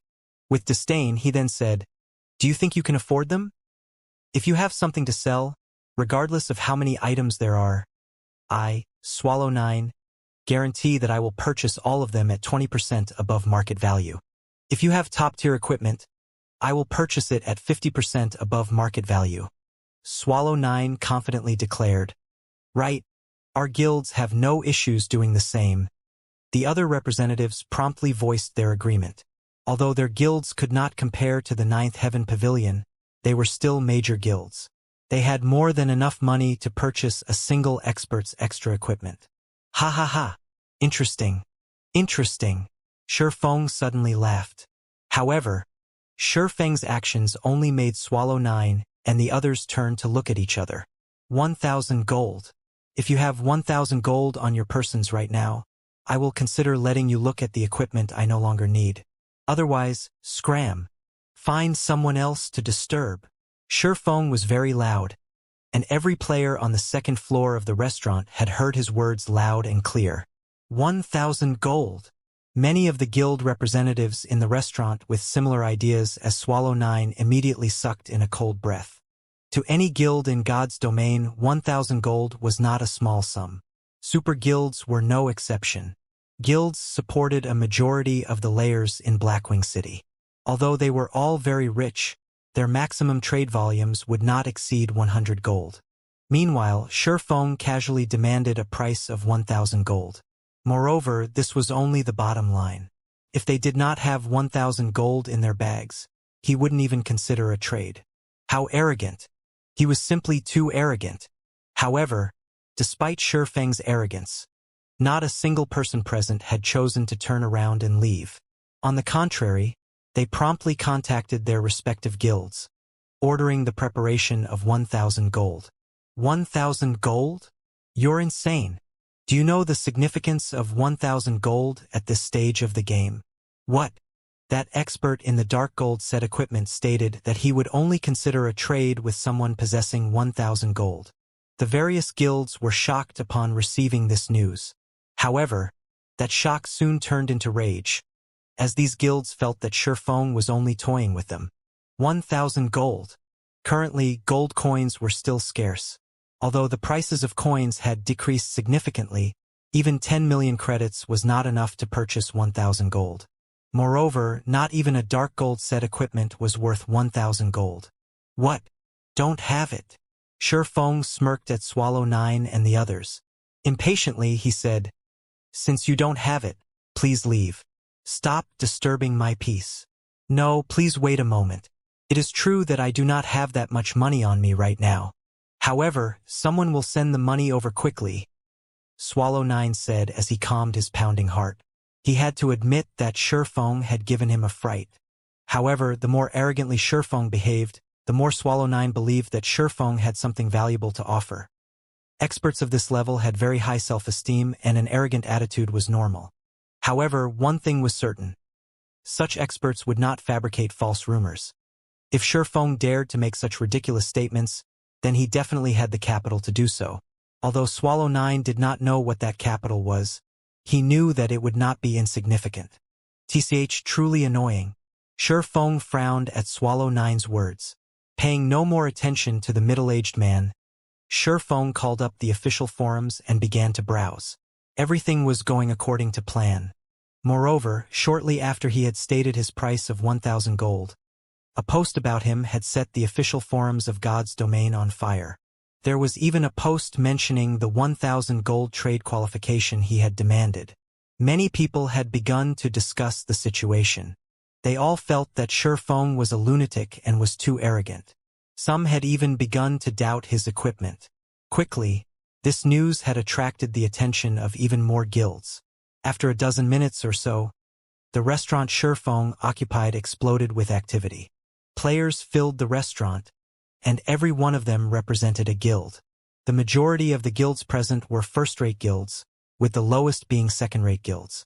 2 additional super guilds had even arrived. One of the new super guilds to arrive was Sanctuary, while the other was King's Return. These 2 super guilds were powerhouses similar to the Ninth Heaven Pavilion. Currently, the representatives of so many famous guilds, including 3 super guilds, had gathered in this one high-class restaurant. This was something that had never happened in the past.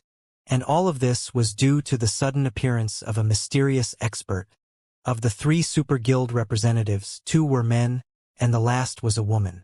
Among them, Swallow 9 represented the Ninth Heaven Pavilion, a polished woman named Flourishing Colors represented Sanctuary, and King's Return was represented by a crude and brawny-looking man named Thunder Tiger. Flourishing Colors was a level 26 summoner, whereas Thunder Tiger was a level 26 berserker.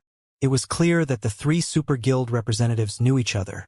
As the moment the 3 met, they began to chat as if they were old friends. Feng glanced at the second floor, discovering that the high-class restaurant seemed to represent God's domain's current power. As Swallow 9, Flourishing Colors, and Thunder Tiger were representatives of super guilds, the 3 sat opposite of Feng. As for the representatives of first-rate guilds, they hovered nearby. As for the few second-rate guilds, they sat near the staircase. The hierarchy had been clearly established. The 3 belonging to super guilds paid no attention to those belonging to first-rate guilds, and those belonging to first-rate guilds paid no attention to the second-rate guilds. The representatives present only spoke to those on the same level as themselves. If Zero Wing attended this gathering, its representative would most likely have to stand at the restaurant's entrance. After half an hour, Swallow 9 finally spoke. "I've put together my 1,000 gold. Please take a look," Swallow 9 said as he smiled at Feng. He then placed his coin pouch on the table. Although the coin pouch was only the size of a fist, this was only an illusion. Regardless of how much money it contained, the coin pouch would retain the same size. Moreover, a player's coin pouch was bound to them, and nobody could steal it. However, others could still check the amount inside with the owner's permission. Brother Expert said that one would qualify to trade with you so long as they have 1,000 gold. I happen to have 1,000 gold with me. Please check it for yourself, Brother Expert. Thunder Tiger similarly placed a coin pouch on the table. I have the same. Flourishing Colors smiled faintly as she, too, revealed her coin pouch. For a time, the various guild representatives on the second floor promptly presented their coin pouches to Feng, allowing him to inspect them. As the crowd waited for Feng's inspection, instead of actually doing so, Feng smiled and said, "That won't be necessary. I believe that the guilds present should not be so poor as to not even possess 1,000 gold. Since all of you have 1,000 gold on your persons now, you all qualify to trade with me.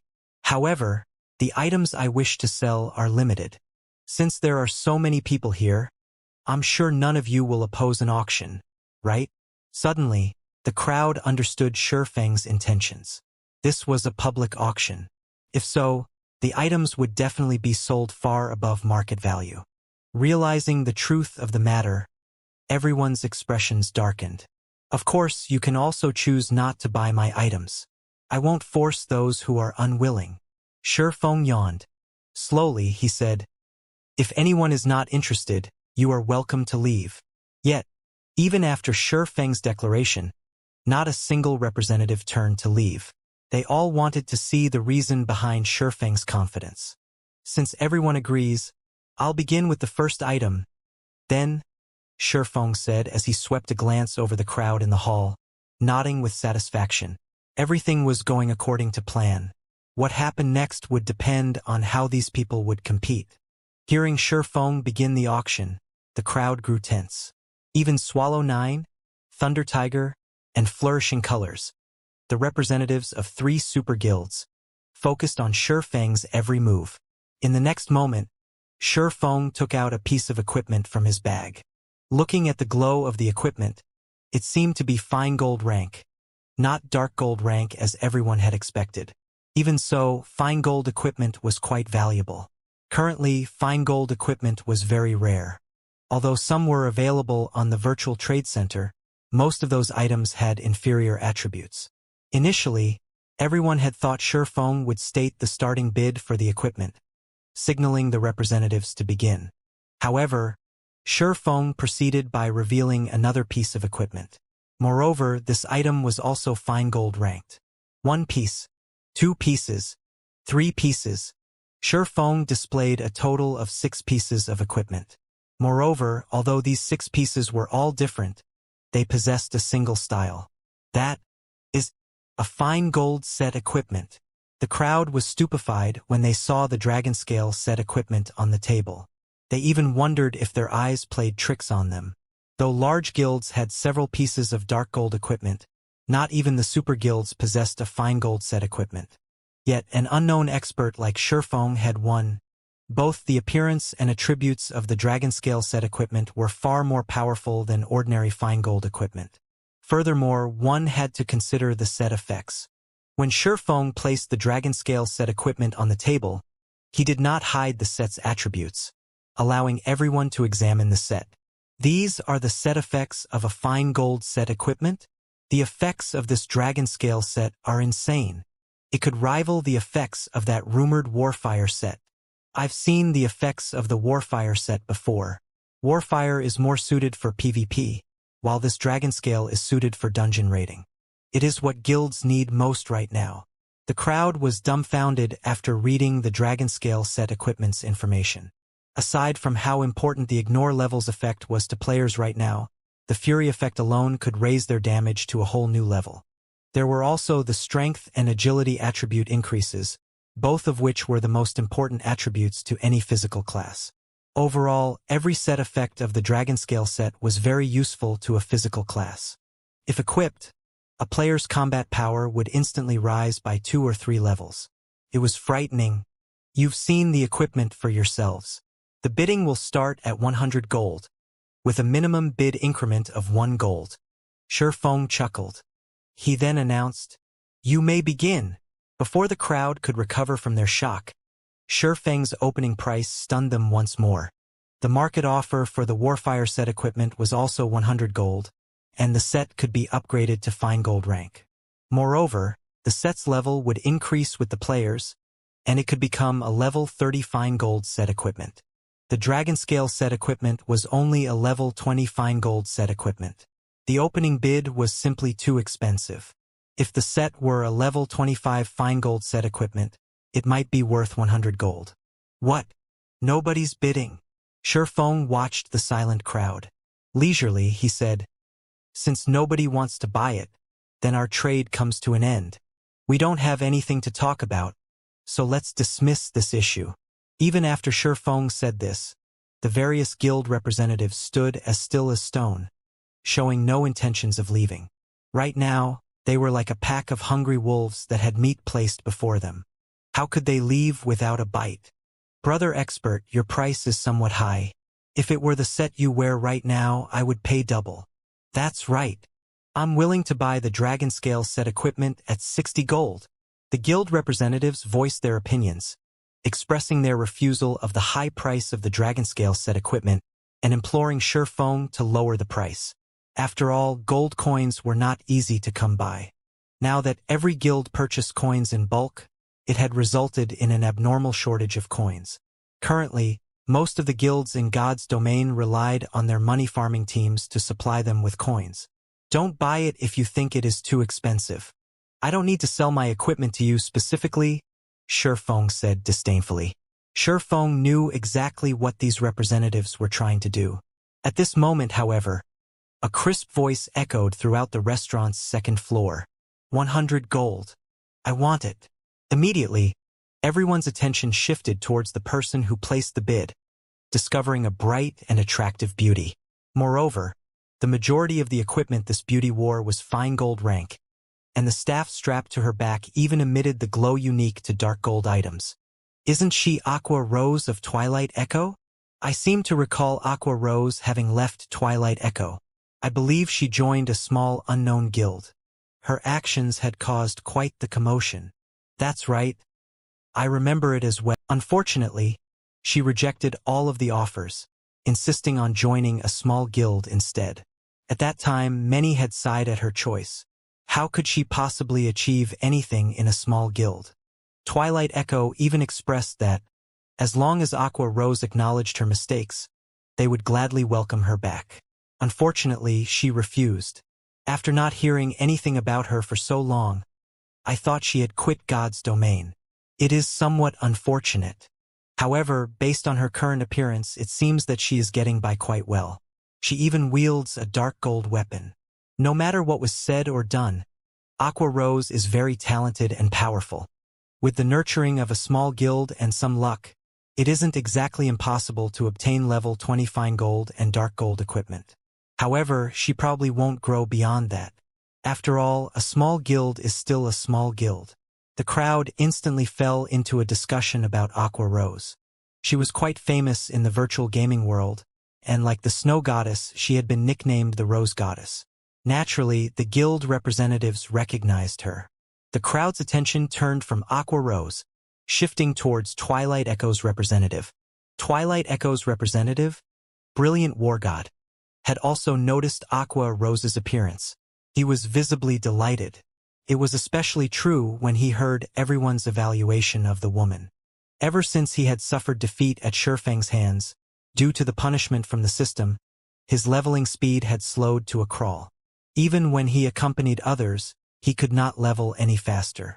Having no other choice, he chose to act as the guild's representative and mingled in Blackwing City. He hated Shifeng fiercely for placing him in his current situation. Previously, he had allowed Aqua Rose to leave Twilight Echo with ulterior motives. He wanted to teach Aqua Rose that she was nothing without Twilight Echo, and in the end, she would beg to return to the guild. However, upon seeing Aqua Rose's equipment and level, Brilliant Wargod's expression sank. Disappointed. Keep up your pretenses. I want to see just how long you can keep up the act. Brilliant Wargod had paid close attention to Zero Wing, so he knew that Zero Wing was currently engaged in an all-out war against Overwhelming Smile. Others might not know Overwhelming Smile's backer, but he did. A tiny guild like Zero Wing would only last a few more days. Alright, 100 gold going once. 100 gold going twice. Shifeng did not care whether the crowd paid attention to Twilight Echo's representative or not. He just smiled faintly as he confirmed the bid. Immediately, his words shook everyone back to their senses, and the representatives promptly started shouting their own bids. 101 gold. 103 gold. 108 gold. The dragon scale set equipment that nobody wanted had suddenly risen to a price of 132 gold. What had happened to 100 gold is too expensive. Their complaints had been nothing more than nonsense. After all, this was a level 20 fine gold set equipment that none of the guilds in God's domain possessed. Although the set was not particularly suitable for MTs, it still had better effects than the individual equipment pieces that their MTs currently wore. How could they possibly give up on it? When Thunder Tiger placed a bid of 132 gold, the crowd began to hesitate. 150 gold. Aqua Rose calmly rose the bid. The crowd turned to look at each other, shocked. Even to a large guild, 150 gold was not cheap. To a small guild, that should practically be all they had. Yet Aqua Rose seemed not to care about the price at all. The representatives began to wonder what kind of guild supported Aqua Rose. 155 gold. Swallow 9 stated. 158 gold. Flourishing Colors began to bid as well. 150 gold was almost the limit a first-rate guild would willingly bid. Any more would be too expensive. However, the three super guilds did not care about this price. Just as the three super guilds began to compete with each other, 200 gold. Although Aqua Rose's voice was not particularly loud, her bid swept through the crowd like a chilling wave. 200 gold coins. The crowd immediately fell silent. Everyone turned to Aqua Rose, the rose goddess who had left the first-rate guild Twilight Echo. She's insane. Spending 200 gold coins just to garner some fame is foolish. Does the guild behind her really possess so much money that they can disregard 200 gold? Every representative had their own speculation. Some believed that Aqua Rose was trying to use the money to buy fame, while some believed that the guild supporting her possessed an extraordinary background. However, regardless of the reasons behind her actions, everyone's admiration for Aqua Rose grew. Every guild here could afford to spend 200 gold. After all, before Shifeng had started his auction, he had required that anyone who wanted to trade with him must first carry 1,000 gold on them. If not for the 1,000 gold in their bags, they would not be so shameless as to participate in the auction. Every guild in this restaurant was a reputable major power. If others discovered that they did not have 1,000 gold in their bags, it would tarnish their guild's reputation. However, although they had the money, they would not spend it on useless items. They would only buy that which had value to their guilds. After all, their members had struggled to earn every gold coin. Nobody wanted to be played for a fool. The three super guild representatives were also silent. They looked at Aqua Rose with curiosity, confused as to what the rose goddess was attempting to do. 200 gold going once. Shifeng watched the calm and composed Aqua Rose, silently praising her performance. He had to admit that Aqua Rose's confident smile even led him to believe that 200 gold was no different from spare change to her. 200 gold going twice. Just as Shifeng shouted the second time, Brilliant War God suddenly shouted, 201 gold. This young master wants it. 210 gold. Aqua Rose said as she glared at Brilliant War God, disgust and hatred filling her eyes. 211 gold. Brilliant War God sneered. Although he was not particularly interested in the dragon scale set equipment, he could not stomach letting Aqua Rose garner fame in front of this crowd. If that happened, it would wound his reputation. Hence, he could not allow Aqua Rose to have the dragon scale set equipment, allowing her to enjoy the limelight. 300 gold. Done wasting time, Aqua Rose significantly raised the bid. The other guild representatives were stunned. The three super guild representatives shook their heads helplessly. The price was simply too high. Previously, everyone had believed that Aqua Rose would never rise without the help of Twilight Echo. Yet, Aqua Rose's current performance was more domineering than during her time in Twilight Echo. She was no less imposing than Ouroboros's guild leader, the snow goddess Gentle Snow. They could not understand why Twilight Echo had discarded Aqua Rose. Brilliant Wargod's heart trembled upon hearing this bid. Gritting his teeth, he shouted, 301 gold. It had not been easy for the guild to raise the 1,000 gold he had on him right now, and part of the money had been taken from the funds set aside for Twilight Echo's guild residents. If he spent 300 gold here, it would undoubtedly delay the purchase of the guild residents by 1 or 2 days. 400 gold. Aqua Rose shouted without flinching. She then shot Brilliant War God a disdainful look. None of these representatives were fools. They could tell that, rather than purchasing an item, Brilliant War God and Aqua Rose currently competed via wealth. However, when they saw Aqua Rose's resolve as she called out a bid of 400 gold, they could not help but admire the Rose Goddess. Just what kind of financial power did she possess to ignore 400 gold? You! Seeing Aqua Rose's contemptuous glance, Brilliant War God had never felt such humiliation. Suddenly, he gritted his teeth and shouted, Aqua Rose! Don't even think of taking what's mine. So what if you've bid 400 gold? I bid 500 gold. 500 gold going once. 500 gold going twice. As Shifeng announced the price, Brilliant Wargod's anxiety grew. He was deeply afraid that Aqua Rose would place an even higher bid. At that time, he would have to raise his bid even further. Only when Shifeng shouted the third time did Brilliant War God reveal a victorious smile. He then shifted his gaze towards Aqua Rose, smirking at the woman with pride. 500 gold, Shifeng said as he walked up to Brilliant War God, placing the dragon scale set equipment in front of the man. He did not care about whatever thoughts occupied Brilliant War God's mind. When the crowd watched Brilliant War God hand over 500 gold in exchange for the dragon scale set equipment, envy, admiration, and disdain filled their hearts.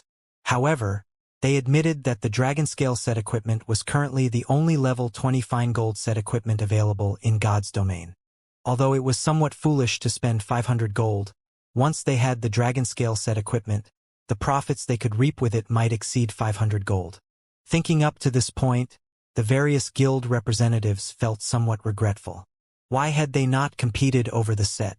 What if they could gain far more than 500 gold with the use of this set? After obtaining the dragon scale set equipment, a sense of indescribable joy filled Brilliant Wargod's heart as he watched the silent Aqua Rose. However, before he could ridicule the woman, Shifeng suddenly spoke again. Let's begin the auction for the second item, then. The auctioned item is another dragon scale set equipment. Like before, the starting bid is 100 gold with minimum increments of 1 gold. Saying so, Shifeng placed another dragon scale set equipment on the table. Why do you have a second? Brilliant War God felt his heart shatter when he saw an exact copy of the dragon scale set equipment he had just purchased. Who said I only had one set? Shifeng rolled his eyes at Brilliant War God before proceeding with the auction. Brilliant War God's elation deflated. When he saw Aqua Rose's laughing expression, he even had the thought of killing himself. When the crowd saw the second dragon scale set equipment on the table, they all glanced at their fellow representatives. Nobody had expected Shifeng to have a second set. The regret that they had felt immediately vanished. They had somewhat admired Brilliant War God for spending 500 gold to purchase the first level 20 fine gold set equipment in God's domain. Now, however, that admiration turned into ridicule. 150 gold. I bid 155 gold. Previously, everyone had felt that 100 gold was too expensive. Now, however, multiple guilds simultaneously began the bid with 150 gold. However, just like before, Aqua Rose immediately dashed everyone's hopes by bidding 200 gold. This time, the 3 super guild representatives did not hesitate as they shouted higher bids. Items of rarity were expensive. It was especially true during the early stages of God's domain. Just a single piece of equipment could significantly affect the future development of a guild, not to mention a fine gold set equipment. In the end, Aqua Rose purchased the second dragon scale set equipment at 280 gold. The many guild representatives envied and admired her. Simultaneously, they also could not help but acknowledge that Aqua Rose was really amazing. Even after leaving Twilight Echo, she was still so well off. One could just imagine how capable she was. On the other hand, Twilight Echo had been so blind as to chase Aqua Rose out of the guild. As everyone admired Aqua Rose, interest in her guild also began to grow. It was difficult to breed a true dragon in shallow waters. Aqua Rose was undoubtedly a true dragon. No ordinary guild would be good enough to catch her eye. Soon, Shifeng took out the third dragon scale set equipment, rendering the crowd utterly speechless. They had even started to suspect that the dragon scale set equipment was some kind of common good that could be purchased anywhere. However, nobody complained. On the contrary, they all were elated because they had another chance to compete. Shifeng had never mentioned how many sets he had on hand. What if this one was the last? Hence, everyone gritted their teeth and placed their bids. In the end, Swallow 9 won the third set for 291 gold. Following which, Shifeng revealed the fourth set, which Sanctuary's Flourishing Colors won for 303 gold. Thunder Tiger of Kings Return won the fifth set for 322 gold, whereas a first-rate guild purchased the sixth set for 337 gold. Initially, everyone had believed that Shifeng would reveal the seventh set. In the end, however, Feng announced that the sixth was the last he had on him. This revelation had caused the crowd to regret not bidding higher. None of the guilds had cared much for obtaining a fine gold set equipment when no one else had owned one. However, now that some guilds had obtained one, things had changed.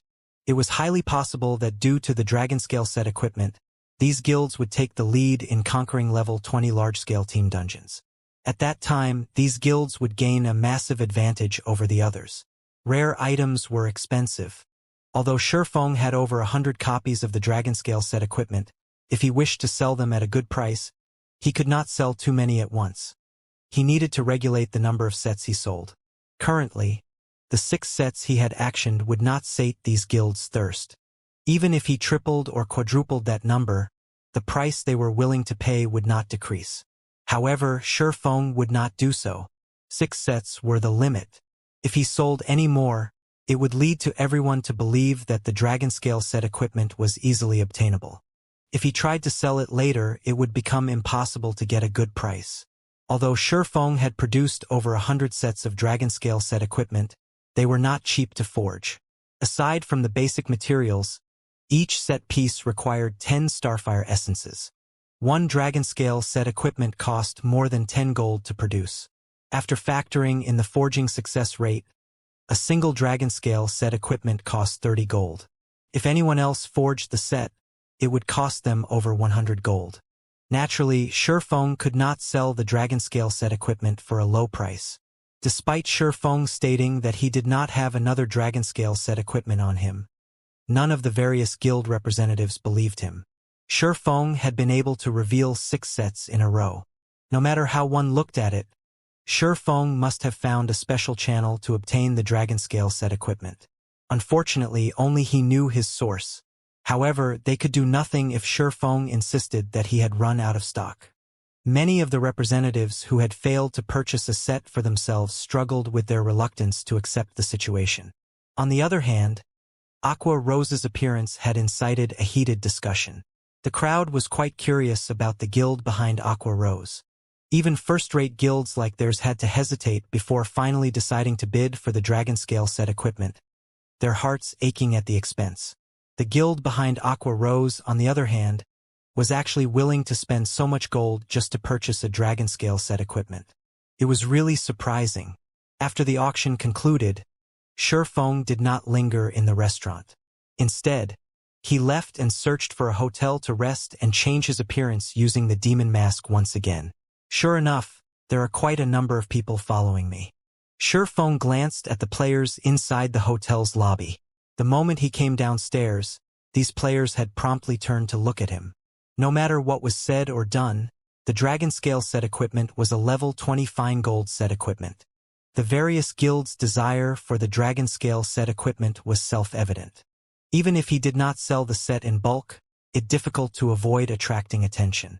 These guilds would naturally try to discover the origin of the Dragonscale set equipment.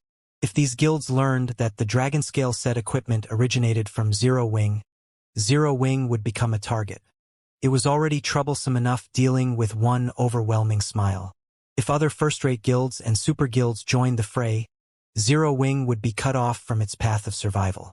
Currently, unlike other guilds that branched out to various cities and kingdoms, Zero Wing developed itself solely in White River City. In general, the guild was only famous in Star Moon Kingdom. Outside of Star Moon Kingdom, it was simply another unknown guild. To these first-rate guilds and super guilds in Blackwing City, Zero Wing was not even a speck of dust. It was not worthy of their attention in the least. No lion recognized the ants beneath its feet. Feng could cope in White River City while facing one overwhelming smile. However, Zero Wing would end up in an extremely precarious situation should the many large guilds present move against it. This was also why Feng had called Aqua Rose. The first reason was to hike up the price of the Dragonscale set equipment. The second was to avoid attracting these large guilds' suspicion when the set appeared in Zero Wing. You guys have fun waiting here, then. Feng smiled faintly as he left the hotel. From the moment he entered the lobby to the moment he left, none of the trackers paid him any mind. After leaving the hotel, Feng immediately hailed a horse carriage and rode it to the Blackwing auction house. Other than holding the weekly large-scale auctions, the Blackwing auction house was also a hub for players to sell their items. However, the items sold here were only available through the Blackwing auction house. These items would not be available elsewhere. Although the sales scope was very narrow, Blackwing City's main role was to act as a trade hub. Guilds and players from various kingdoms and empires preferred to sell their items in the Blackwing auction house, as it was far more lucrative to sell them here than it was to use their respective auction houses. Upon his arrival at the Blackwing auction house, Shi Feng placed 80 sets of the Dragon Scale set equipment up for sale without hesitation. He sold the sets in batches, selling only 2 or 3 sets at a time at intervals of around 1 hour. Meanwhile, the starting bid he set was 200 gold. After Shi Feng finished his tasks, he left Blackwing City. However, shortly after Shi Feng's departure, the Blackwing auction house exploded. It's actually the Dragon Scale set equipment. It can't be, right? Someone is actually selling the Dragon Scale set equipment on the auction house. The price is high. That person set the starting price at 200 gold. Players who frequented the Blackwing auction house drooled when they saw the Dragon Scale set equipment. Who knew how many items they had to sell to afford the price tag of this set equipment? News of the situation swiftly spread throughout Blackwing City. Previously, due to Shi Feng auctioning the Dragon Scale set equipment, information regarding the set had long since flowed between the various large guilds. Moreover, the fact that the 3 super guilds had each purchased a Dragon Scale set equipment had placed a significant amount of pressure on the first-rate guilds, increasing their desire to own one for themselves. However, since Shi Feng no longer sold the sets, they could only dream of owning one. Now that they had received news of more sets being available, they had to compete for them. For a time, the Dragon Scale set equipment's price increased rapidly. In a short moment, the bids had risen from 200 gold to 280 gold.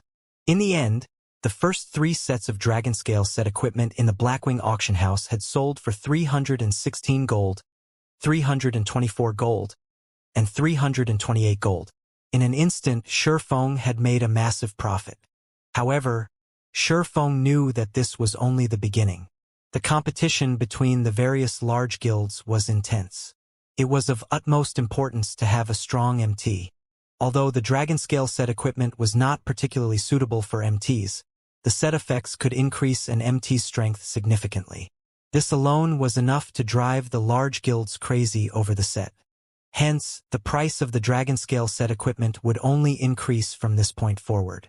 Meanwhile, all of these gold coins secretly flowed into Shi Feng's pockets with none the wiser.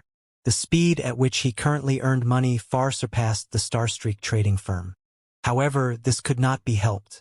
The Starstreak trading firm's scope of operations was limited to White River City and the few surrounding cities. Meanwhile, Blackwing City catered to players across all of God's domain. Even a dozen Starstreak trading firms could not compare to the Blackwing auction house. During Shi Feng's visit to Blackwing City, Overwhelming Smile had not sat idle. The slightly over 100 mysterious experts had suddenly increased to more than 200. Although these mysterious experts had slaughtered Zero Wing's members, Zero Wing was no pushover either. The guild's 50-plus Tier 1 experts had similarly caused a significant amount of trouble for Overwhelming Smile. The experts of both sides had suffered some losses. However, as Zero Wing had fewer members on their side, it began to fall behind. For a time, the level 20 maps around White River City had become the battlefield for the 2 guilds. This had frightened other players, and nobody dared go anywhere near these battlefields. In just a few hours, both sides had suffered over 1,000 deaths. The gold coins each guild had to spend was also shocking. Each guild would most likely have to spend over 500 gold a day. Is Overwhelming Smile aiming for a swift conclusion? Shi Feng was confused, and he frowned deeply when he saw the death count of both guilds. Shi Feng could not help but admire Overwhelming Smile's decisiveness. They had actually increased the number of well-trained open warfare experts they had to over 200. Even first-rate guilds would not dare station over 200 experts in a single city. Not even Star Moon City would receive such treatment. After all, there were over 100 cities in the entire Star Moon Kingdom. It was not wise to put all of one's eggs in one basket. Guild leader, Should I have our members go to areas with fewer resources to level? If we continue this exchange with overwhelming smile, it will severely affect our guild's development rate, Aqua Rose inquired, worried. Originally, Aqua Rose had been very confident of defeating overwhelming smile. After all, Shurfeng had earned quite a lot of money through the sales of the Dragonscale set equipment. He had earned over 1,700 gold just from the auction in the restaurant. With so much gold on hand and the follow-up income, they could easily drown Overwhelming Smile in gold coins if they wanted to. However, Overwhelming Smile's current performance was too effective. How exactly had Overwhelming Smile managed to recruit so many experts? Overwhelming Smile gave them no room to breathe as its attacks became stronger with each consecutive wave. Although the experts on their side were more powerful, their opponents would flee whenever they encountered Zero Wing's Tier 1 players. Moreover, Overwhelming Smile had more experts on their side than Zero Wing. When comparing the number of players each side could kill, Zero Wing was outmatched. Sure enough, these mysterious experts are a big problem, Shurfeng scowled. If he did not deal with this matter properly, Zero Wing would fall. At that point, money would be useless. However, experts that used hit-and-run tactics were also the most difficult opponents to face. This was why so many powerful solo players and independent teams had caused the various large guilds massive headaches in the past, to the point where the latter did not dare provoke the former.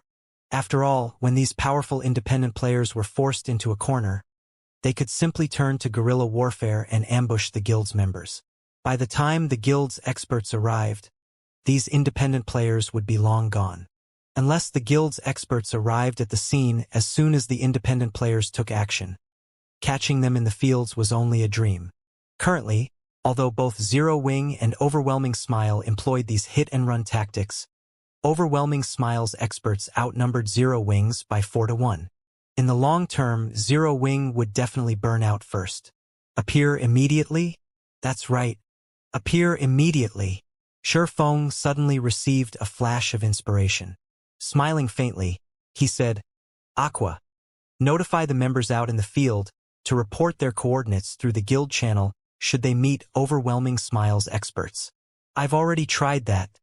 It's useless. Our men cannot arrive in time. Moreover, those experts are very sly. Even if we encounter them, they run the moment they see our reinforcements. Aqua Rose said, shaking her head. Give the order and leave the rest to me. Shurfeng chuckled. Anyone else might be helpless in this situation. At most, he could join the hunting parties and slaughter Overwhelming Smile's members. How could he possibly be more efficient alone than Overwhelming Smile's large number of experts? However, he had the 7 Luminaries ring.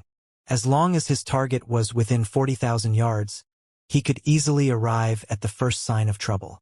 I understand. Although Aqua Rose was confused about Shurfeng's intentions, since he had given the order, he must have his own countermeasures.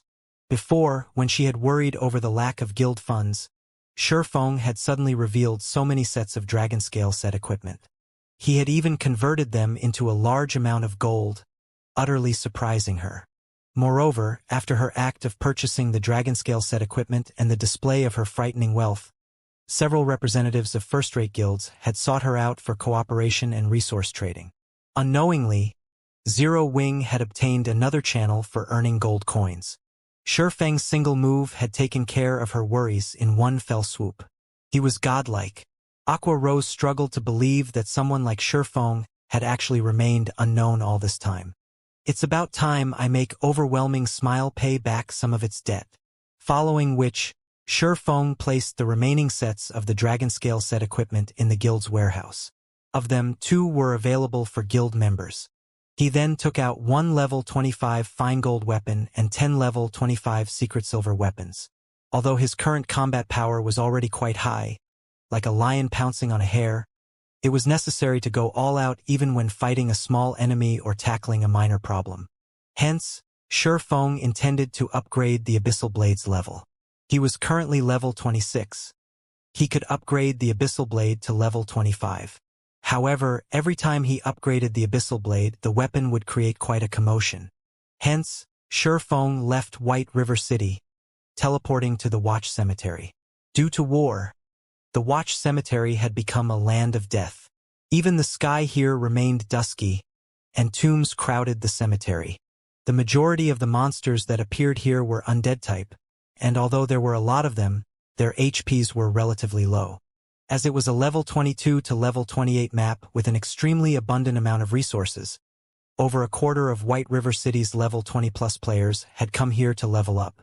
The Watch Cemetery contained many treasure chests and hidden quests. However, the cemetery was most famous for its treasure chests. In the past, countless lucky independent players had encountered mysterious iron and even secret silver treasure chests here, obtaining plenty of top-tier equipment and items. Because of this, battles between players had frequently happened in the Watch Cemetery. Similarly, over half of the battles between Zero Wing and Overwhelming Smile occurred here. There sure are a lot of players who have died here. The moment Feng teleported to the Watch Cemetery, he was greeted by the sight of corpses littering the ground. The tragic scene could easily match the one in White Fog Canyon. This scene may have even been more tragic. After all, usually only elite players visited the White Fog Canyon, whereas ordinary players had come to the Watch Cemetery. One could just imagine how intense the battle here had been. Nobody should be able to discover me here. Feng found a hidden underground tomb. After investigating his surroundings and failing to discover any nearby players, he unsheathed the abyssal blade. Devour! Feng lightly tapped the abyssal blade's level up button. After Feng selected a level 25 fine gold weapon and 10 level 25 secret silver weapons, the silvery gray abyssal blade suddenly released a black fog. Compared to the previous level ups, the black fog was denser this time. The 11 sacrificial weapons instantly transformed into ash when they came into contact with this black fog. In the next moment, the power within these weapons flowed into the abyssal blade. Immediately, Feng felt the abyssal blade release a massive pulse.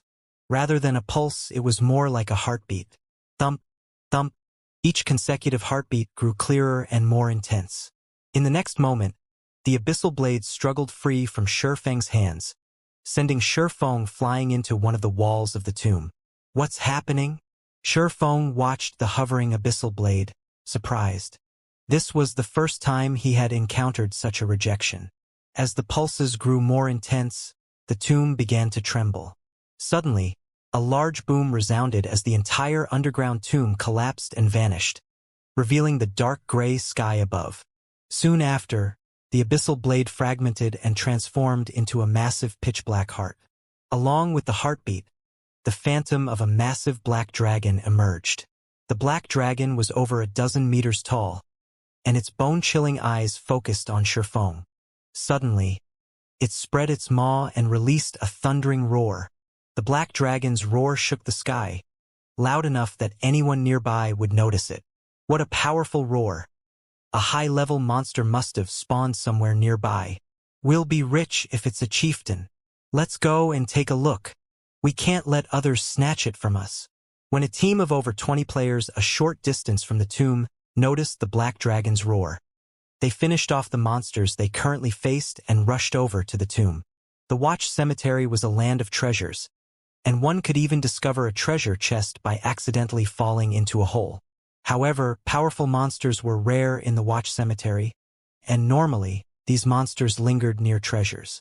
This had already become a publicly acknowledged trend. This monster's roar alone was already so powerful. No one who heard it would risk missing this opportunity. At the same time, many other teams who had heard this frightening roar also ran towards the tomb and Feng. At the epicenter of the roar, however, one man and one dragon stared each other down. The dragon released a frightening aura, and the surrounding air had begun to stagnate. Is this the backlash? At this moment, Feng had heightened his 5 senses to their very limits, wearing a grim expression. All of his concentration was on the black dragon phantom before him. Although the black dragon was not the real thing, only a phantom, Feng proceeded with caution. Moreover, Feng had not reacted in such a way intentionally. His response had been an unconscious decision.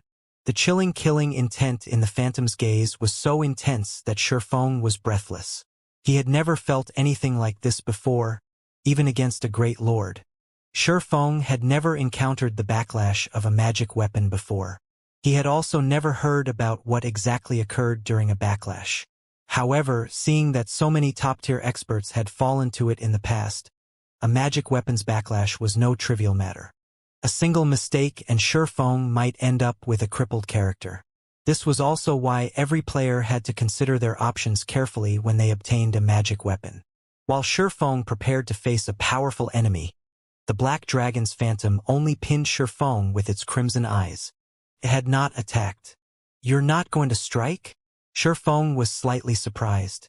Although Feng had not taken any measures to deal with the Abyssal Blade's backlash, his brain activity's improvement had allowed him to reach the refinement realm. With the techniques he had learned, he was already more powerful than he had been in the past, so he was confident that he could deal with the backlash. The Black Dragon's phantom suddenly revealed a human-like sneer, deep disdain filling its eyes as it glared at Feng. Following which, the phantom vanished, leaving behind only a pile of ruins and the Abyssal Blade, which buried its blade in the ground. At this moment, the Abyssal Blade had recovered its original black color and was now thoroughly pitch black. There was a faint layer of black smoke surrounding it, and no one could see the weapon during the dead of night. "Is this not the backlash?" Feng examined the Abyssal Blade, disbelief coloring his expression. "Sure enough, the more I level up the Abyssal Blade, the more powerful the Black Dragon becomes, and the weaker the suppression becomes." Feng walked over and pulled the Abyssal Blade from the ground. He then checked the attributes of the magic weapon. Abyssal Blade, one-handed sword, magic weapon, attack power plus 423, all attributes plus 36, attack speed plus 12, ignore levels plus 12, attacks have, 45% chance to cause 200% damage, 20% chance to cause 300% damage, 20% chance to induce Doom Curse, reducing all attributes by 40% for 35 seconds, if wielder belongs to any swordsman-related class, all skill levels plus 3. Increase free ability points received for every increase in level by 2 points. Equipment level 25. Can be upgraded. Devour 10 level 30 fine gold weapons, and 1 level 30 dark gold weapon to upgrade to level 30. Can be evolved unknown. Additional skill 1. Phantom Kill. Instantly creates a doppelganger. You can control this doppelganger. Doppelganger will have 70% of original body's attributes and all skills. At the same time, doppelganger and the original body can be swapped. Duration 45 seconds. Cooldown 5 minutes. Additional skill 2. Abyssal Bind. Binds enemies and prevents movement, reducing defense by 100%. Duration 4 seconds. Cooldown 1 minute. Additional skill 3. 9 Dragon's Slash. Instantly creates 12 phantoms of the Abyssal Blade for the wielder to use. Each phantom sword is capable of dealing up to 45% damage. Duration 30 seconds. Cooldown 5 minutes. Additional skill 4. Dark Violent Dance. 50% of the total damage dealt to the target spreads in a cone-shaped area towards targets within a distance of 12 yards. Duration 30 seconds. Cooldown 1 minute. Additional Profound Inheritance. Black Emperor. When activated, every critical hit will accumulate 1 layer of Death Aura. Each layer of Death Aura can be used to increase all attributes of wielder by 2% and attack speed and movement speed by 1% for 10 seconds, or be used to reduce the cooldown of a skill by 3 seconds. Maximum of 30 layers of Death Aura. Duration 10 minutes. Cooldown 16 hours. The Abyssal Blade was personally created by Master Smith Alice's using the Black Dragon King's fangs as material. It is one of 36 famed swords, and it is ranked 31st. However, this sword has been cursed by the Black Dragon King. Aside from providing the wielder with immense strength, there will be a backlash every period of time. However, after being remodeled by Jack using a star crystal, the strength of the backlash has been greatly reduced. If the wielder is unable to suppress the backlash, the wielder will receive the curse of the Black Dragon King, permanently reducing all attributes by 50%. Unable to be dropped. Unable to be traded. The basic attributes and the skills of the Abyssal Blade had not undergone any significant changes. However, the magic weapon's attack power had massively improved. Previously, its attack power was only slightly over 300. After this evolution, its attack power had soared past 400. It was nearly 50 points higher than Fire Dance's level 25 Dark Gold ranked Truefire Blade. After retrieving the Abyssal Blade, Shi Feng swung it a few times. He swung the weapon at a damaged stone pillar nearby. Sang! Shi Feng had not encountered any resistance as he cut into the stone. The sturdy pillar felt like air as the Abyssal Blade sliced through it, splitting it in two as it fell to the ground. So sharp! Shi Feng stared at the remains of the stone pillar with shock. He then glanced back at the magic weapon in his hand. The Abyssal Blade was practically a weapon of gods. With such sharpness, not even secret silver equipment could defend against it. Just as Shi Feng was about to leave the tomb, over 100 players suddenly emerged from the dark forest. With a quick glance, it was obvious that these players were not all members of the same team. These new arrivals were also independent players. What happened here? These players were stupefied upon arriving at the thoroughly ruined underground tomb.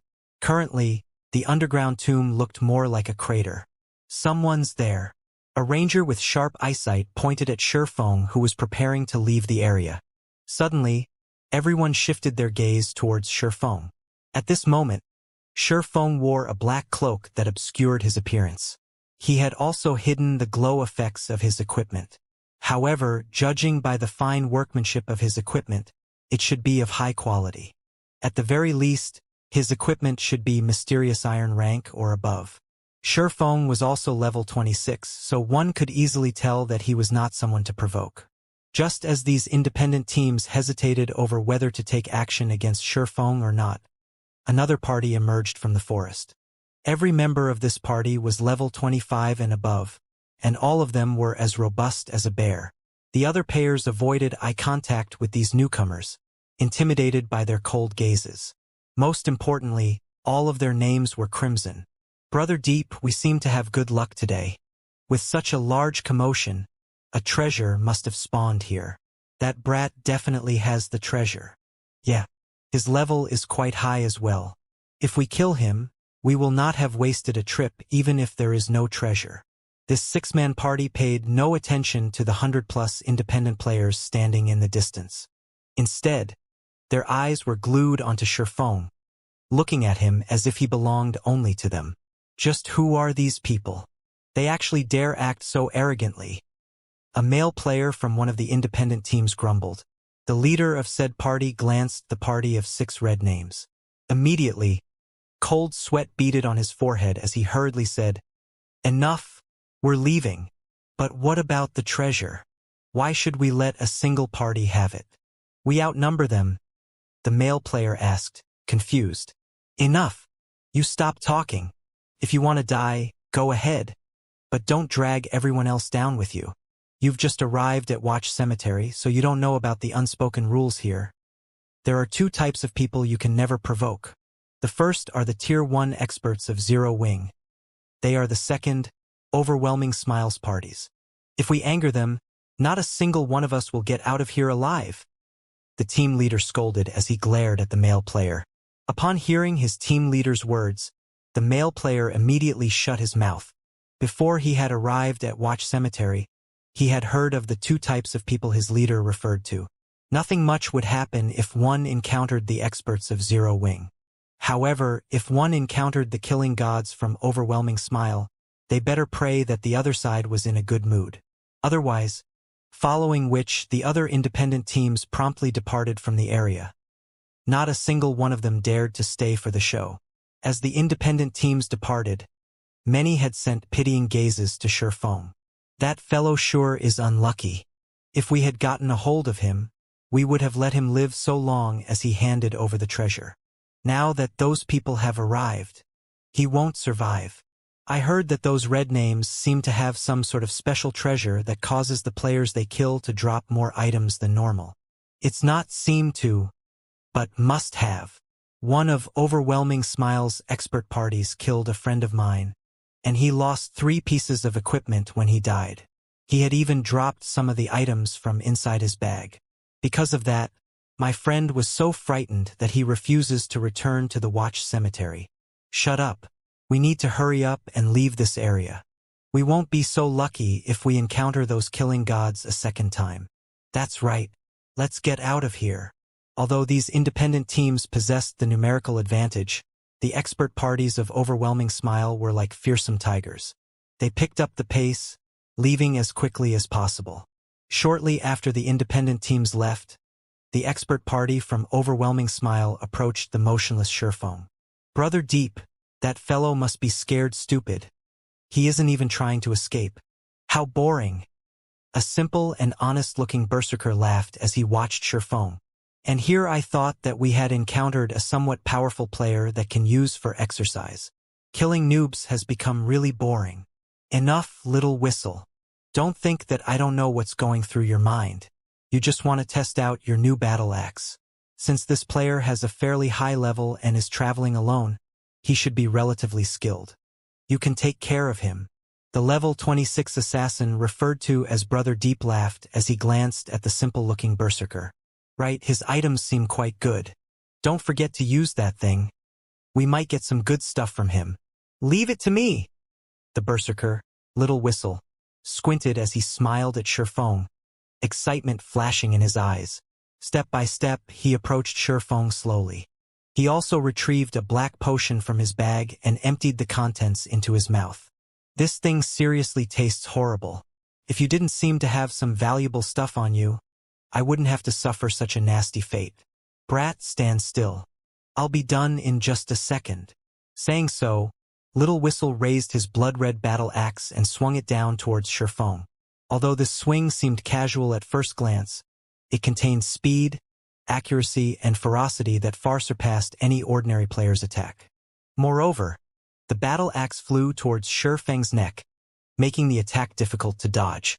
Little Whistle's casual, yet well-calculated, attack was clearly a habit developed after many years of training.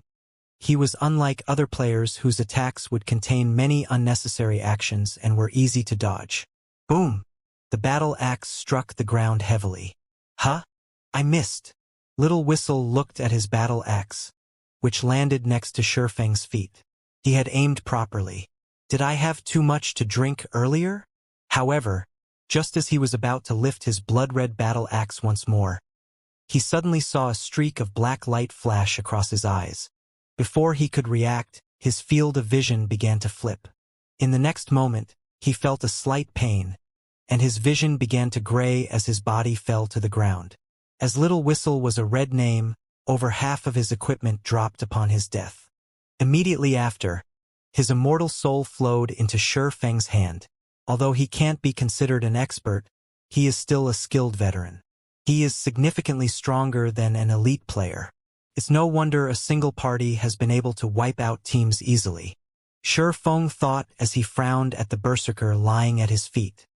He then shifted his gaze to the 5 other party members a short distance away, paying no attention to the large amount of equipment scattered before him.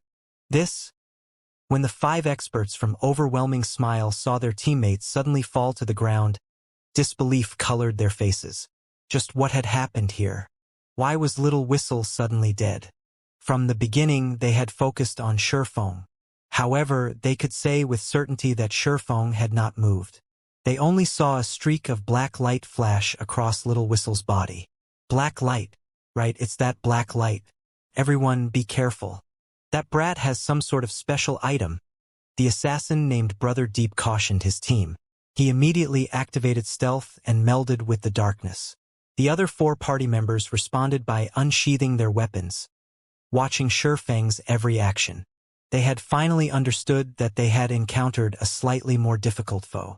If they did not respond properly, they might lose their lives without even knowing how they died. However, while they watched Sherfong, they discovered that the swordsman had suddenly disappeared. Where is he? The 5 of them examined their surroundings, failing to discover any signs of movement. A player had disappeared so simply right before their eyes. Was he an assassin? This thought suddenly popped into their minds. However, they had previously checked and could say with certainty that Sherfeng was definitely a swordsman. Otherwise, they would not have been so carefree. After all, it would be extremely difficult to catch an assassin in stealth. While the 5 experts from Overwhelming Smile searched for Sherfeng, he suddenly appeared behind the 5 players. Crap! Behind us!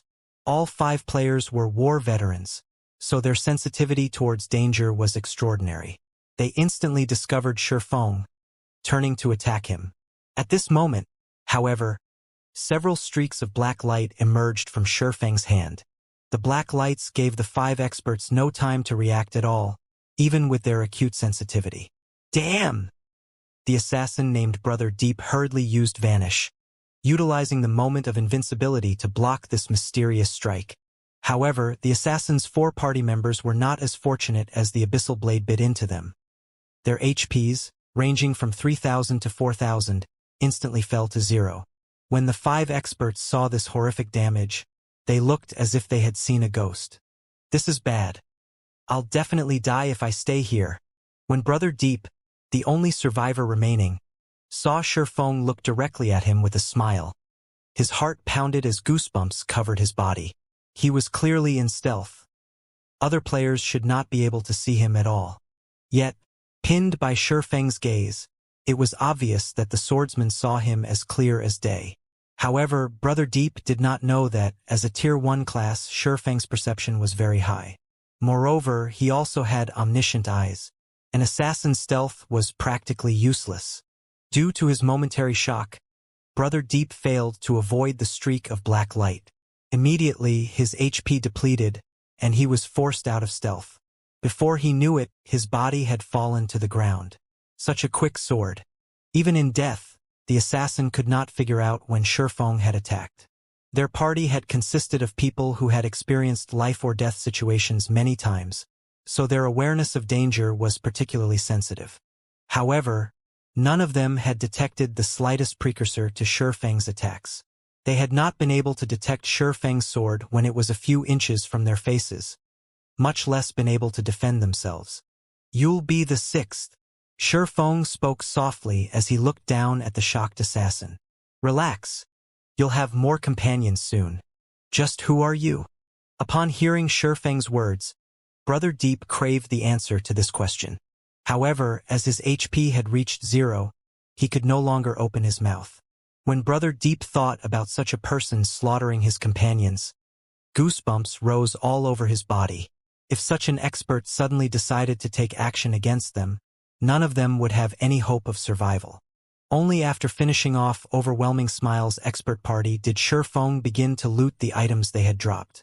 Since Overwhelming Smile and Zero Wing had labeled each other hostile guilds, none of the members of either guild would receive any crime value when killing each other. However, aside from slaughtering the members of Zero Wing, the expert parties of Overwhelming Smile also frequently killed players who possessed high-quality equipment, resulting in them becoming red names. As red names, the penalty they received for dying multiplied, resulting in them dropping an abundance of items when they died. The 6 Overwhelming Smile experts had dropped a total of 54 items. Of them, 45 pieces were equipment, with a majority of the equipment being Secret Silver rank, and only 8 being Fine Gold rank. However, this was a significant harvest. In addition, there were 9 items had dropped from the experts' bags. Of the 9 items, 7 had dropped from the first Berserker Sherfeng had killed. In God's domain, the chance of players dropping items from their bags upon death was minuscule. However, as the Overwhelming Smile experts were red names, this chance had been multiplied by several times. Even so, it was still a very small chance. The fact that Sherfeng had obtained 7 items from a single player's bag, in addition to the 45 pieces of equipment from killing a 6-man party, was mainly due to this Berserker dropping all of his equipment. He had nothing left. It was unbelievable. Just how abysmal is this fellow's luck? Did he do something to anger the heavens? Not even someone who had killed thousands would have such a fate. Sherfeng could not help but pity the Berserker lying at his feet. Regardless of how Sherfeng felt, he still pocketed the Berserker's items. However, when he looked through the items, he discovered a dozen bottles of a black potion.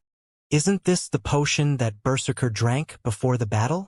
Feng examined the black potion and suddenly recalled the berserker's comment.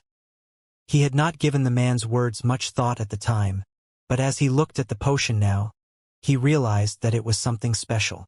The black potion would actually increase the drop rate when killing players. However, the potion's effects similarly affected its user, and if the user died, their drop rate would multiply as well.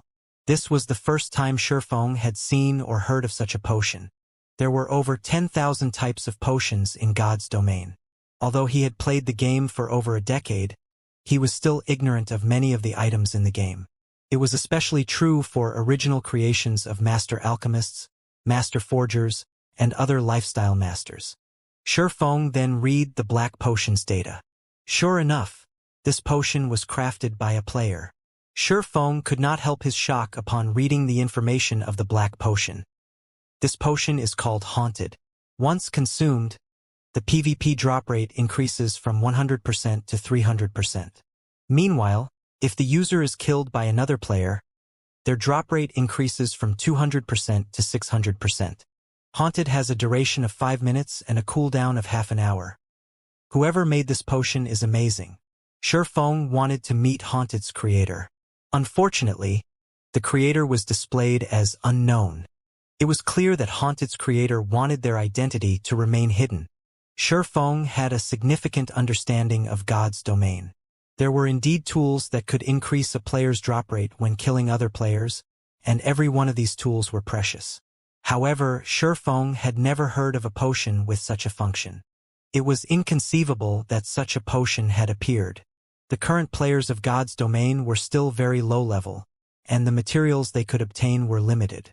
To create such a powerful potion with such limited materials, this alchemist must be a genius.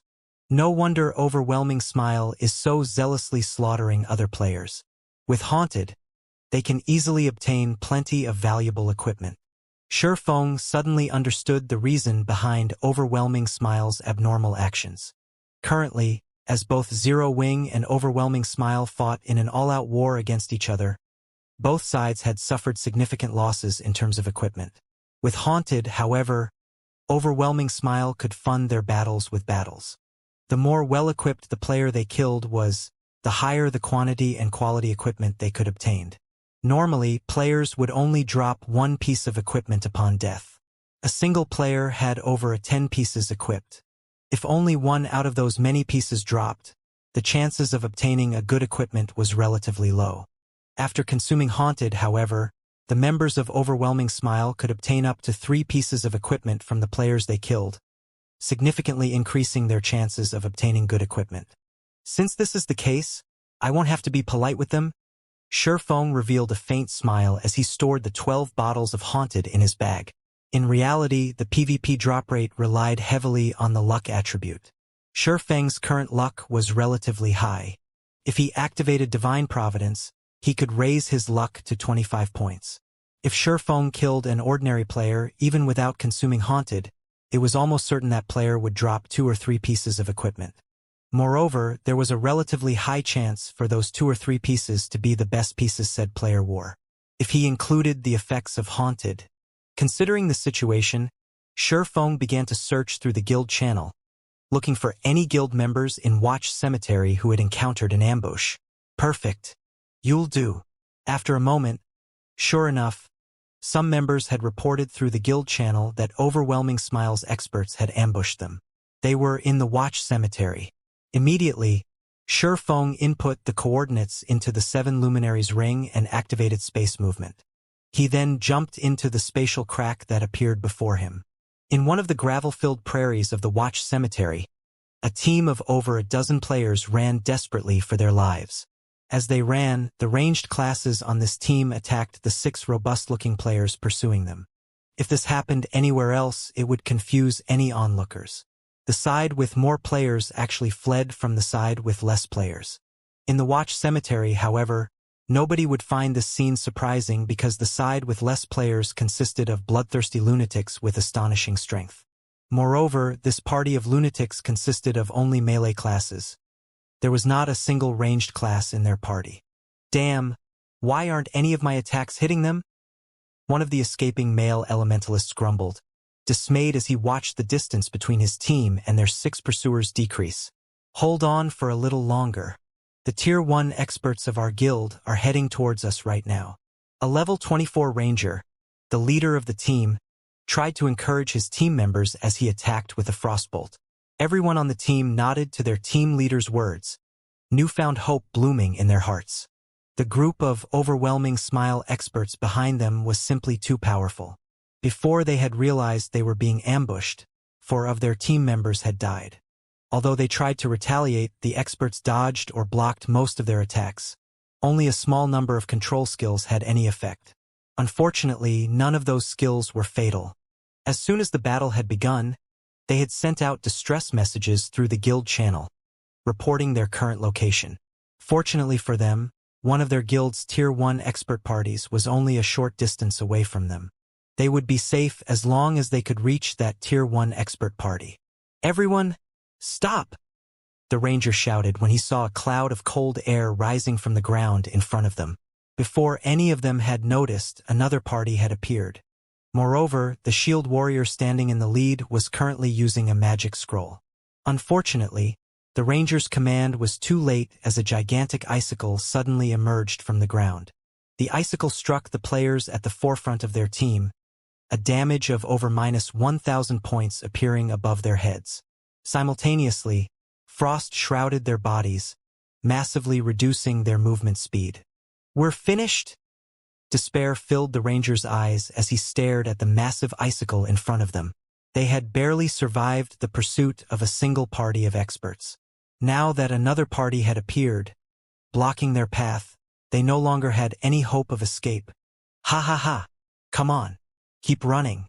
I want to see how far you can get!" One of Overwhelming Smile's experts sneered upon seeing the Zero-Wing team's predicament. At this moment, however, a spatial crack appeared in the air, and a human figure suddenly emerged. "Oh, it seems that I am quite lucky today." After Shurfeng landed, he swept a glance over the 2 expert parties from Overwhelming Smile, a faint smile appearing on his face. In White River City, shortly after Overwhelming Smile had established its guild residence, the street outside the guild residence was already packed with players hoping to join the guild. Over 10,000 players waited for their evaluation, far surpassing Zero-Wing's guild recruitment. Currently, Overwhelming Smile offered 3 to 4 times more benefits than their rival. In addition, Overwhelming Smile had already become the unshakable overlord of Maple City. Now that Overwhelming Smile had its own guild residence, its momentum was unstoppable. As a result, many independent players who had observed the situation from the sidelines had decided to take action. In White River City, Zero-Wing only had 3 advantages. The first was the presence of Black Flame, the number 1 expert of Star Moon Kingdom. There were also plenty of experts in Zero-Wing, making the guild a good place to seek guidance and improve oneself. The second was the guild residence. Members of Zero-Wing could receive a large number of high-level guild quests, allowing them to level up and earn money easily. The fact that members could accumulate a double EXP buff while resting in the guild residence was also quite attractive. The third was Zero-Wing's guild warehouse. A lot of top-tier equipment was constantly available for guild members to earn. These items were not available outside of Zero-Wing. However, to the majority of the players in White River City, Zero-Wing's most attractive benefit was its guild residence. It was the reason that many had hesitated when choosing between Zero-Wing and Overwhelming Smile. However, that issue had been resolved. Now that the well-funded Overwhelming Smile had its own guild residence as well, Zero-Wing had lost its advantage. Currently, compared to Overwhelming Smile, the overlord of a city, Zero-Wing was inferior. It was obvious which guild they should join. "Ah! We are too late." A level 23 female cleric sighed helplessly when she saw the long line of players outside Overwhelming Smile's guild residence. The cleric then turned to the level 25 female elementalist beside her, grumbling to the innocent-looking girl in silver clothing. "Rain, this is your fault. I told you that, as long as Overwhelming Smile establishes its guild residence, a ton of players are going to try to join. Now we've got to wait so long if we want to join. Blue Bamboo, I've said it before. I'm only playing God's domain because I am curious about this world. I want to understand more about this realistic fantasy world, and I don't really mind not joining a guild. Thoughtful Rain shook her head in response to her friend's words. She was not particularly interested in joining any guild. Rain, you're wrong about this. God's domain is such a vast world, and there are plenty of dangerous places. If we're not strong enough, how can we explore those places? Meanwhile, joining a guild is undoubtedly the fastest way to grow stronger. The female cleric named Blue Bamboo countered. Just look at how poorly we are faring right now. We bought a majority of our equipment. To make things worse, our equipment is crappier than what guild members have. In that case, shouldn't we join Zero Wing? Thoughtful Rain asked, confused. I hear that Zero Wing's warehouse contains plenty of top-tier equipment that no other guild can match. Speaking of Zero Wing, Thoughtful Rain suddenly recalled the man named Yifeng who had helped her before. She remembered that he was one of Zero Wing's members. The library emblem he had given her had helped her greatly, and she wondered how that man was faring. Don't you know? A war has recently broken out between Zero Wing and Overwhelming Smile, and each report is more amazing than the last. As a result, the independent players who had originally hesitated are now desperately trying to join Overwhelming Smile. Do you know why? Blue Bamboo asked mysteriously. That's because Zero Wing no longer has an advantage over Overwhelming Smile. Previously, Zero Wing slaughtered Overwhelming Smile's members, driving the guild into a corner. Now, however, the situation has completely changed.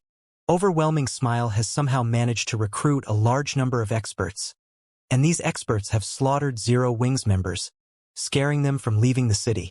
Probably won't be long before Zero Wing is destroyed, which is why so many players are rushing to join Overwhelming Smile. Moreover, Overwhelming Smile no longer targets Maple City. It has shifted its focus to White River City. The fact that the guild has established its first guild residence in White River City rather than Maple City had made that obvious.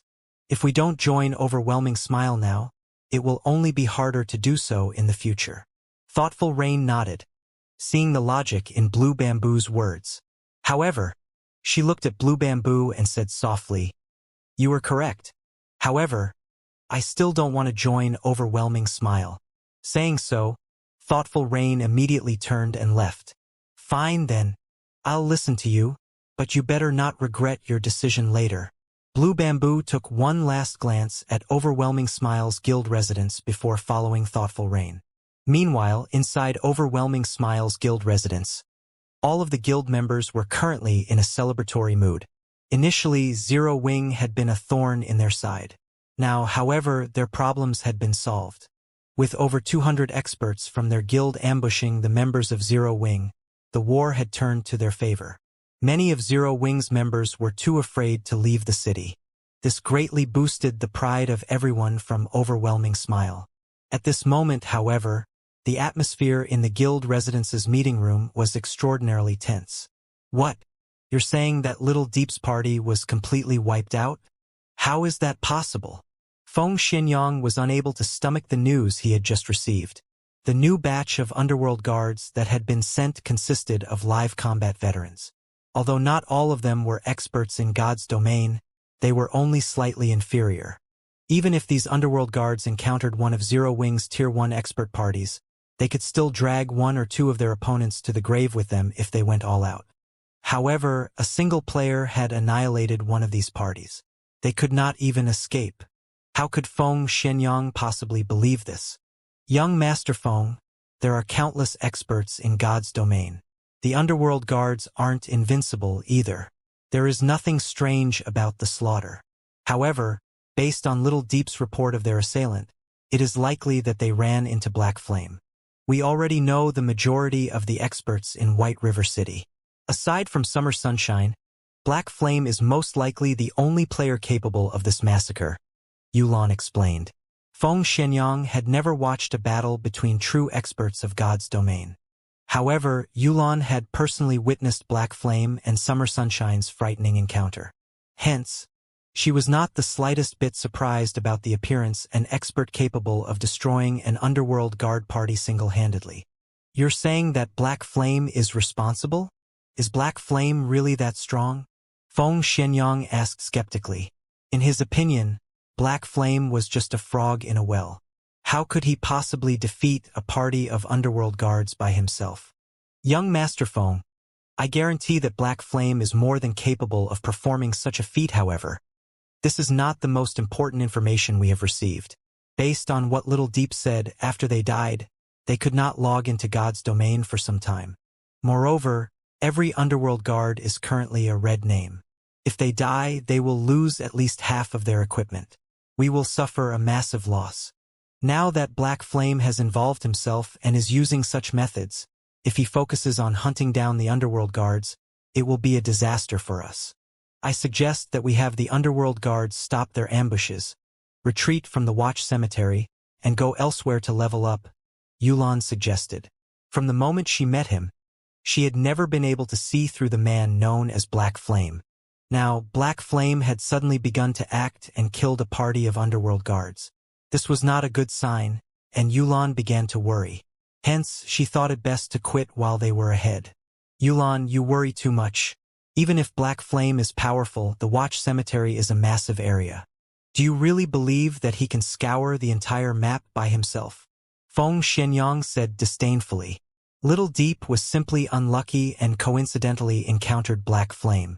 Losing one party isn't significantly damaging. On the other hand, our rampant ambushes on Zero Wing are severely wounding the guild. Moreover, there are so many treasures in the watch cemetery. If we give the area up, not only will it greatly reduce our guild's morale, but we will also lose a huge source of income. Besides, while Zero Wing has Black Flame, do you think that Underworld does not possess experts aside from the Underworld guards? Feng Xianyang laughed. Have they arrived as well? Yolan's beautiful eyes widened upon hearing Feng Xianyang's words, shock coloring her features. Although the Underworld guards were the core combatants of Underworld, they were not the peak combatants. Even so, the Underworld guards were only slightly inferior to the peak combatants of other first-rate guilds. They were more than enough to deal with second-rate guilds. Since Feng Xianyang had said as much, the new arrivals were not members of the Underworld guards. Instead, they should be the peak combatants of Underworld, the Seven Ghosts. That's right. To eliminate Zero Wing quickly and ensure that we obtain White River City, upper management has sent us 2 ghosts. With the 2 of them, Black Flame's good fortune will come to an end. Feng Xianyang laughed. Since 2 of the 7 ghosts have arrived, Black Flame's hunting spree will no longer be an issue. On the contrary, this is our chance. Yulan nodded as she revealed a smile. Underworld was a massive organization, and those who joined the Underworld guards were already considered experts. Meanwhile, the 7 ghosts stood out among the Underworld guards and stood at the peak of the organization. The 7 ghosts held very high positions in Underworld, and even Feng Xianyang had to treat them with respect. Every one of the 7 ghosts was an extraordinarily talented expert carefully selected by Underworld. Moreover, they had received Underworld's unreserved nurturing and hell-like training. Their strength had long since surpassed the realm of ordinary humans. If several ghosts worked together, even an expert like Summer Sunshine would be helpless. Now that Black Flame was going all out in his hunt of the Underworld guards, this was very good news for Overwhelming Smile. If the 2 ghosts found Black Flame while he was on his hunting spree, perhaps they could kill Black Flame and utterly destroy Zero Wing. Just as Feng Xianyang and Yulan discussed Shifeng, the man currently faced off against 2 Underworld guard parties in the watch cemetery. Good luck! What an arrogant little brat! The 2 Underworld guard parties glared at Shifeng before turning to each other, smiling. The members of Zero Wing also watched Shifeng, who currently hid his appearance under his black cloak, astonishment filling their eyes. Shifeng had accidentally appeared and claimed to have good luck. Did he not know that the 2 parties surrounding them were the famous killing gods? Every one of these players was a demon who could slaughter people without batting an eye. Those who encountered these killing gods had only one ending: death. We have to hold our ground. Our guild's Tier 1 experts are almost here. We'll be saved as long as we hold on for a little longer, the leader of Zero Wing's team said, gritting his teeth. A thread of hope appeared in the eyes of Zero Wing's members. When they looked at the two underworld guard parties surrounding them, their gazes burned with fighting spirit. "Oh? You guys must have a death wish. Old Six, you deal with these guys. I'll deal with the new brat."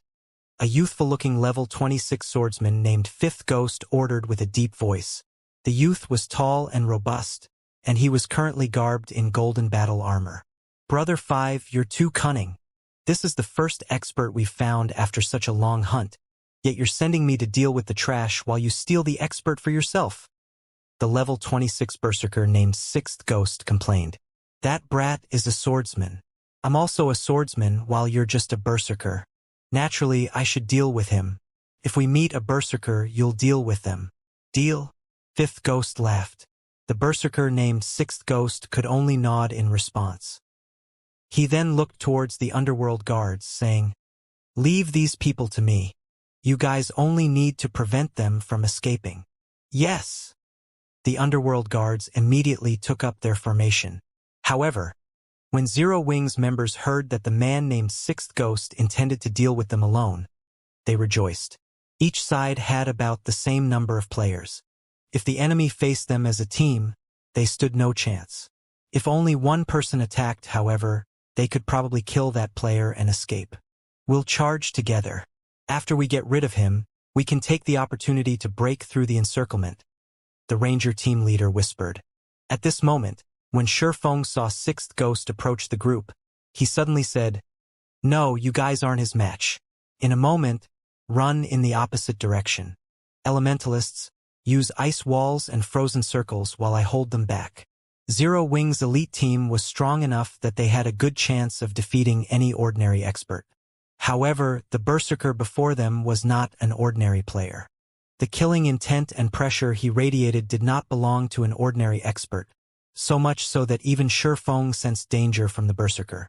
Moreover, when Shifeng used omniscient eyes to inspect everyone's data, Sixth Ghost's data surprised him. The berserker named Sixth Ghost was actually a Tier 1 class. This was the first time Shifeng had encountered a Tier 1 class belonging to another guild. The swordsman named Fifth Ghost was also a Tier 1 class. Judging from the respectful attitudes the underworld guard parties showed these two players, Shifeng guessed that the two were not ordinary characters. They were definitely high up in underworld.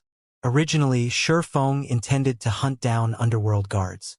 Now, however, rather of hunting a cat, he had found a tiger. "Thank you for the warning. However, we are the elites of Zero Wing.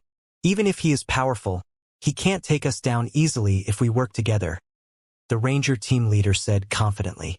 However, before the Ranger could finish his words, Sixth Ghost had used charge, leaving only an afterimage behind him. In the blink of an eye, Sixth Ghost arrived before Zero Wing's battle-ready shield warrior. He then activated Cleave and slashed his saber down on the shield warrior. Just as this shield warrior was about to block the attack with his shield, Sixth Ghost's saber suddenly vanished. The saber instantly reappeared in the shield warrior's blind spot and struck its target, sending the shield warrior flying backward. A damage of over -2,600 points appeared above the shield warrior's head, reducing his HP by more than half. The entire process was as smooth as flowing water. None of the surrounding Zero Wing members had reacted to Sixth Ghost's attack. They could only watch as their MT was sent flying. Sixth Ghost's damage shocked Zero Wing's elites. None of them could believe that a berserker could actually deal over -2,600 damage to a shield warrior. However, Sixth Ghost was not done with the shield warrior. Twisting his feet slightly, Sixth Ghost transformed into an afterimage as he weaved through the crowd of players. He arrived behind the still airborne shield warrior and sent out another slash. Nobody had ever expected a berserker to be so agile. Although the entire process seemed slow, in reality, everything had happened in an instant. Just as Sixth Ghost's saber was about to strike the shield warrior's back and end his life, Sixth Ghost suddenly spun and used whirlwind slash. Pong! Dazzling sparks scattered around him. Sixth Ghost's battle saber collided with a pitch-black sword. Meanwhile, the owner of the sword was none other than the mysterious newcomer, Shifeng. "Brat, you sure are in a hurry to die." Sixth Ghost licked his lips, a hint of excitement appearing in his eyes as he smiled at Shifeng. Since you can attack soundlessly, you should have also reached that realm. If not for his many years of combat experience and his senses picking up on Shifeng's faint killing intent, he would not have detected Shifeng's attack. Fortunately, he sensed the attack at the very last moment and instinctively used Whirlwind Slash. Otherwise, Shifeng's attack would have been successful. Other than his sparring sessions with the other ghosts, this was the first time he had encountered such a situation. Saber and sword intersected, scattering sparks, following which Sixth Ghost and Shifeng exchanged moves continuously. Both Shifeng and Sixth Ghost possessed frightening strength, the ground beneath them cracking under the pressure. Surprisingly, neither expert had actually taken a single step back. However, it was a different story for the players' watch from the sidelines. Due to the resulting impact from the weapon's collision, the spectators were forced to retreat. They are so powerful. Even from this distance, I can feel how intense the impact is. No wonder Little Horse was sent flying, the Ranger team leader muttered as he watched the scene before him. Fear filled his gaze as he watched Sixth Ghost. Since he had started playing God's Domain, this was the first time he had seen a player with such ferocious strength. It was simply terrifying. However, the fact that Shifeng could contend with such a monster was just as astounding. At this moment, the Tier 1 swordsman, Fifth Ghost, gaped at the two combatants with utter disbelief. Just who is that? He can compete with Old Six's strength. Fifth Ghost's gaze sharpened as he began to watch Shifeng carefully. In terms of strength, a Tier 1 Berserker was definitely the strongest of all the classes. Moreover, Fifth Ghost knew how Sixth Ghost had allocated his free attribute points. They had all gone into his strength. Every piece of Sixth Ghost's equipment was also strength-based. Yet, a swordsman like Shifeng was on equal footing with Sixth Ghost. It was inconceivable. Among the 7 ghosts, Sixth Ghost's strength ranked third. Even a swordsman like himself refused to confront Sixth Ghost directly, relying on techniques to achieve victory instead. Now that an expert, capable of matching Sixth Ghost's strength, had appeared, Fifth Ghost could not help but focus on the fight. Brat, it seems that you're a Tier 1 class as well. I won't continue playing games, then. Sixth Ghost roared, and suddenly, the skin covering his entire body turned red. His momentum had also changed as a violent aura surged forth from his body. This move was a Tier 1 skill belonging to Tier 1 Berserker's Bull's Rage, which increased the player's strength by 20% for 15 seconds. Sixth Ghost's strength had already been quite high. Now that it had increased by another 20%, simple gestures were enough to crack the land beneath his feet. You are 10 years too early if you think you can compete with my strength.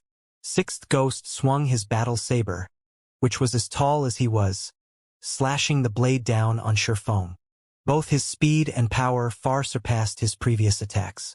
Yet, Shifeng did not try to dodge this attack. Instead, he swung the abyssal blade in his hand towards Sixth Ghost's saber. Everyone was confused.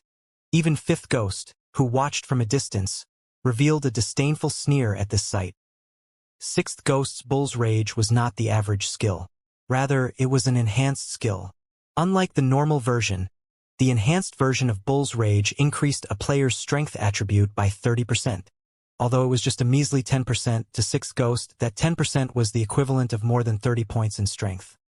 Having an additional 30 points in strength was like wearing an additional piece of top-tier equipment that added strength. In terms of a Tier 1 player's levels, this increase equated 4 or 5 additional levels.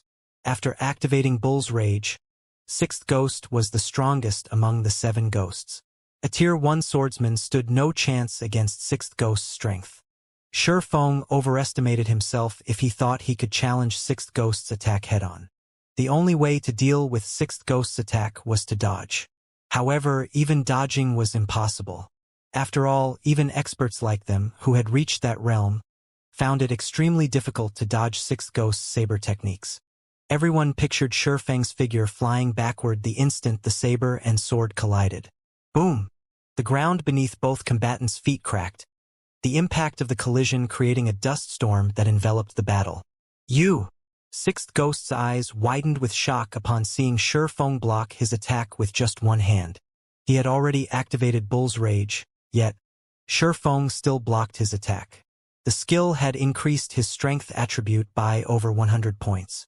This increase alone was already as much as what an ordinary player possessed. Yet, Shifeng had blocked it. The onlooking crowd gaped when they saw the small crater below the fighter's feet. Are they NPCs? None of them could believe what they saw. Was this really a battle between players? If not for the player-specific diamond-shaped markers hovering above both sides' heads, they would have suspected that the two were monsters of God's domain fighting over territory. So he really was telling the truth. Only now did Zero Wings members realize why Shifeng had warned them before the battle had begun. With such frightening strength, even if Sixth Ghost had not utilized any skills and relied solely on his techniques and attributes, he would not have needed long to annihilate their team. Just who are you? After this single exchange, Sixth Ghost hurriedly retreated from Shifeng. He was on high alert as he watched his opponent, no longer as calm as before. Even a fool could tell that Shifeng's basic attributes were far superior to Sixth Ghost's. From their previous exchange, Sixth Ghost realized that Shifeng had only been testing his strength. With this realization, an indescribable anger overtook Sixth Ghost's heart. All this time, he had been the one to test others' strength, never the other way around. Now that someone had done the same to him, Sixth Ghost's pride as one of the 7 ghosts had been wounded. You attacked first. Why are you the one asking this question? Shifeng chuckled. Brat, you're courting death. As Sixth Ghost bellowed, the battle saber in his hands transformed into 3 saber images. These saber images sealed off Shifeng's path of retreat as they bombarded their target. At this moment, it looked as if Sixth Ghost held not 1, but 3 battle sabers in his hand. Soundlessly, Sixth Ghost appeared right in front of Shifeng. Hand-to-hand combat relied on 2 things, attributes and techniques. Currently, Shifeng's attributes were far superior, so Sixth Ghost chose to contend with Shifeng using techniques. Triple cut. Shifeng's expression immediately turned grave. Immediately, he brandished the abyssal blade, meeting the oncoming attacks. Triple cut was a more advanced technique compared to second acceleration. Second acceleration was a technique used to fool the enemy's eyes and attack the blind spot. However, triple cut was an advanced attack technique that relied on the body's center of gravity to focus all power into a single point. The attack was extremely fast, to the point that others would see 3 weapons instead of 1. In reality, these were only afterimages. Dang, dang, dang. The sound of metal clashing echoed through the air. For a time, the area between Sixth Ghost and Shifeng had become a whirlwind of blades. The constant and deafening clangs of metal on metal made everyone's ears ring. However, when they looked at the battlefield, they failed to see any collision between weapons. Such a powerful triple cut. Although Shifeng had not received any damage, he struggled to defend against Sixth Ghost's attacks with the abyssal blade. Even though he was significantly faster than Sixth Ghost, he could do nothing but defend himself. This was the first time Shifeng was at a disadvantage against a berserker in a contest of speed. Shifeng had to admit that an advanced attack technique could increase a player's combat power significantly. Fortunately, he was quite a bit faster than Sixth Ghost. He had also already entered the refinement realm. He could perceive both attacks and dodging maneuvers meticulously. Otherwise, he would have already died under Sixth Ghost's triple cut. However, although Shifeng struggled to cope with the attacks, Sixth Ghost was not having an easy time, either. Even after using Bull's Rage, every time he crossed blades with Shifeng, he could feel his hands tremble from the resulting impact. His HP had even begun to fall slowly with each consecutive impact. Although it was only a very tiny amount, after a long period, his HP would eventually vanish. Old Six, I'll help you. Suddenly, Fifth Ghost's figure appeared behind Shifeng. Immediately, he used triple cut with his 2 swords, aiming for Shifeng's back. Fifth Ghost was a Tier 1 swordsman. Although he did not possess Sixth Ghost's frightening strength in terms of speed, he was significantly superior to the berserker. In particular, Fifth Ghost's control over his center of gravity when using the advanced attack technique triple cut surpassed Sixth Ghost's.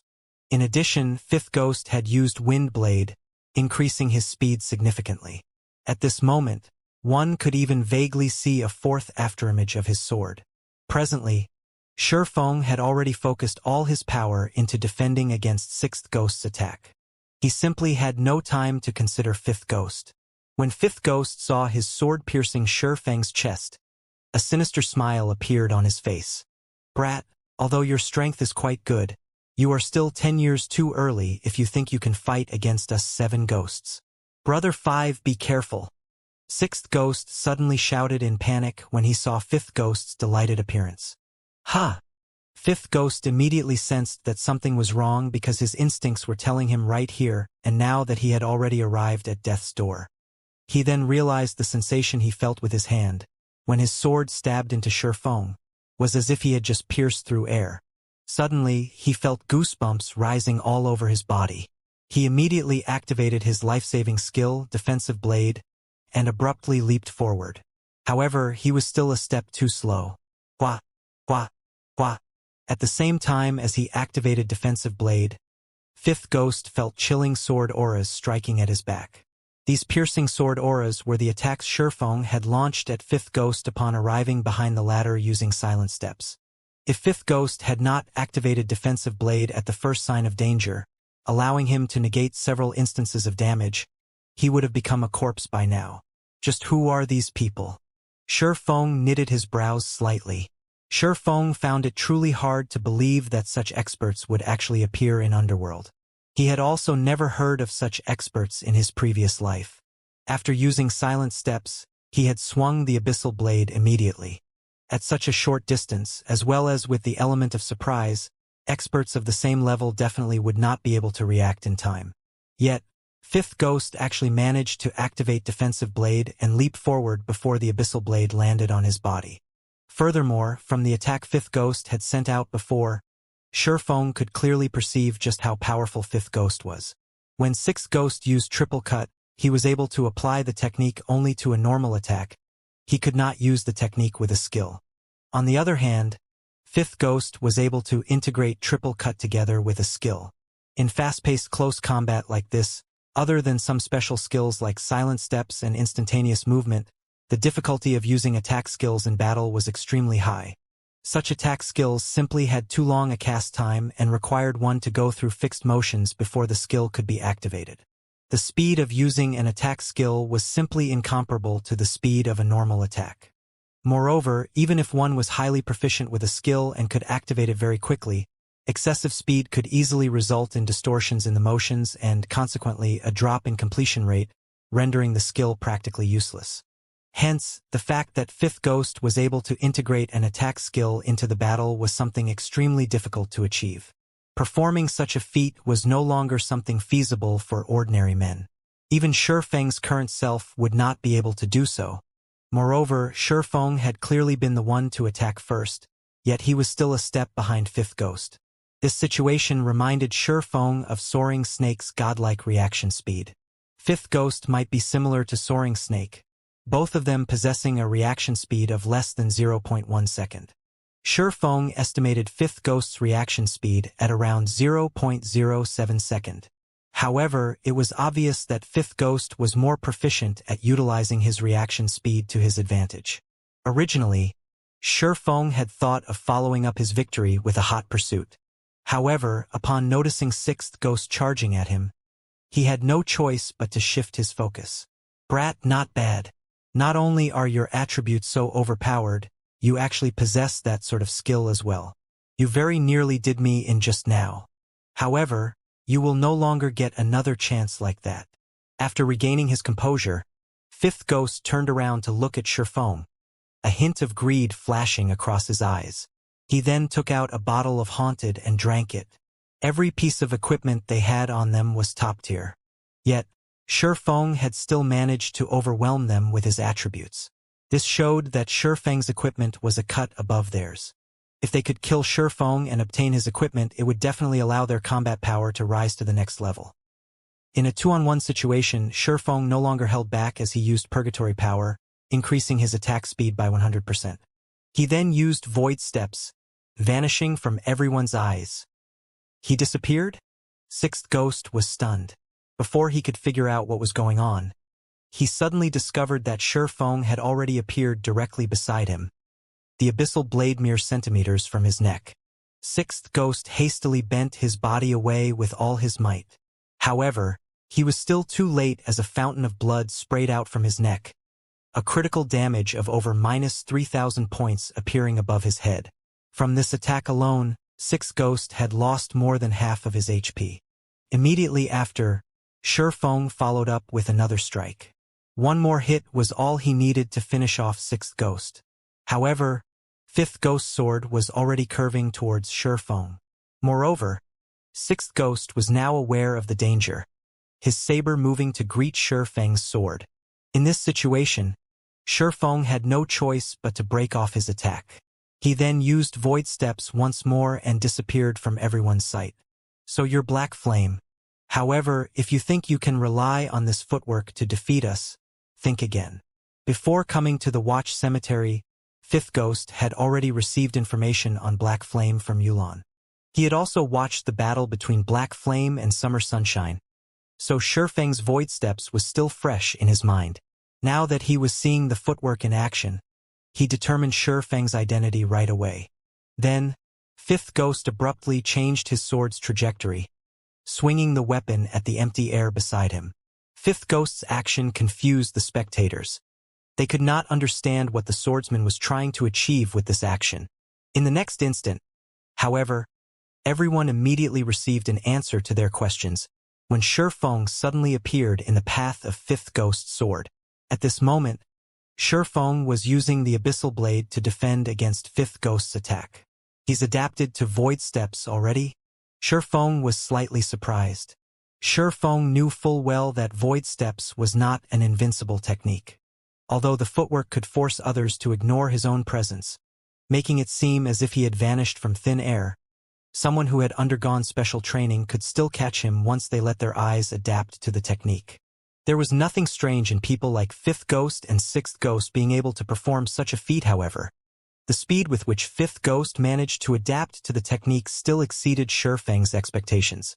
During Feng's moment of surprise, Sixth Ghost had also slashed his saber at Feng's back, forming a pincer attack around Feng. Left with no other choice, Feng activated Windwalk as well as Void Steps to retreat. Although the two ghosts had adapted themselves to Void Steps, there was still a brief moment of delay before their eyes could locate Feng. Hence, Feng still persisted in using Void Steps to retreat. For a time, both sides entered a stalemate. The exchange between saber and swords created a storm that engulfed the audience. The surrounding spectators were shocked by this scene, and not even their eyes could keep up with the three combatants' actions. Looking at the high-speed battle between the three, even breathing seemed superfluous. Despite Feng's attack speed receiving a huge boost and the significant effect of Void Steps, Feng was still forced into passivity. The two ghosts' attacks were extremely tricky to deal with. In particular, Fifth Ghost's attacks would always strike from various different blind spots, and never once would the swordsman face Feng in a direct confrontation.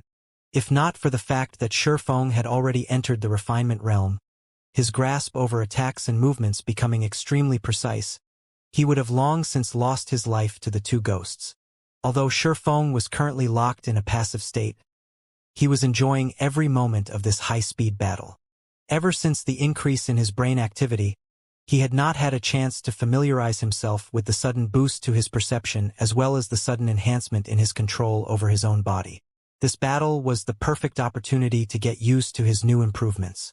Chances to fight against experts were extremely rare, let alone against experts who were capable of forcing him into such dire straits, where even the slightest mistake could cost him his life. Moreover, Feng could not help but admit that the coordination between Fifth Ghost and Sixth Ghost was indeed very amazing.